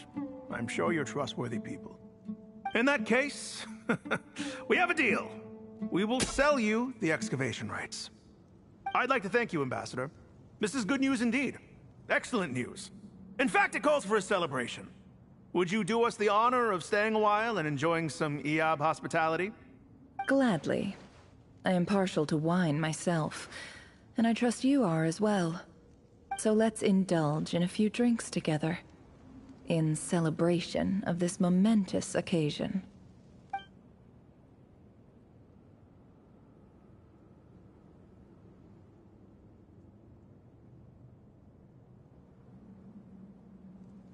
Chief! Chief, it's an emergency! It's the Unut. They've What? Well, don't just stand there. Take it back. Yes, Chief. I have every confidence in the AZY's military superiority, and yet... Well, what is it? The Unut's response was alarmingly fast. The day after we reach a deal, they seize the well. This can't be a coincidence. Perhaps there is a traitor in your midst. I don't think so. I am obliged to remind you, Chief, that the Academia will only deal with the de facto power holders. If you cannot regain control over the well, I'm afraid you won't see a single mora of that 50 million. No! Please, Ambassador, just give me some time. I swear the Unut will not get away with this. That well is ours, and so is the Mora. Glad to hear it. I will wait here for an update. If there is a traitor, I will find them. In the meantime, make yourself at home. I'll report back as soon as I have an update. Much obliged. Wow. All it took was a few words and I've got him wrapped around my finger. What an amazing feeling. So, in summary, Ambassador, the Academia would rather negotiate with our tribe instead of the AZY-G, yes? The AZY-G are ruthless murderers who don't listen to reason. And now they have the gall to interfere in our research projects in the desert region. So let me ask you, Chief. If you were the Academia, what would you do? Kill them all, of course. Precisely. The Academia does not tolerate those who stand in our way.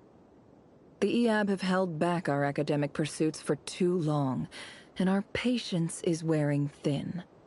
At the same time, there is simply no way that the Academia can be seen to be intervening in desert affairs. I'm sure you understand where I'm coming from. We have our own rules out here. If the rainforest dwellers raised arms against a desert tribe, it'd start a bloody war. Right. We can't confront them ourselves, but we can support their enemies. The Unut have always had strained relations with the AZY-G, which makes you our natural allies. Natural allies? Weren't the AZY-G your allies once? You were quick to send them after us to protect your interests back when we stole that water. And now look at you. You're at each other's throats. Let me be clear. The Academia wishes to collaborate with the legally recognized rulers of the desert in this matter. We are asking for excavation rights to that well, and our offer is 50 million mora. Say no more. I believe we have an understanding. Good. Then I suggest you get to work. Get us access to that well, and the mora's yours. You see, Dad? Lying is easy when you know how. People will believe anything.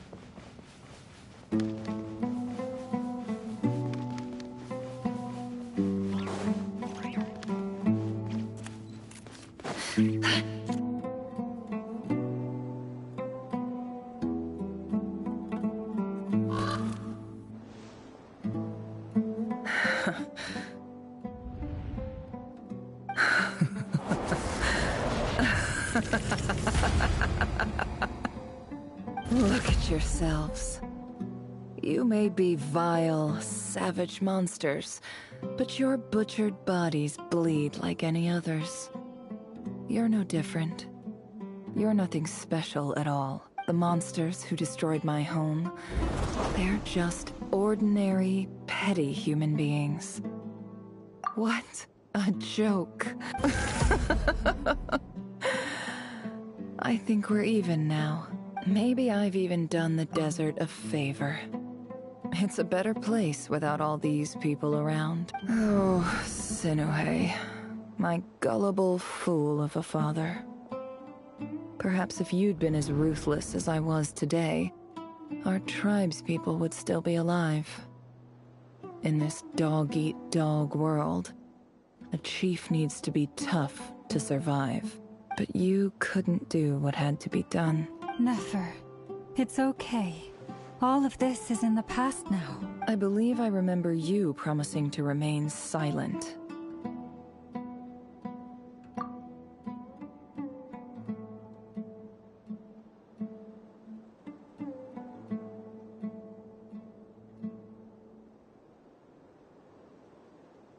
Yeah, but even so... Yehoda, is there anything you can do to ease the tension? Alright, time for a sharp turn onto a completely different topic. So, anyway, that's enough of that. When are we getting out of this place? Feels like we've been walking forever. I'm getting pretty tired. Oh, Alma, you tired? Yes. If we can find somewhere to sit down, I could certainly do with a rest. It's not far now. There should be a temple just up ahead. Yes. Really? A temple? That's where this story ends? I guess that's how things go in the desert. Desert dwellers can never escape their destiny. Or so everyone says. I never... You mentioned a temple. My biggest... Ah. Then I... I didn't know you were clued up on any other religion. I'm no expert in the history of Sumeru, but since you come from the desert, I would imagine it has something to do with King Deshret. Sounds impressive. Oh, I know who you mean. General Mahamatra Sino. The spirit of Hermanubis dwells within him. That's Boss Neff for ya. She knows everything. Sino's hardly a figure of obscurity. But I know about Sethos, too. What about him? Is he a big deal or something? Well, he's not a small deal, let's put it that way.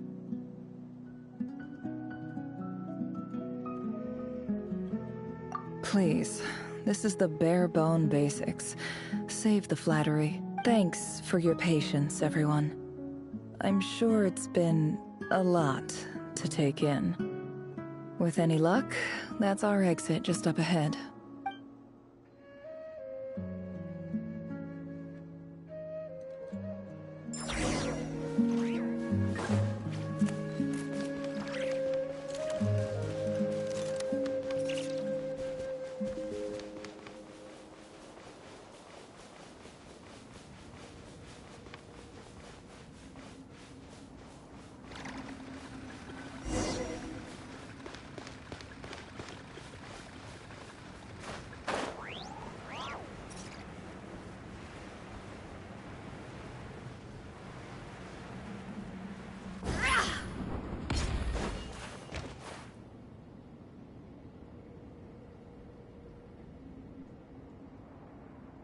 Uh-oh. I'm totally out of my depth here. I don't have anything to add about any of... I want to do the whole name-dropping, this... A statue with the head of a bird. That's Thoth, the Ibis King. One of the 7 pillars of King Deshret. The legends say that he, the Crocodile King... Let's take a look.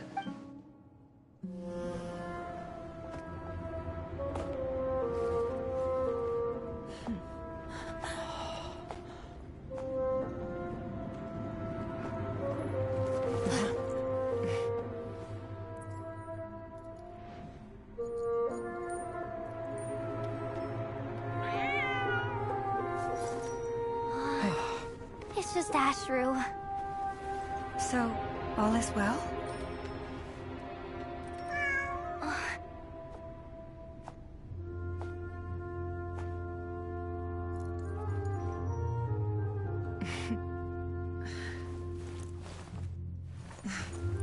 Typically speaking, at this point, the world disintegrates.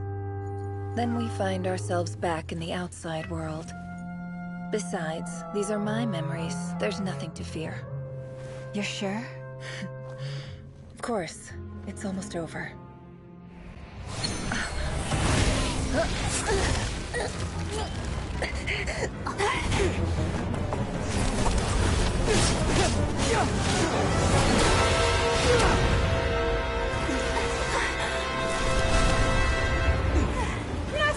Hold on!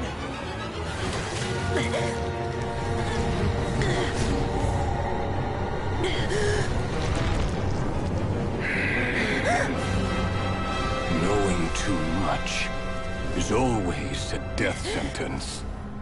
Speak for yourself.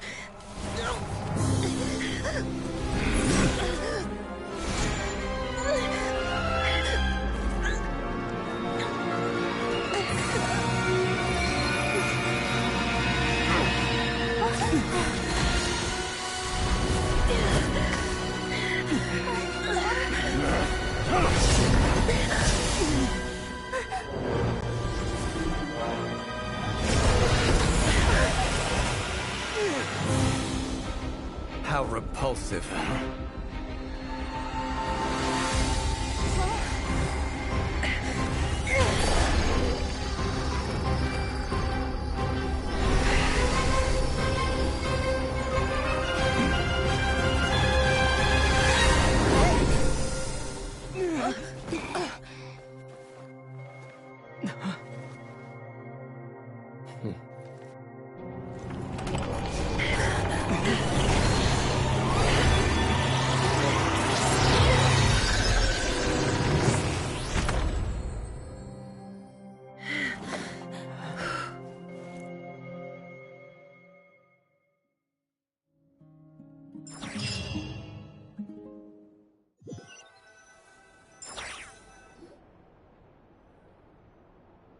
Timed that pretty well, didn't I? It's okay. I'm just glad no one was hurt. Paimon noticed you doing something too, Dainsleif. Were you helping get them out? Of course. When I asked Nefer to conduct this investigation, I was not naive to the dangers involved. I had a duty to ensure your safety. Good to know your sense of justice is still intact after all these years. I take that to mean that you saw the truth. That comes as a great relief. I certainly did. And thanks to your help, I also managed to trap Rerir inside the chess set. Whoa, really? How'd you manage that? Well, to be honest, I sensed that something was wrong long before we made it to the temple. By using this fragment to probe into Rerir's past, well, the monster formerly known as Rerir, it seems I alerted him. I was tracking him, then he caught on and started tracking me too. Can't say I'm surprised. But how did he track you through your thoughts alone? That shouldn't be possible. Rerir was a secret agent who reported directly to the Vinster King. He is an expert at finding a trail and hunting down his pursuers. No wonder. He infiltrated the chess set, read my thoughts, and built a new virtual chess set inside of it. That's why we weren't able to leave at first. Speaking of your chess set, it's quite a remarkable item. Would I be right in thinking you have some connection to King Deshret? You overestimate me. I only have a connection with one of his underlings, the Ibis King. You all saw how this came to be. A long time ago, the Iab massacred my tribe, the Shimti, in our home village. A few years later, I enrolled in the academia, where some new information came to light. The Unut and the Iab fought a bitter battle over the rights to a well, all for the sake of a non-existent 50 million mora. The Iab ultimately won that confrontation, but their victory came at the cost of almost every warrior in the tribe. The final blow to the Iab came at the victory feast, when an Unut assassin beheaded their chief right before my eyes. The remaining Iab fled and have been scattered to the winds ever since. Having gotten my revenge, I returned to my hometown, where to my surprise, the nearby temple was still standing. There it was, seemingly immune to the relentless hostility of the desert, while my tribal home lay in ruins. As I stood there gazing at the temple, I noticed a cat just outside. This cat, as it turned out, was home to the spirit of the Ibis King. He led me to a gate deep inside the temple, and there he made a deal with me. This chess set is my gift from the Ibis King. The chessboard within is made to the same specifications as the one in the mausoleum of King Deshret, and represents his power of piercing analysis. With this chessboard in its container, I gained a certain ability to perceive hidden secrets. Now, you could conclude that the Ibis King simply wanted to give the people of this world the power to seek the truth, but I don't believe that's the full story. Every god plays favorites. Their hearts are as fickle as any human's, full of secrets, perversions, egotistical tendencies. But precious few gods are willing to admit this. It is the same with all powerful forces, including fate itself. Their gaze falls preferentially upon a select few. As you rightly point out, this is an act of favoritism. If you're alluding to the Abyss, then yes, I agree. Gather the others. It's time to share everything I've learned.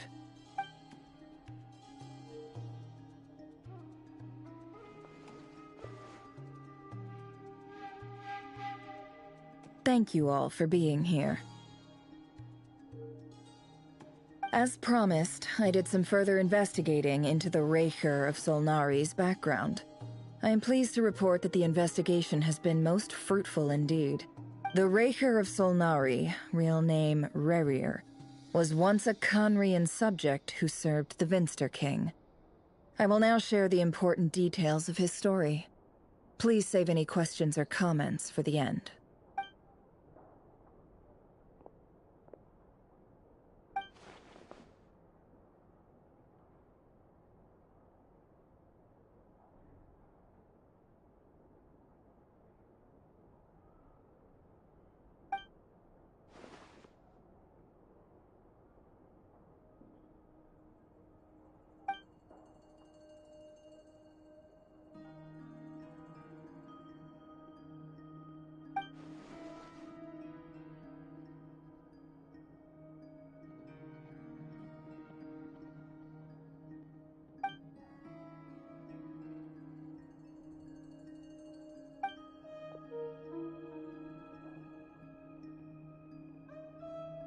So that's why he's so obsessed with the moon. A tragic tale, to be sure. But it does not excuse his many transgressions. No matter how much Rerir suffered in the past, the fact remains that he is what we know today as the Wild Hunt, wreaking havoc upon innocent lives in Nod Krai. He becomes more dangerous with each passing day. If left unchecked, it is simply a matter of time before all of Tevat suffers the consequences. This is a threat that the Knights of Favonius cannot ignore. A question for Miss Columbina. Forgive me if this is presumptuous, but have you ever seen the spatial gateway that appeared in Rerir's memory? Never. But I have heard stories of something called the Moon Gate, and this seems to fit the description. Miss Lama, any thoughts on this? In the lore of the Frost Moon Scions, the moon is believed to hold many secrets. Some sources speak of ancient knowledge, others of a gateway to the unknown. The term Moon Gate is one I have heard before. But as is the case with all of our legends, there are no records of any first-hand witnesses. We cannot know whether it truly exists. Then back to Miss Columbina. As a moon goddess yourself, do you have some idea of where the Moon Gate leads to? Not at this stage, sorry. I do hold the power of the Frost Moon, and my strength is recovering well. I can sense that the gate would open at my command, but... But there's more to the power of the Frost Moon than that? Yes. A moon goddess has the right to open the Moon Gate, since it is a path to the moon. But as Nefer mentioned, holding open a spatial gateway takes a huge amount of power. And right now, I need to conserve my energy to fight the Raker of Solnari. I'm afraid this is one mystery we may have to leave unsolved for now. I agree. Better to save your strength. But if you'll humor me for a moment, I have a bold conjecture of my own regarding the world beyond the gateway. I highly suspect that neither Tholindis nor Rerir made it through unscathed. The evidence pointing to this is the fact that the Rehir of Solnari exists in the form of countless fragments. With the abyssal power he wields, no ordinary foe can touch him, let alone tear him to shreds. And yet, the Wild Hunt proliferates wherever his scattered fragments lie, drawing hordes of monsters to many different locations across the land.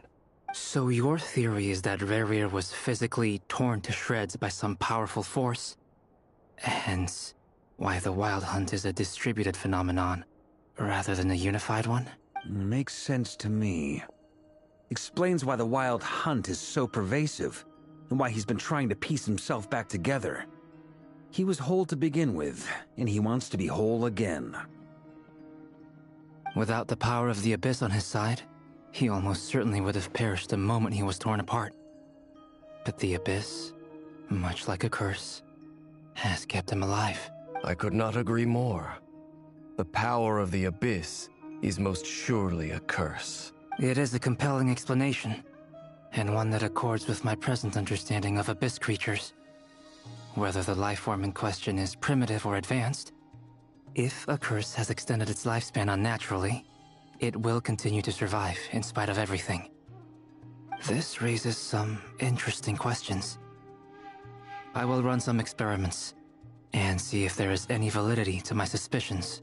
That being said, regardless of whether my research bears fruit, I would like to thank Miss Nefer for conducting such a thorough investigation. Already, it has greatly enriched my understanding of the entity we face. My pleasure, Mr. Albedo. I too hope that the information I have shared today proves useful as we look to formulate the next stage of our plan. Hey! What is it, Dainsleif? You look really upset! It's just... when I think of the man I once knew as Rerir, I struggle to understand why things had to turn out like this.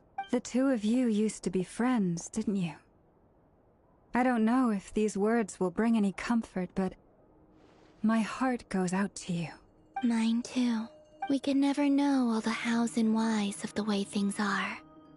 The moon and stars are full of untold secrets and lies, and the skies are host to many more mysteries than these alone.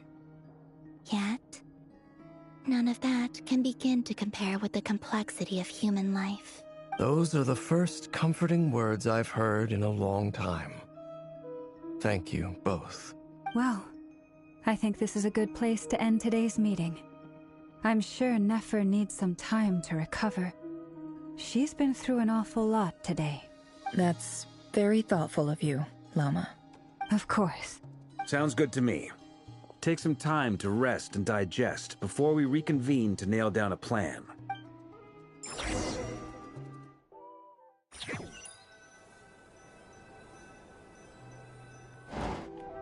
Hey, is this a bad time? Hope I didn't kill the conversation. No need. Come on, let's talk outside.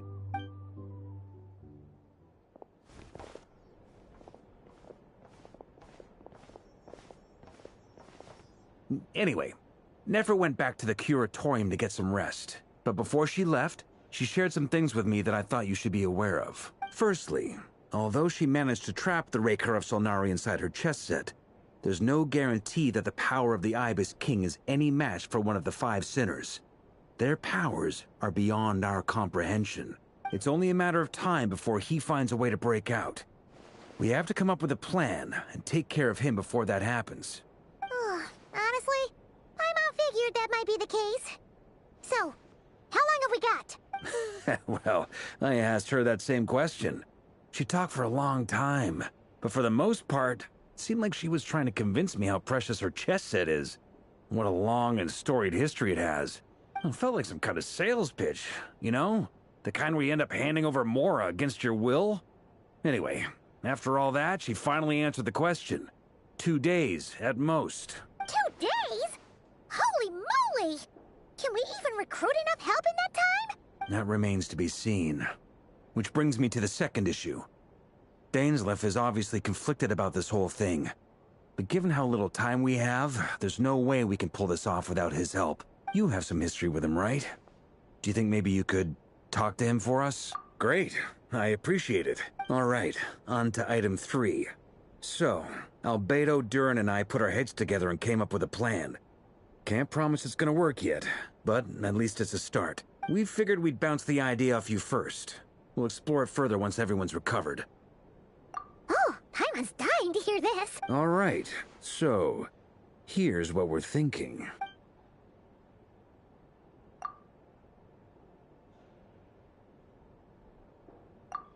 We felt a little uneasy about roping you into this. I mean, firstly, you're not locals, and secondly, none of us are your boss. You're well within your rights to refuse if you so choose. Roping us in? Why would you even say that? We know the stakes here. It's all of us against the Reher of Solnari, or none of us stand a chance. I choose my words very intentionally, I'll have you know. I like to think there's an art to striking a down-to-earth tone even when the stakes are through the roof. Sir Varka, I have a few thoughts about this plan. I'm all ears. I think we can be more flexible with how the roles are allocated. In my view, the most sensible lineup would be like this.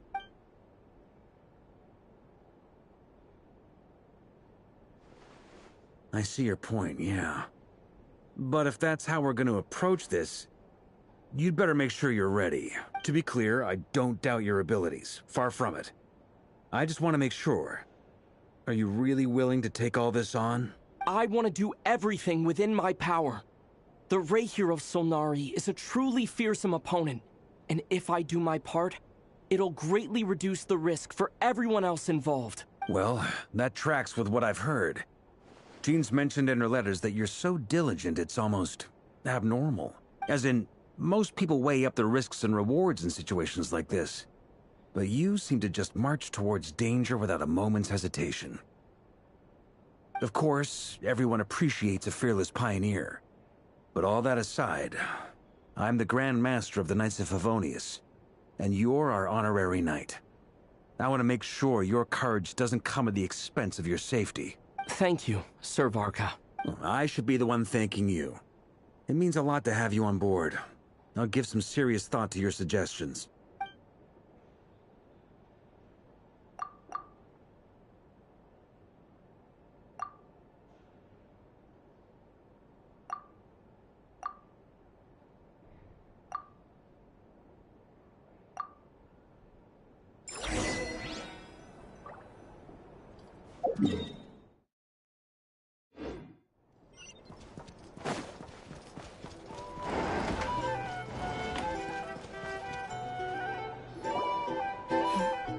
This is a thorough plan, but I do have one last question before we take action. How can we be sure that our enemy won't leave the designated area? Great question. Albedo's been hard at work analyzing Reher and the Wild Hunt's behavioral patterns. His conclusions are as follows. Firstly, from the earliest known confrontation until now, Reher has never displayed any ability to manipulate the dimension of space. So it's unlikely he has any power in that domain. Secondly, he seems to have a particularly strong vendetta against our group.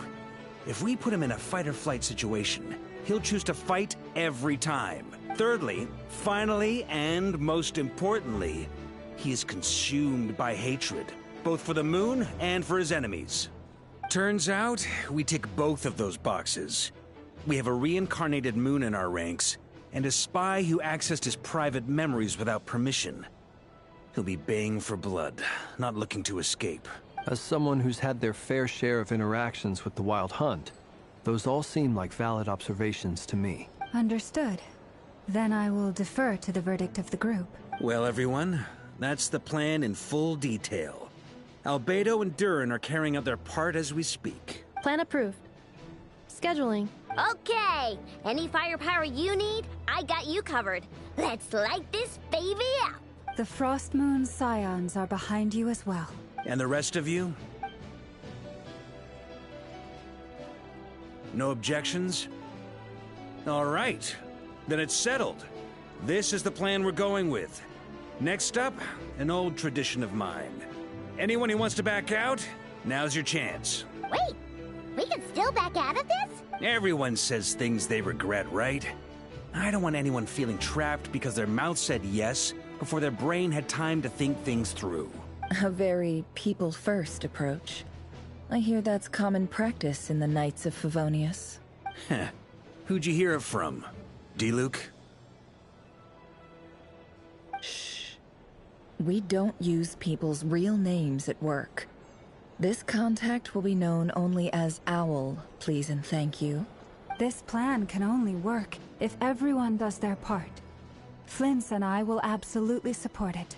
We shall indeed. You'll be glad you accepted our help. Also, you are the last person I expected to see here, Miss Dory. It's not often I get called Dory in a work context. My peers usually call me Lord Sangama Bay. So, the longer your name, the higher your net worth. Is that the idea here?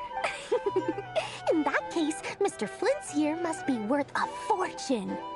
That's right, I know your full name. It's... The walls are thin here. I'd appreciate you keeping that a secret. Okay, fine. I'm actually only here as a favor for someone else. Do you have any idea how much it would cost to hire me otherwise? Oh, does this mean someone out there actually has the power to boss Dory around? It most certainly does not.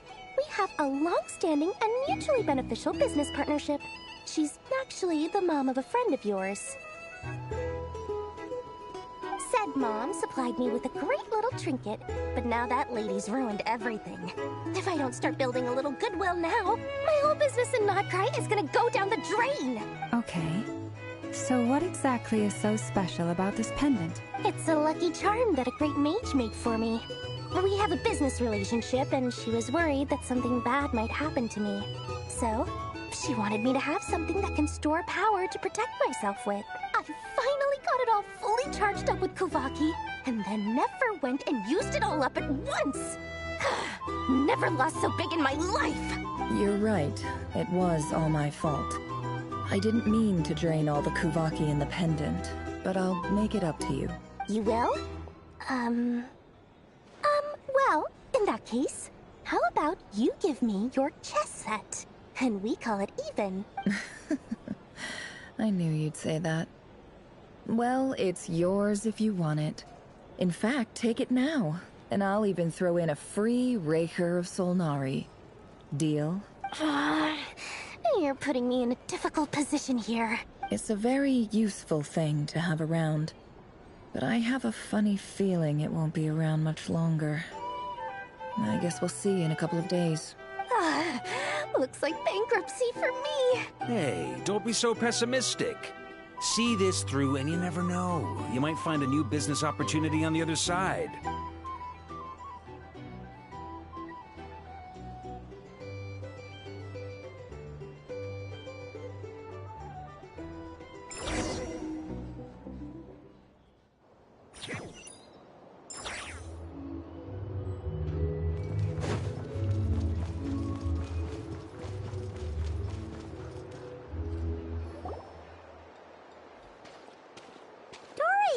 How are things going? Feeling ready? Oh, I was born ready. We only have... Don't forget, when something's in high demand, the people with the goods on hand get to charge the highest price of all. Even higher than the sellers taking advance orders. Ta-da! See? It's right here. Ah, it's so pretty.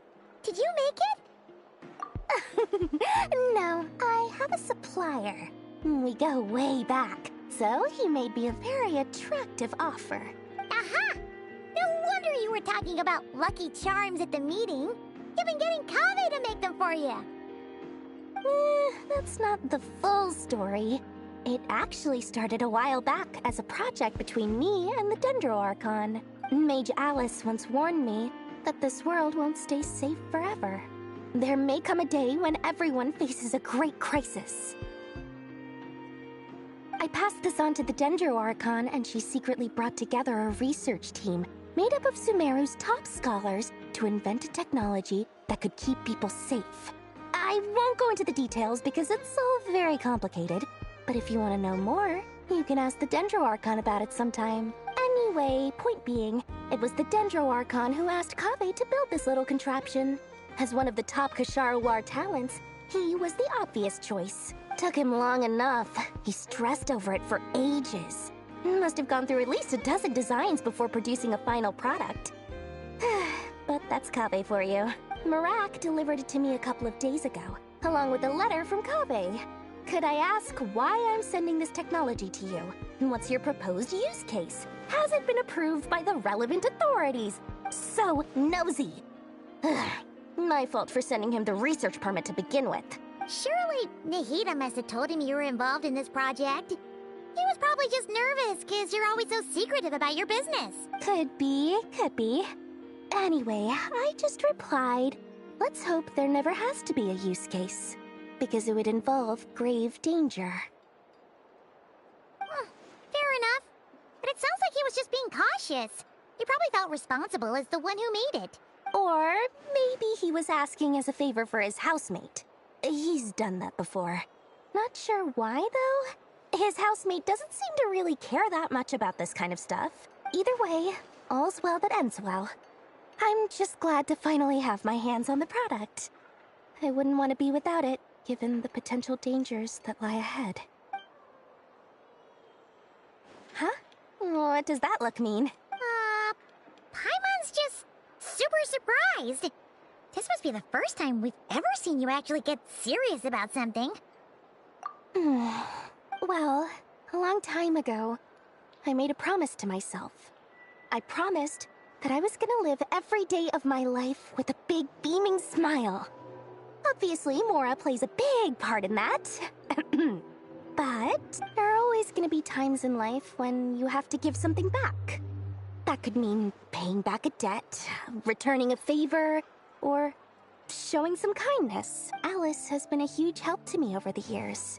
She was the first investor I ever had.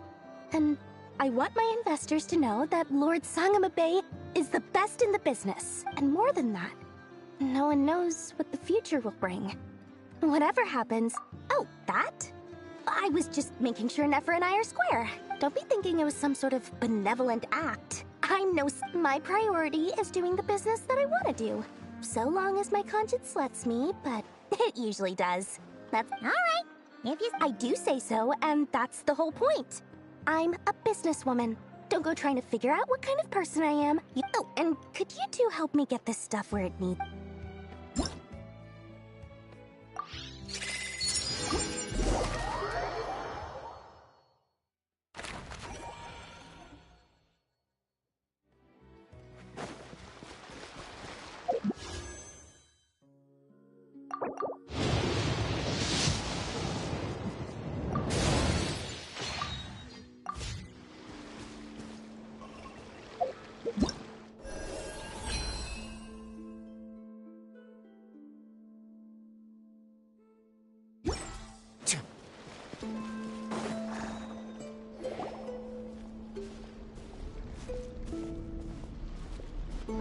Traveler, Paimon, it's good to see you.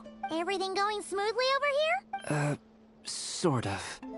As you're probably aware, Varka, Diren, and I captured some abyssal creatures from the Wild Hunt. Per the plan, we dissected and analyzed some samples of these creatures. The process went very smoothly. The findings, however, come with some troubling implications. What? You can actually dissect the Wild Hunt? That depends on your definition of Wild Hunt and dissection. Harmless, lifeless. These words are accurate descriptions. The Wild Hunt is an interesting phenomenon. In and of itself, it doesn't seem to possess anything akin to a human personality. But taken as a collective, the medium through which the Wild Hunt is summoned does appear to have a soul. Master griped a lot about the wise Horoptetyr, and seemed somewhat fascinated with the Faust Certology. But she barely mentioned Rerir at all. I don't think that was because of his lower social standing, though. Anyway, it's a pity.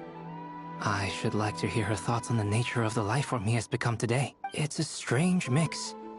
The furious energy of an abyssal being channeled through a fractured physical existence.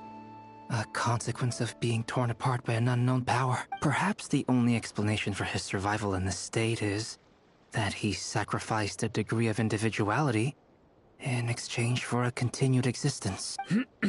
Oh, sorry. Once I get talking about interesting research, I have a tendency to go on indefinitely. Back to our research findings. Essentially, they confirm my hypothesis. Rerir's corpse is completely contaminated by the Abyss, and the effects are irreversible. You could think of this as Rerir in mutated form. But in my view, even that would be inaccurate. In reality, his whole being has been consumed by the Abyss. In other words, he is now nothing more than a manifestation of abyssal power. Unfortunately, at present, we have no means of completely eradicating abyssal power. Hence, we cannot fundamentally destroy the Rehyr of Solnari either. Oh, that's terrible news! So, that's it? We can't defeat him? Not even if we get the power of the three moons? Miss Columbina's situation is a difficult one. She can never achieve wholeness when the world does not accept her presence. It's as if her creator banished her to a place she can never be accepted. It means she spends most of her energy just on her own survival. Given the circumstances, it's only natural to despair. But we must see this plan through to the end. Time to kick off the backup plan. Oh, Paimon almost forgot! This is for you. Dory asked us to bring it. Ah, how wonderful. Well, thank you for making the trip. Durin and I will be heading off shortly. I'm sorry I won't be there to protect you in person this time. Please be careful. All right then. Stay safe.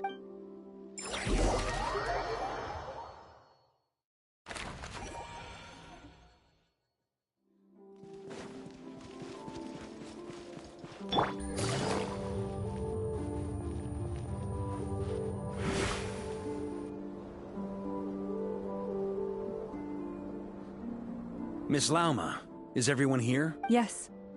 The fate of my flock is in your hands, Grandmaster Varka. Please keep them safe. My lady, what are you saying? Within the next 24 hours, we will face the biggest crisis the world has ever seen. This is not a burden that we deserve to bear. But I believe that we reap what we sow in this life. So I intend to act. I must do what I think is right. For me, that means fighting for the future of Nod Krai. This gentleman is the Grand Master of the Knights of Favonius, Varka, Knight of Boreas. In my absence, please follow his lead. Hey everyone. Guess I should introduce myself. Well, to start with, I know my way around a battlefield. The biggest strengths are honesty and hard-workingness. Anyway, point is, I don't intend to let Lauma down. I'm gonna do everything in my power to keep every last one of you safe and sound.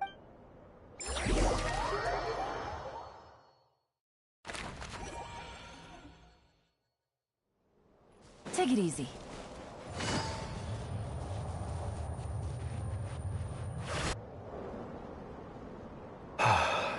Something on your mind? Miss Columbina, was it? I believe that's how the others addressed you. That's right. Names are funny things. Have you always been called Dainsleif? Yes. I take it your own name has a more complicated history. I have a different relationship with names than other people. To be honest, I'm not even sure that Columbina is my name. At least, not in the same way that Dainsleif is yours. But it's what everyone calls me, and I go along with it. A lot of my life has been that way. I get so used to things that I forget to question why they are so. I never used to think much about where names come from, or what they mean to people. Maybe something's wrong with me. You're different from other people. I sensed it the first time we met. You're more perceptive than most. I'm sure your long life and rich range of experience explains that. Do you ever find yourself missing Conria, Mr. Dainsleif? Difficult to answer. I have dreamed of the past many, many times. Sometimes I'm fighting tooth and nail. Other times I'm lying on the ground, defeated. I don't recall any happy moments from that time. It has been too long. Is that because hatred survives longer than love and affection? That would not be for me to say. I make no excuses for the grudges I bear. But whatever the reason, I remember little that was beautiful or sentimental. Thank you for your help with the Rerir situation. Without your efforts, I never could have learned the hidden truth of his story. You're welcome. I know he's your friend. Friend? He betrayed me. And I never really understood what he was going through in life. Some friendship, that is. Okay. So, do you plan to fight him with us? You see, you're torn. Now you know what really happened. You see the things he's done in a new light. I need some time. Of course. I completely understand. Anyone else in your position would feel conflicted too. Actually, I went through something similar myself recently. Something happened that changed my perspective on a situation. A situation I took for granted at the time, but now I feel very grateful for it. You mean the Harbingers who still support you, even though you've left the Fatui? Yes. I always thought they were only helping me because Harbingers are forced to work together. But then I abandoned them. A warrant was even put out for my arrest. And even now, they still support me. Which means I was wrong about them all along. Clearly, they view you as a friend. I feel a little guilty now. I regret not seeing her help for what it was, and not treasuring it. I see the guilt that you're feeling now, because I feel it too. Hope, have you noticed that the Traveler and Paimon are over there? I think they've been listening. Huh. Shall we say hello? Sure. Hello. Ah! They caught us!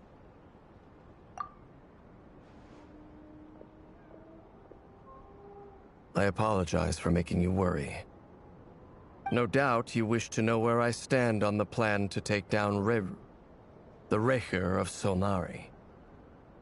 I'm afraid I need a little time, but I will seriously consider joining you. You will? Oh, thank you so much! Everyone will be so grateful to hear that! They needn't be. This was something that I was going to have to face up to eventually. That doesn't matter to them. They're grateful to you regardless. You can't control their gratitude, so just accept it. And then, have a think about whether you're willing to join us.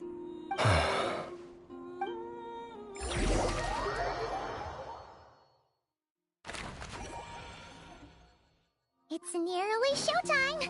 Let's go rendezvous with the others. You know the place.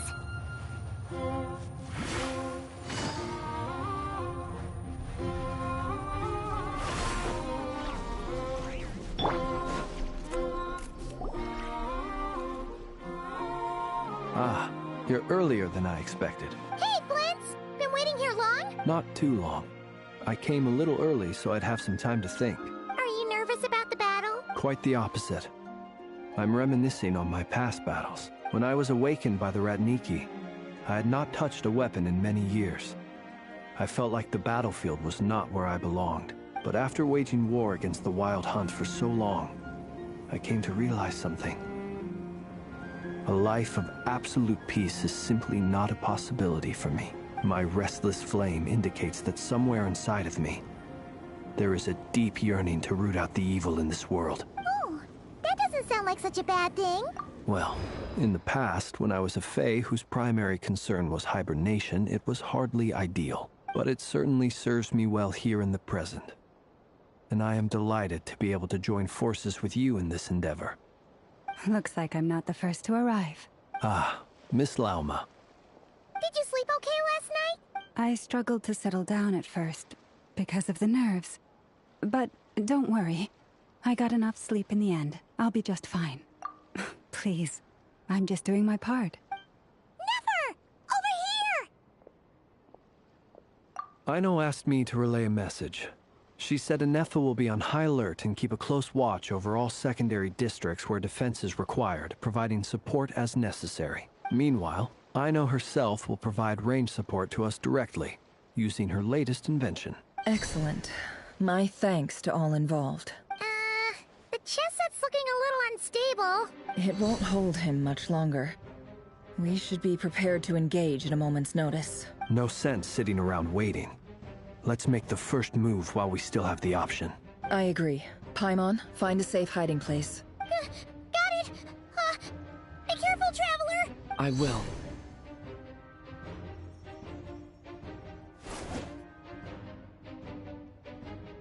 Everyone, take your positions as soon as the battle starts. Every ounce of strength we have in our bones, let us bring to this fight. Ready? Let's go. I've seen all your futile ploys before. You have become the authors of your own demise. I wouldn't be so sure about that. You are merely a moment of sport before I tear down the moon.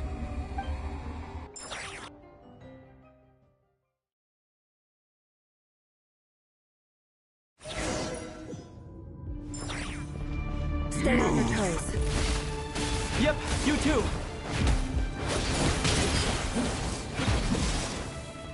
Let me help you guys.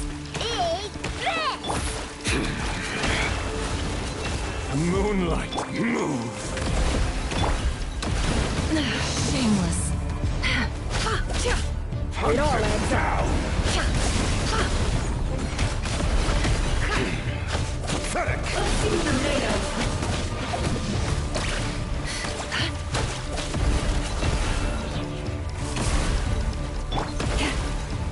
Receive my blessing. It's all futile. Be silent. No more lies. It all adds up. Seek within. Moonlight betrays you. Hunt them down! Water jet! Observe. Be silent. Leave this place for the everlasting forest. Pathetic! How farcical. Forest, protect. Move!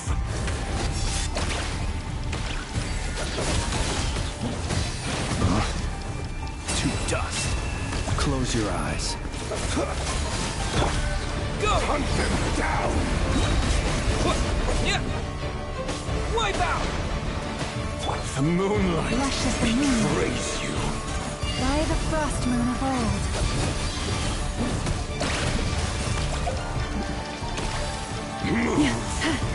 The moonlight betrays. Hunt them down! Are you quite finished? To dust. It began with the moon, and so shall it end. The moon will protect you.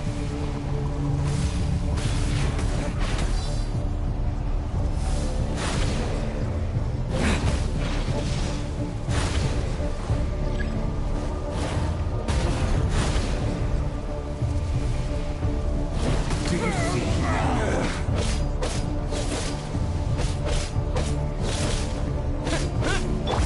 From here, when will it be as you foretold?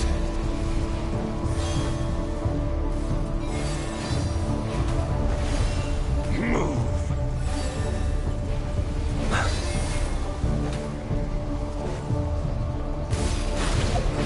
Be silent.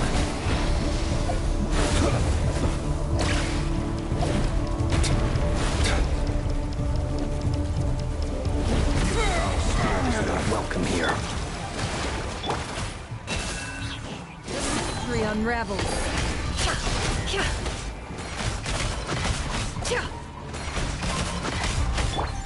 You poor lost lamb. Close your eyes. Do you fear the dark? Observe. Moonlight Dust, futile! Leave this place. With one heart, we pray. Be silent. Observe.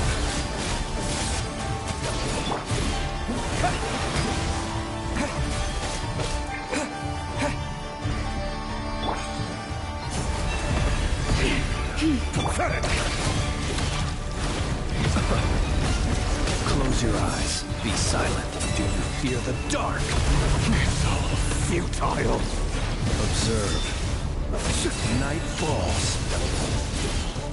Hunt him down! You poor lost lamb. Pathetic!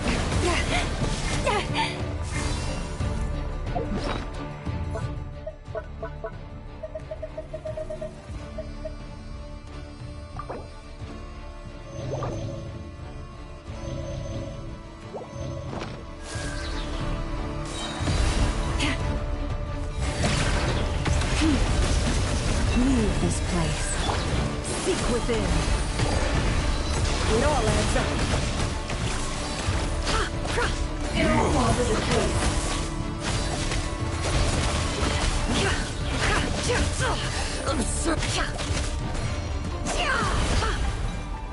all futile! Be silent. Observe. For the everlasting forest, you poor lost lamb. Pathetic! Oh, cannot be shake. It all adds up. Your little game of heroics is over. Who wants to go first? No. Get out of my sight! No! We've been separated! Will it take? You okay? Nefer! Where are the others? Stuck outside the barrier. I guess he really doesn't like us. I told you before.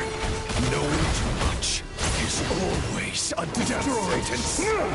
And reborn. Be careful what you wish for.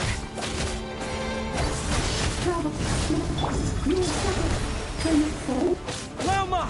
Can you hear me? Hold on. Silence. The voices are gone. But at least I know they're still there. I need to focus. Stick to the plan. Remember my most important task. Just keep stalling him. If I can stall him for long enough, the moment will come.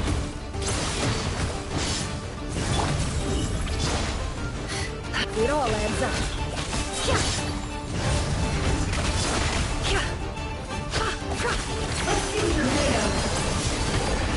The mystery unravels.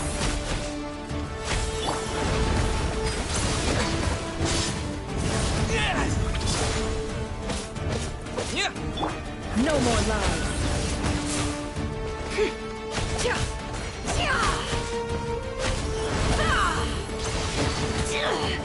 Run or to hide. Seek within. Water jet!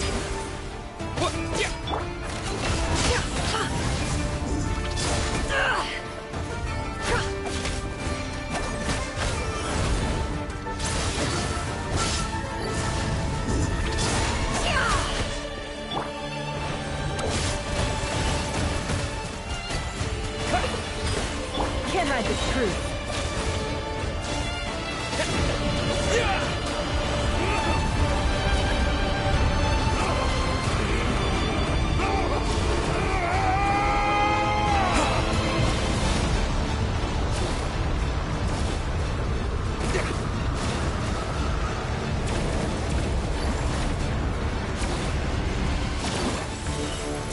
I've got this!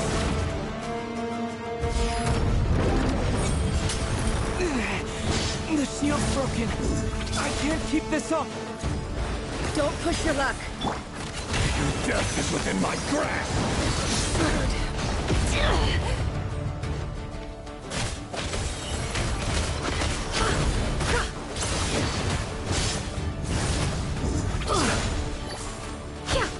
No more lies.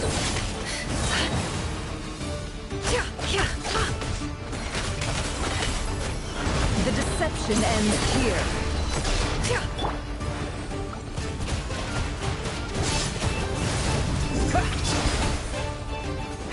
Can't hide the truth.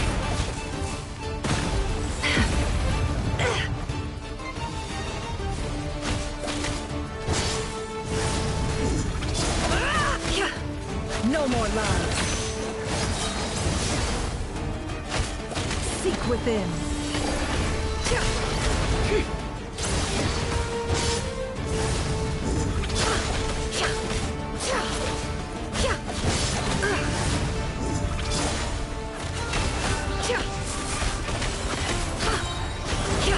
The deception ends here.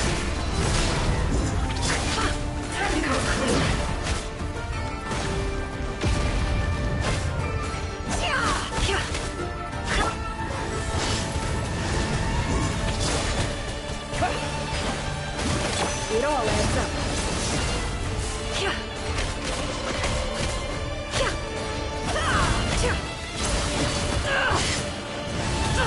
Absurd. Seek within.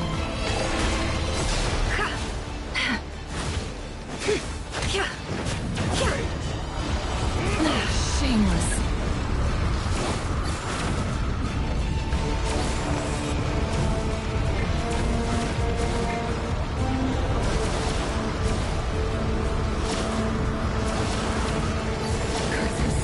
There's no other way.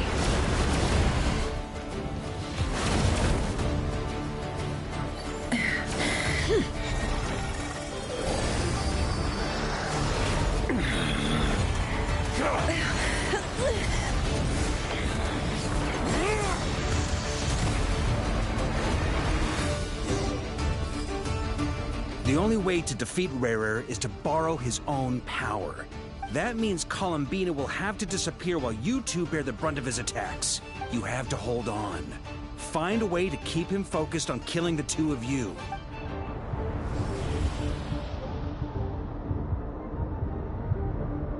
Nefer, your eyes are bleeding.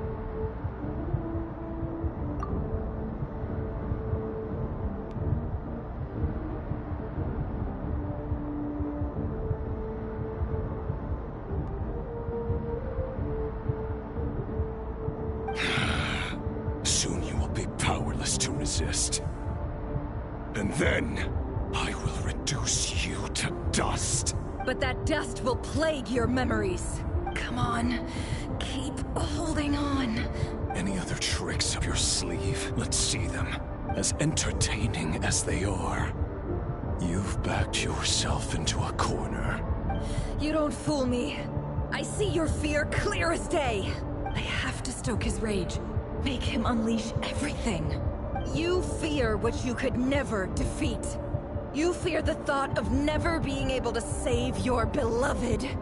You cannot win the fight against fate, Rarir. Is that what you think? Well, now it's your turn to feel afraid! You fear the sound of your own name? Is it us you hate? Or is it what you've become? Let's see what becomes of you!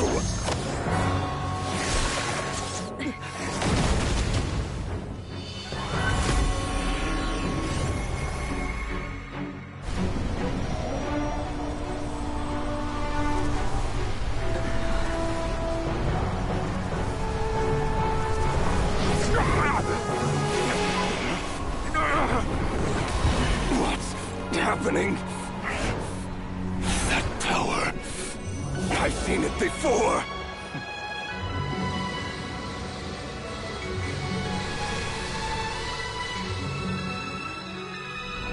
His power is on another level. We'll need to use an alchemical array to convert his power into a usable form. Then quickly channel it into Columbina, rendering her powerful enough to compete with him. I'll join you. I can help. If I release enough abyssal energy into a confined space, it'll create a potential difference, allowing us to extract a huge amount of elemental energy. Next, I'll synchronize with everyone's minds using pyro, then give you temporary access to their abilities and fields of view. But it won't last long. Can you see? Well enough. So, we have a student of Gold Rheindotter in our midst. How about that?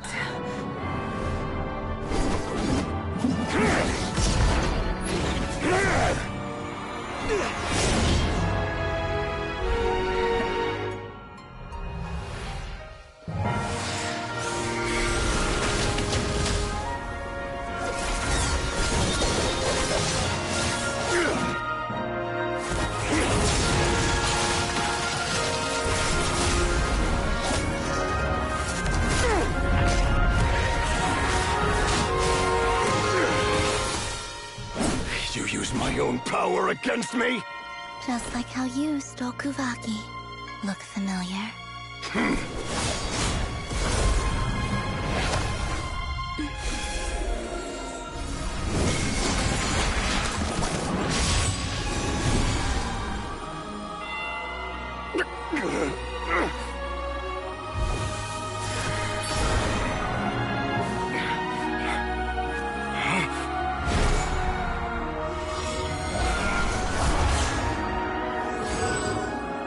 Don't you realize?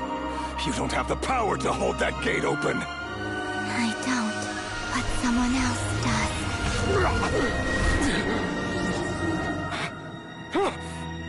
Goodbye, Rerir.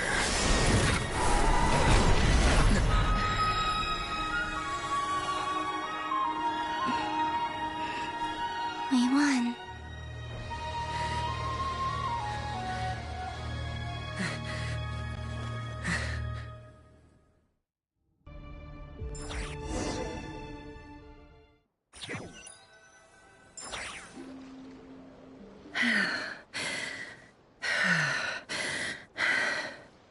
Nefer, how are your eyes?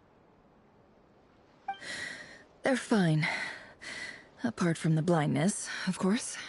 It's not too late. Let me handle it.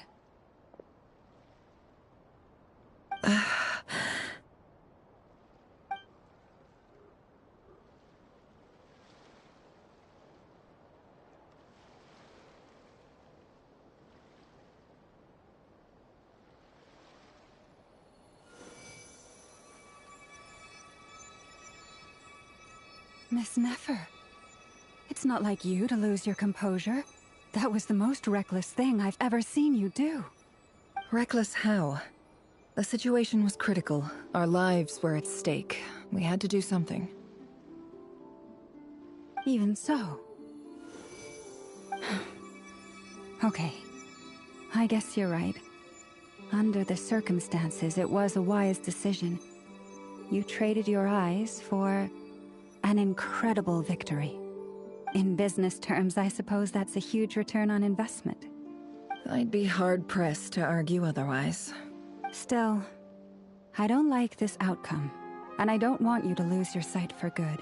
People suffer when they make sacrifices they shouldn't have to make, whether that means faith, strength, or in this case, your ability to even see. I had hoped you could win without sacrificing so much as a single hair on your head. Thank you. Really. All done. Don't try and open your eyes just yet.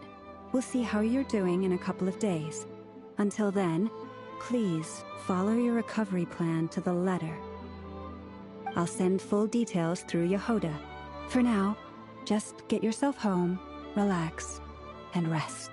My dear friends, we have fought bravely and achieved a spectacular victory. A dark cloud has been lifted from the skies of Nod Krai. All in this land will be grateful for what you have done. The moon will remember this day. Thank you both.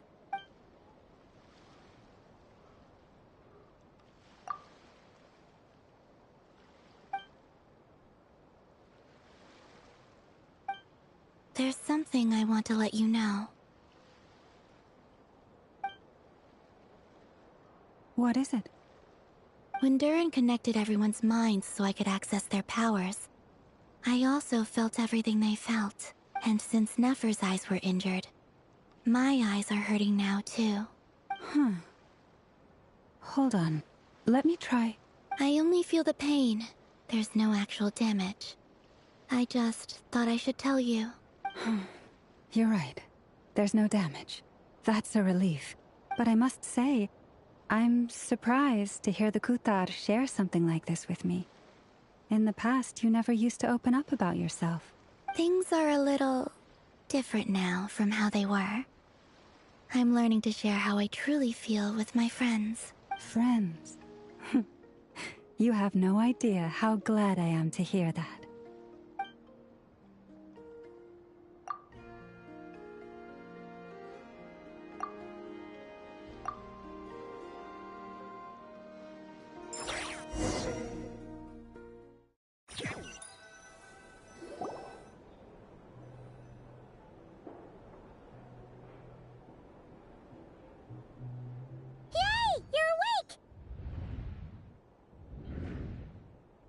How are you feeling? Any aches and pains? Did you sleep well? I'm doing all right, Paimon. No need to worry about me. Phew! Well, that's good. Paimon's been sitting on the edge of the bed worrying about you for ages. You slept a whole day and night. Poor Paimon had to eat all by her lonesome. Glad to hear you didn't starve.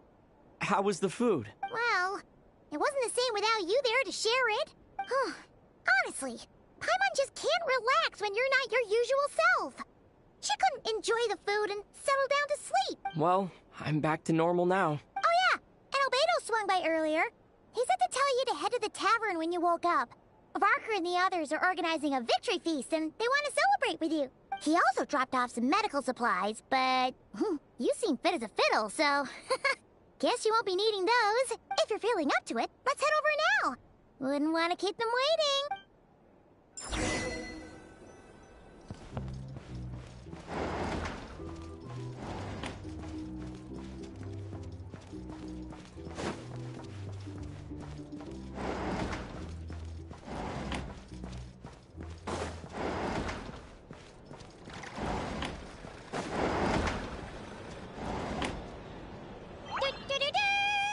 We're here! Oh, Traveler and Paimon! Perfect timing! We were literally just saying how there's no way we're holding this victory feast without you any longer, and we would have postponed it till tomorrow. How are you feeling today? Much better. Thanks. Don't worry about me. Relieved to hear it. If that changes, just let me know. Happy to check you over at any time. Yep, we're here for you. Anything you need, just let us know. Oh wait, where's Nefer? How are her eyes doing? Nefer's right over there. I'm sure she'd love to catch up with you.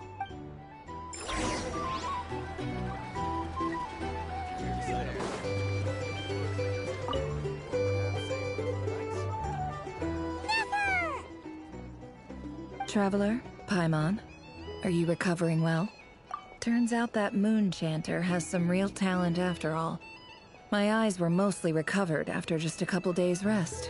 I can actually open them again now. Yeah, but you gotta be careful. Lauma says not to strain your eyes while they're still healing. Yes, thank you. I'm well aware. Yehoda, could I borrow you for a moment? I could do with an extra pair of hands. Oh, sure. Coming. Did you hear that? I gotta go help Lauma for a second. You guys chat among yourselves. I'll grab us some drinks on the way back. Paimon, you still like them sweet? You bet! Make it extra sweet, because Paimon's earned it! Sure thing!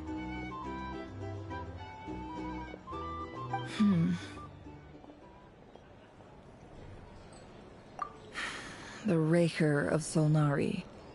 Kind of a snake, don't you think? No, definitely a snake. A poisonous one who spewed his venomous hatred everywhere.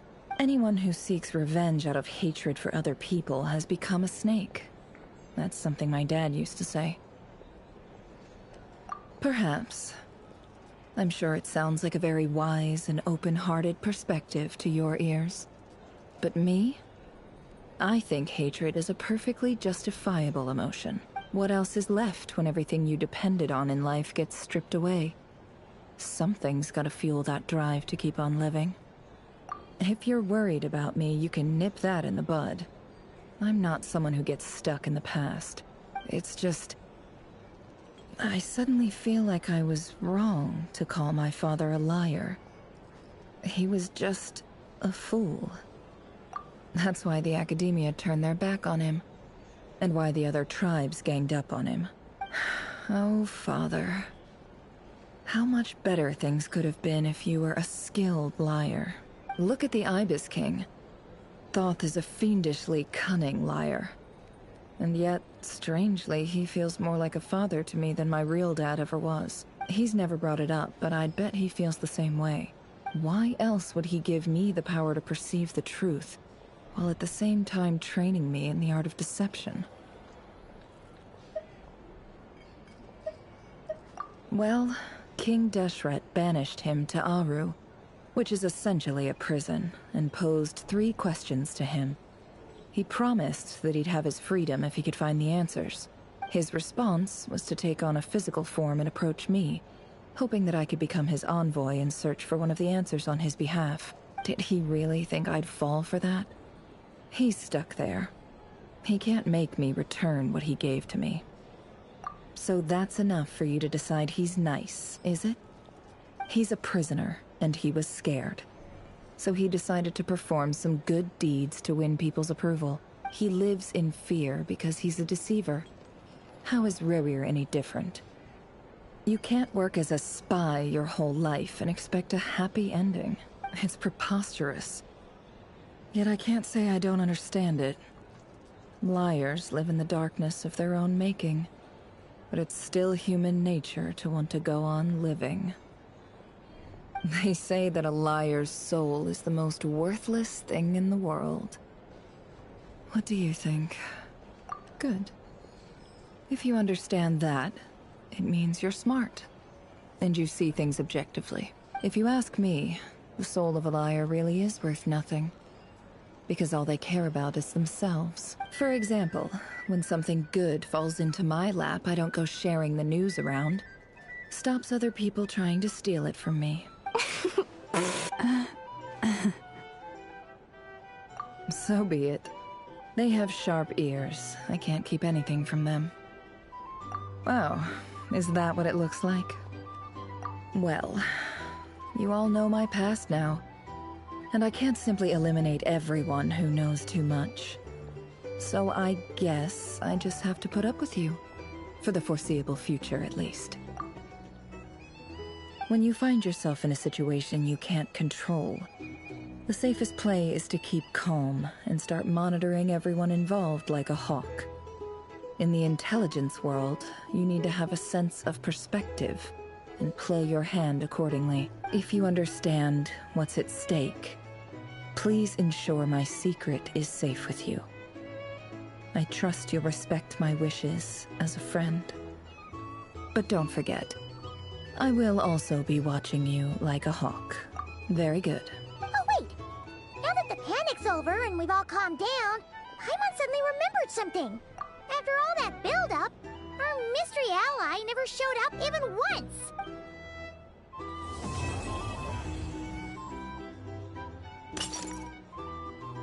Huh? Am I imagining things?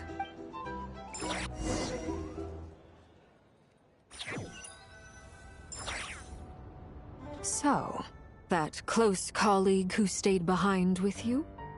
What's he been up to recently? Don't know, don't care. I get more normal human interaction from hanging out with Bosco too than him. Although, now you mention it, he hasn't bothered me in a while. I wonder if... If he's disappeared without a trace, it's the biggest gift he ever gave to the world. But I somehow doubt that's what's going on. He won't lie low forever. So we'd better stay on guard.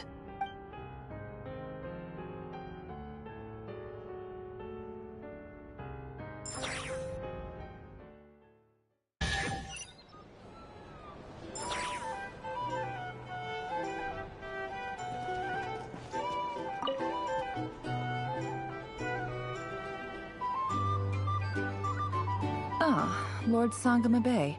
How lovely to see you. I must thank you for the device you provided. It was an enormous help. Would I be right in thinking that it was developed by the Academia? Why come and ask me when you clearly know already? I mostly came to thank you. That's more like it. A little gratitude goes a long way with Lord Sangama Bay. Play your cards right, and you might even stand a chance of becoming my long-term supplier. The chance to work with such a kind and charitable investor as yourself would be a great honor for the Curatorium. Huh? Charitable? Who said anything about charity? First time hearing about it. Let's see. The first plot of land you purchased in Nod Krai, your desert interests, and... Stop! What do you think you're doing? Exposing my investment history! It's nothing to hide from. They're all perfectly legitimate investments. And some of the land you purchased was with the intent of building a sanctuary? Yeah. How did you... You're a curious case, Lord Sangama Bay. You don't like people finding out about your good deeds, do you? But I'm afraid no matter how hard you try to keep things under wraps, where there's a will, there's a way. You did it for Sumeru, didn't you? It was empty land that was gonna go to waste otherwise. I figured if I built something there, it might at least get some use in an emergency. Disasters are capricious things. They strike without any warning.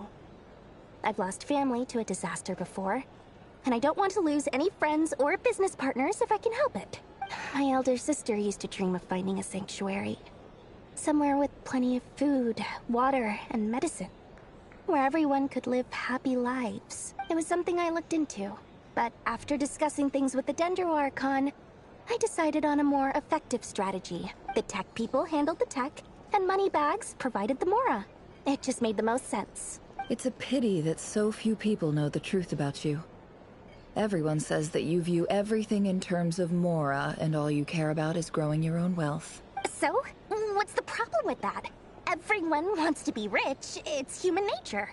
So yes, I love Mora, and it's nothing to be ashamed of. But surely you have dreams of your own, beyond just making Mora. You don't get it, do you? My dream is to invest in other people's dreams. And, you know, make a nice little slice for myself along the way. Just thinking about it makes me happy. That sweet, sweet sound of Mora. Thank you. For the device? And the pendant. Oh, that. I was just returning a favor. Don't worry about it. Seems like we've both been away from home for a very long time. Yeah. So long that I barely remember what my family even looked like. That would be your mother, father, and sister? Yeah, though it's been years since my sister passed away. It's not like I want to forget them, obviously, but memory can be even more ruthless than the most calculating business person. Beyond a certain point, if something isn't helping you, it just gets rid of it. My sister can't help me now. Slowly but surely, her face is fading from my mind's eye. It's become a vague impression. Not everything will fade. When loved ones pass away, the beautiful memories are the ones that last the longest. Yeah, that's true. If you ask me, that's the one silver lining in all of it. Well, that, plus, I'm sure that life is much better now than it was back then. Oh, absolutely. I have tons of Mora, a big beautiful house, business is booming, and I'm as happy as can be. You've got a lot going for you too. Boss of the Curatorium of Secrets? I'm sure there's plenty of Mora to be made in that line of work. I appreciate the vote of confidence.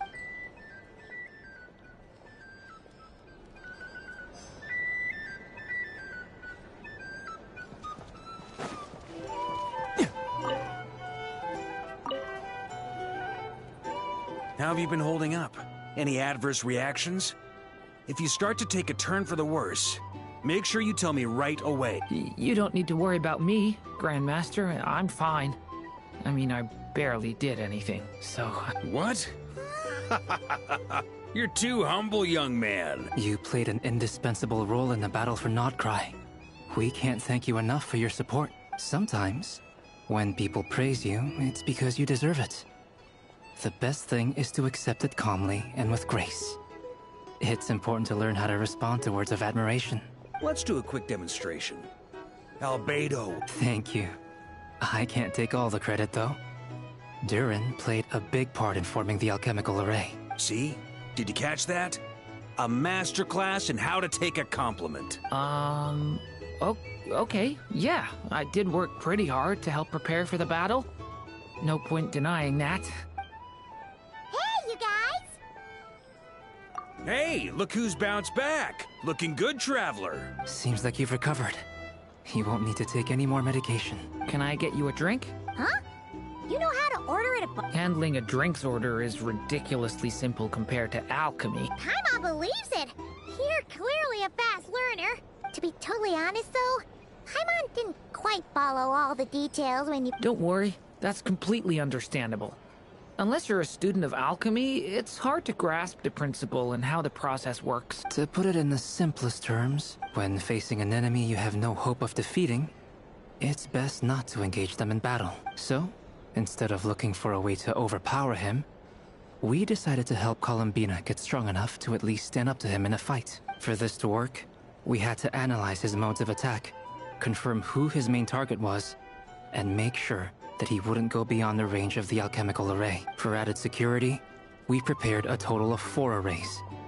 But to mitigate the impact of the battle, we identified one location in particular as the ideal spot, which is where the confrontation took place. The alchemical array absorbed his abyssal power. Then Durin processed it to render it usable by Columbina. That power enabled her to do what would otherwise have been nigh on impossible. What surprised me was that Dainsleif actually agreed to join us. Given his history with Rerir, he had every right to sit this one out. But It must have been a painful choice to make. But I'm sure that making a decision was far better for him than staying in limbo. Absolutely. He was torn between 2 paths, but in the end, he made his choice and stuck to it resolutely. He doesn't strike me as the sort of person who'd stay trapped in limbo for long. Anyway, however you cut it, everyone gave a stellar performance. And now, it's time to kick back and celebrate.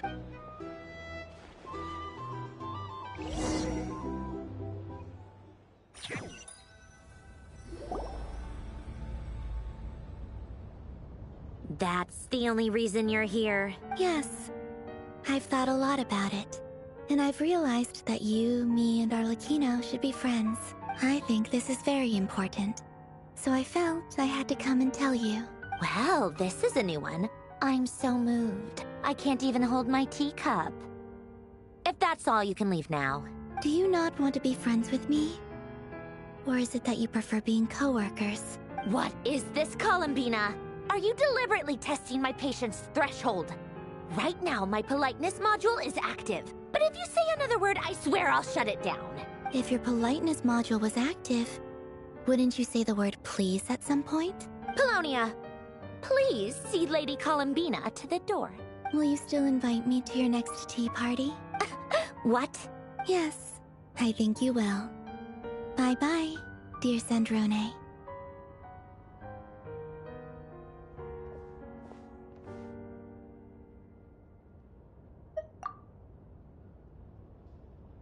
Last time, the Wild Hunt escorted you out. Would you rather I handled it myself this time? We just wanted to, see how you were doing now that it's all over. Why? Out of concern for my safety? I hope you didn't seriously think that the Rayhir of Solnari would be able to lay so much as a finger upon me, given how prepared I was.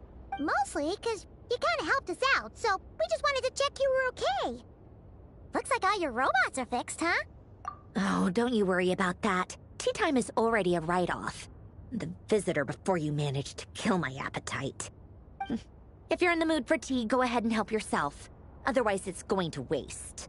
My coasters are still missing in action, though. Use this notebook instead. Whoa! Pretty hefty notebook. Look at all those calculations. You can ignore those. They're just dumb scribblings. I doodle and write in my free time.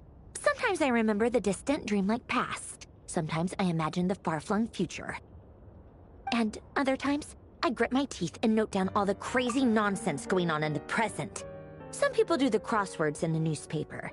This is my equivalent of that. Trying to predict the future is like daydreaming, and writing about the present just makes me furious. The past is my favorite. If nothing else, it's already set in stone, so I don't have to rack my brains trying to figure it all out. Huh. Although, having said that, the only vaguely interesting memory in my past is probably that guy they call Lord Artificer. Who else? Pretty much all the mecha and Fontaine are his personal handiwork. Wait, are you saying you know him? Like, personally? As a friend? I mean, I guess we were friendly enough. Yep. In fact, I'm probably the only normal person left who knew him at all. We used to chat occasionally back when he was still around. Before he passed away, he asked me to destroy all his manuscripts. I honored his request, but I did read through everything first before destroying them. I mean, I couldn't let the genius of Lord Artificer Alain Guillotin disappear like that. Would have been such a waste. So, that's where the formulas in your notebook are from? I just told you. Those are my equivalent of crossword puzzles. They're just dumb formulas that I solve for fun when I'm bored. Alain's work was like epic poetry. The formulas in my notebook are just silly little riddles in comparison. Not that there's anything bad about them. I mean, at least, solving those riddles isn't going to hurt anyone. Except me, because I lose a few brain cells in the process. Anyway, while we're on the topic, I might as well tell you about what happened to him and his friends. Alain Guillotin had two close buddies, Renee and Jacob. They spent their childhood years together in the Narzissenkreuz Institute. They were all quite competitive, so there was some rivalry between them. But it was a friendly rivalry. But beneath the friendship and the rivalry ran something deeper, a sense of nostalgia for the past. Unfortunately, childhood would end. The prophecy would come true, the apocalypse would arrive, and the future would never be. A mad dream that would normally only capture the minds of lunatics begin to take root in their hearts. A dream of saving the world.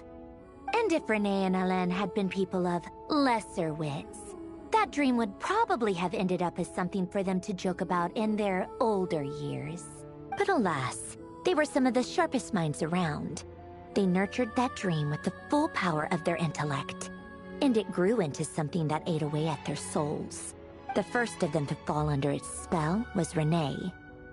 Against Alain's wishes, he persisted in experimenting on a mutual friend of theirs to try and save their life.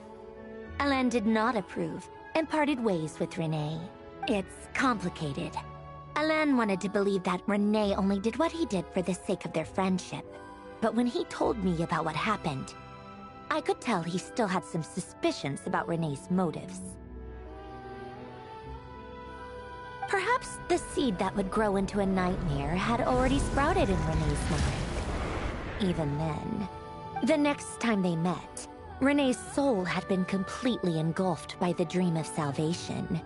His futile attempt to change the tide of fate only resulted in a wave that swallowed up the world, even before the apocalypse came.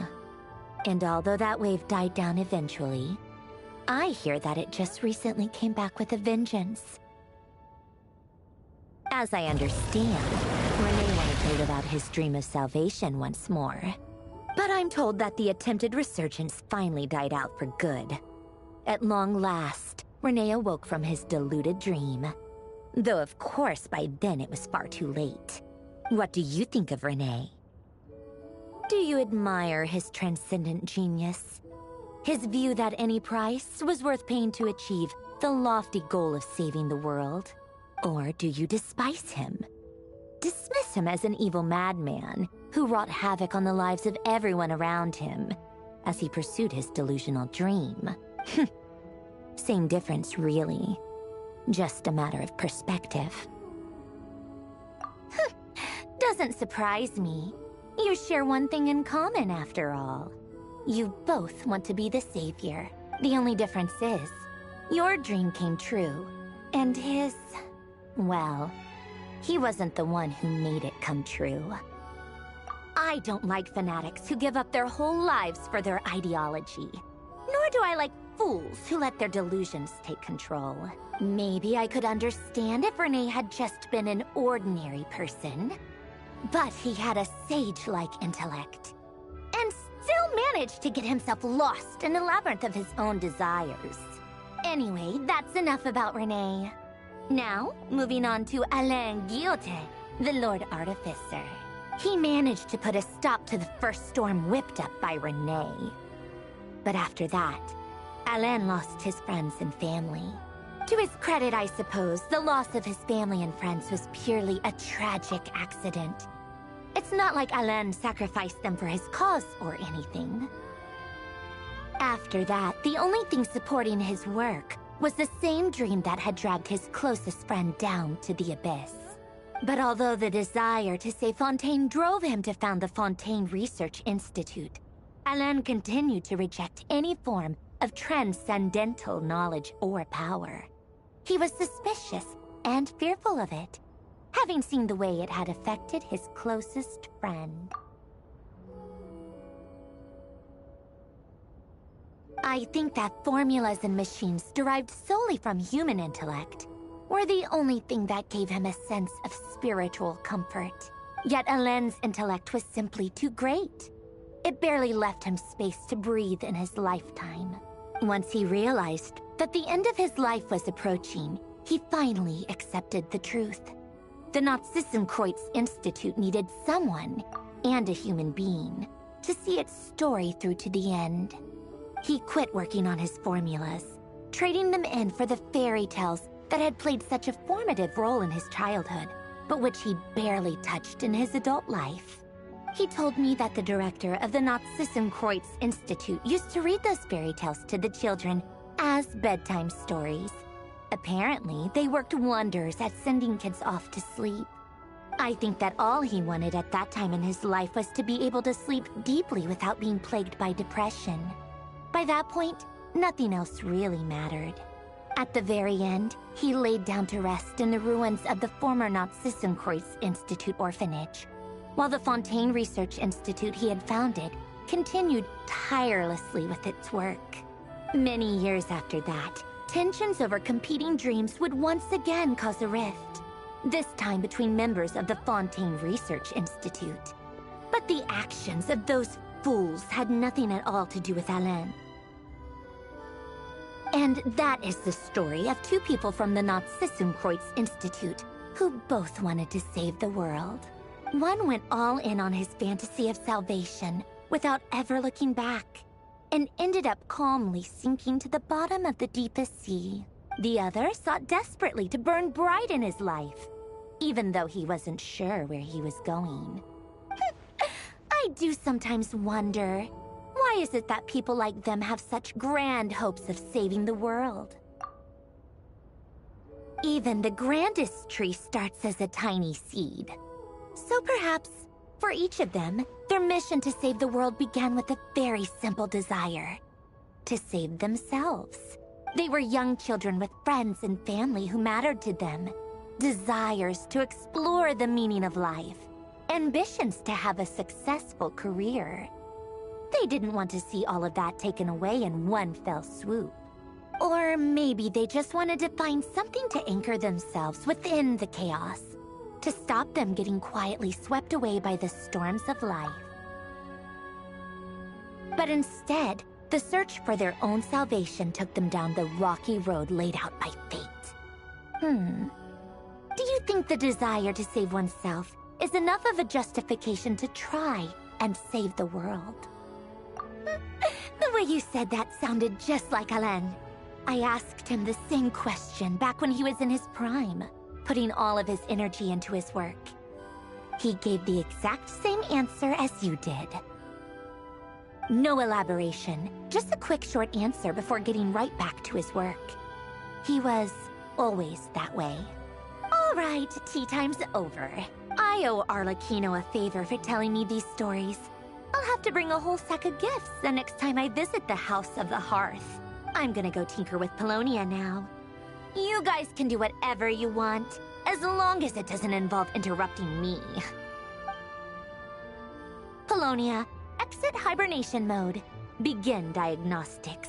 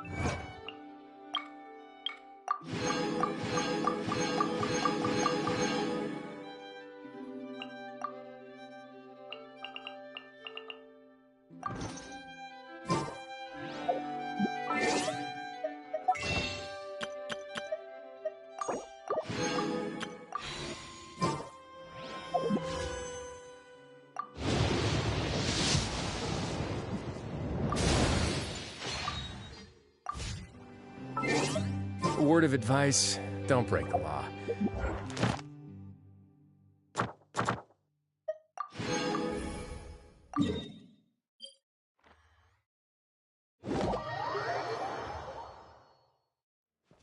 Ad Astra. Thank you for complete.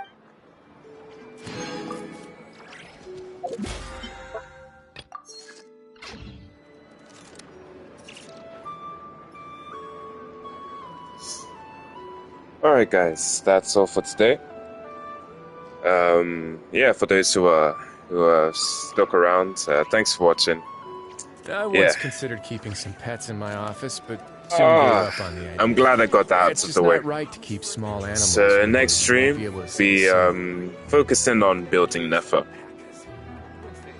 So yeah, thanks for watching and good night.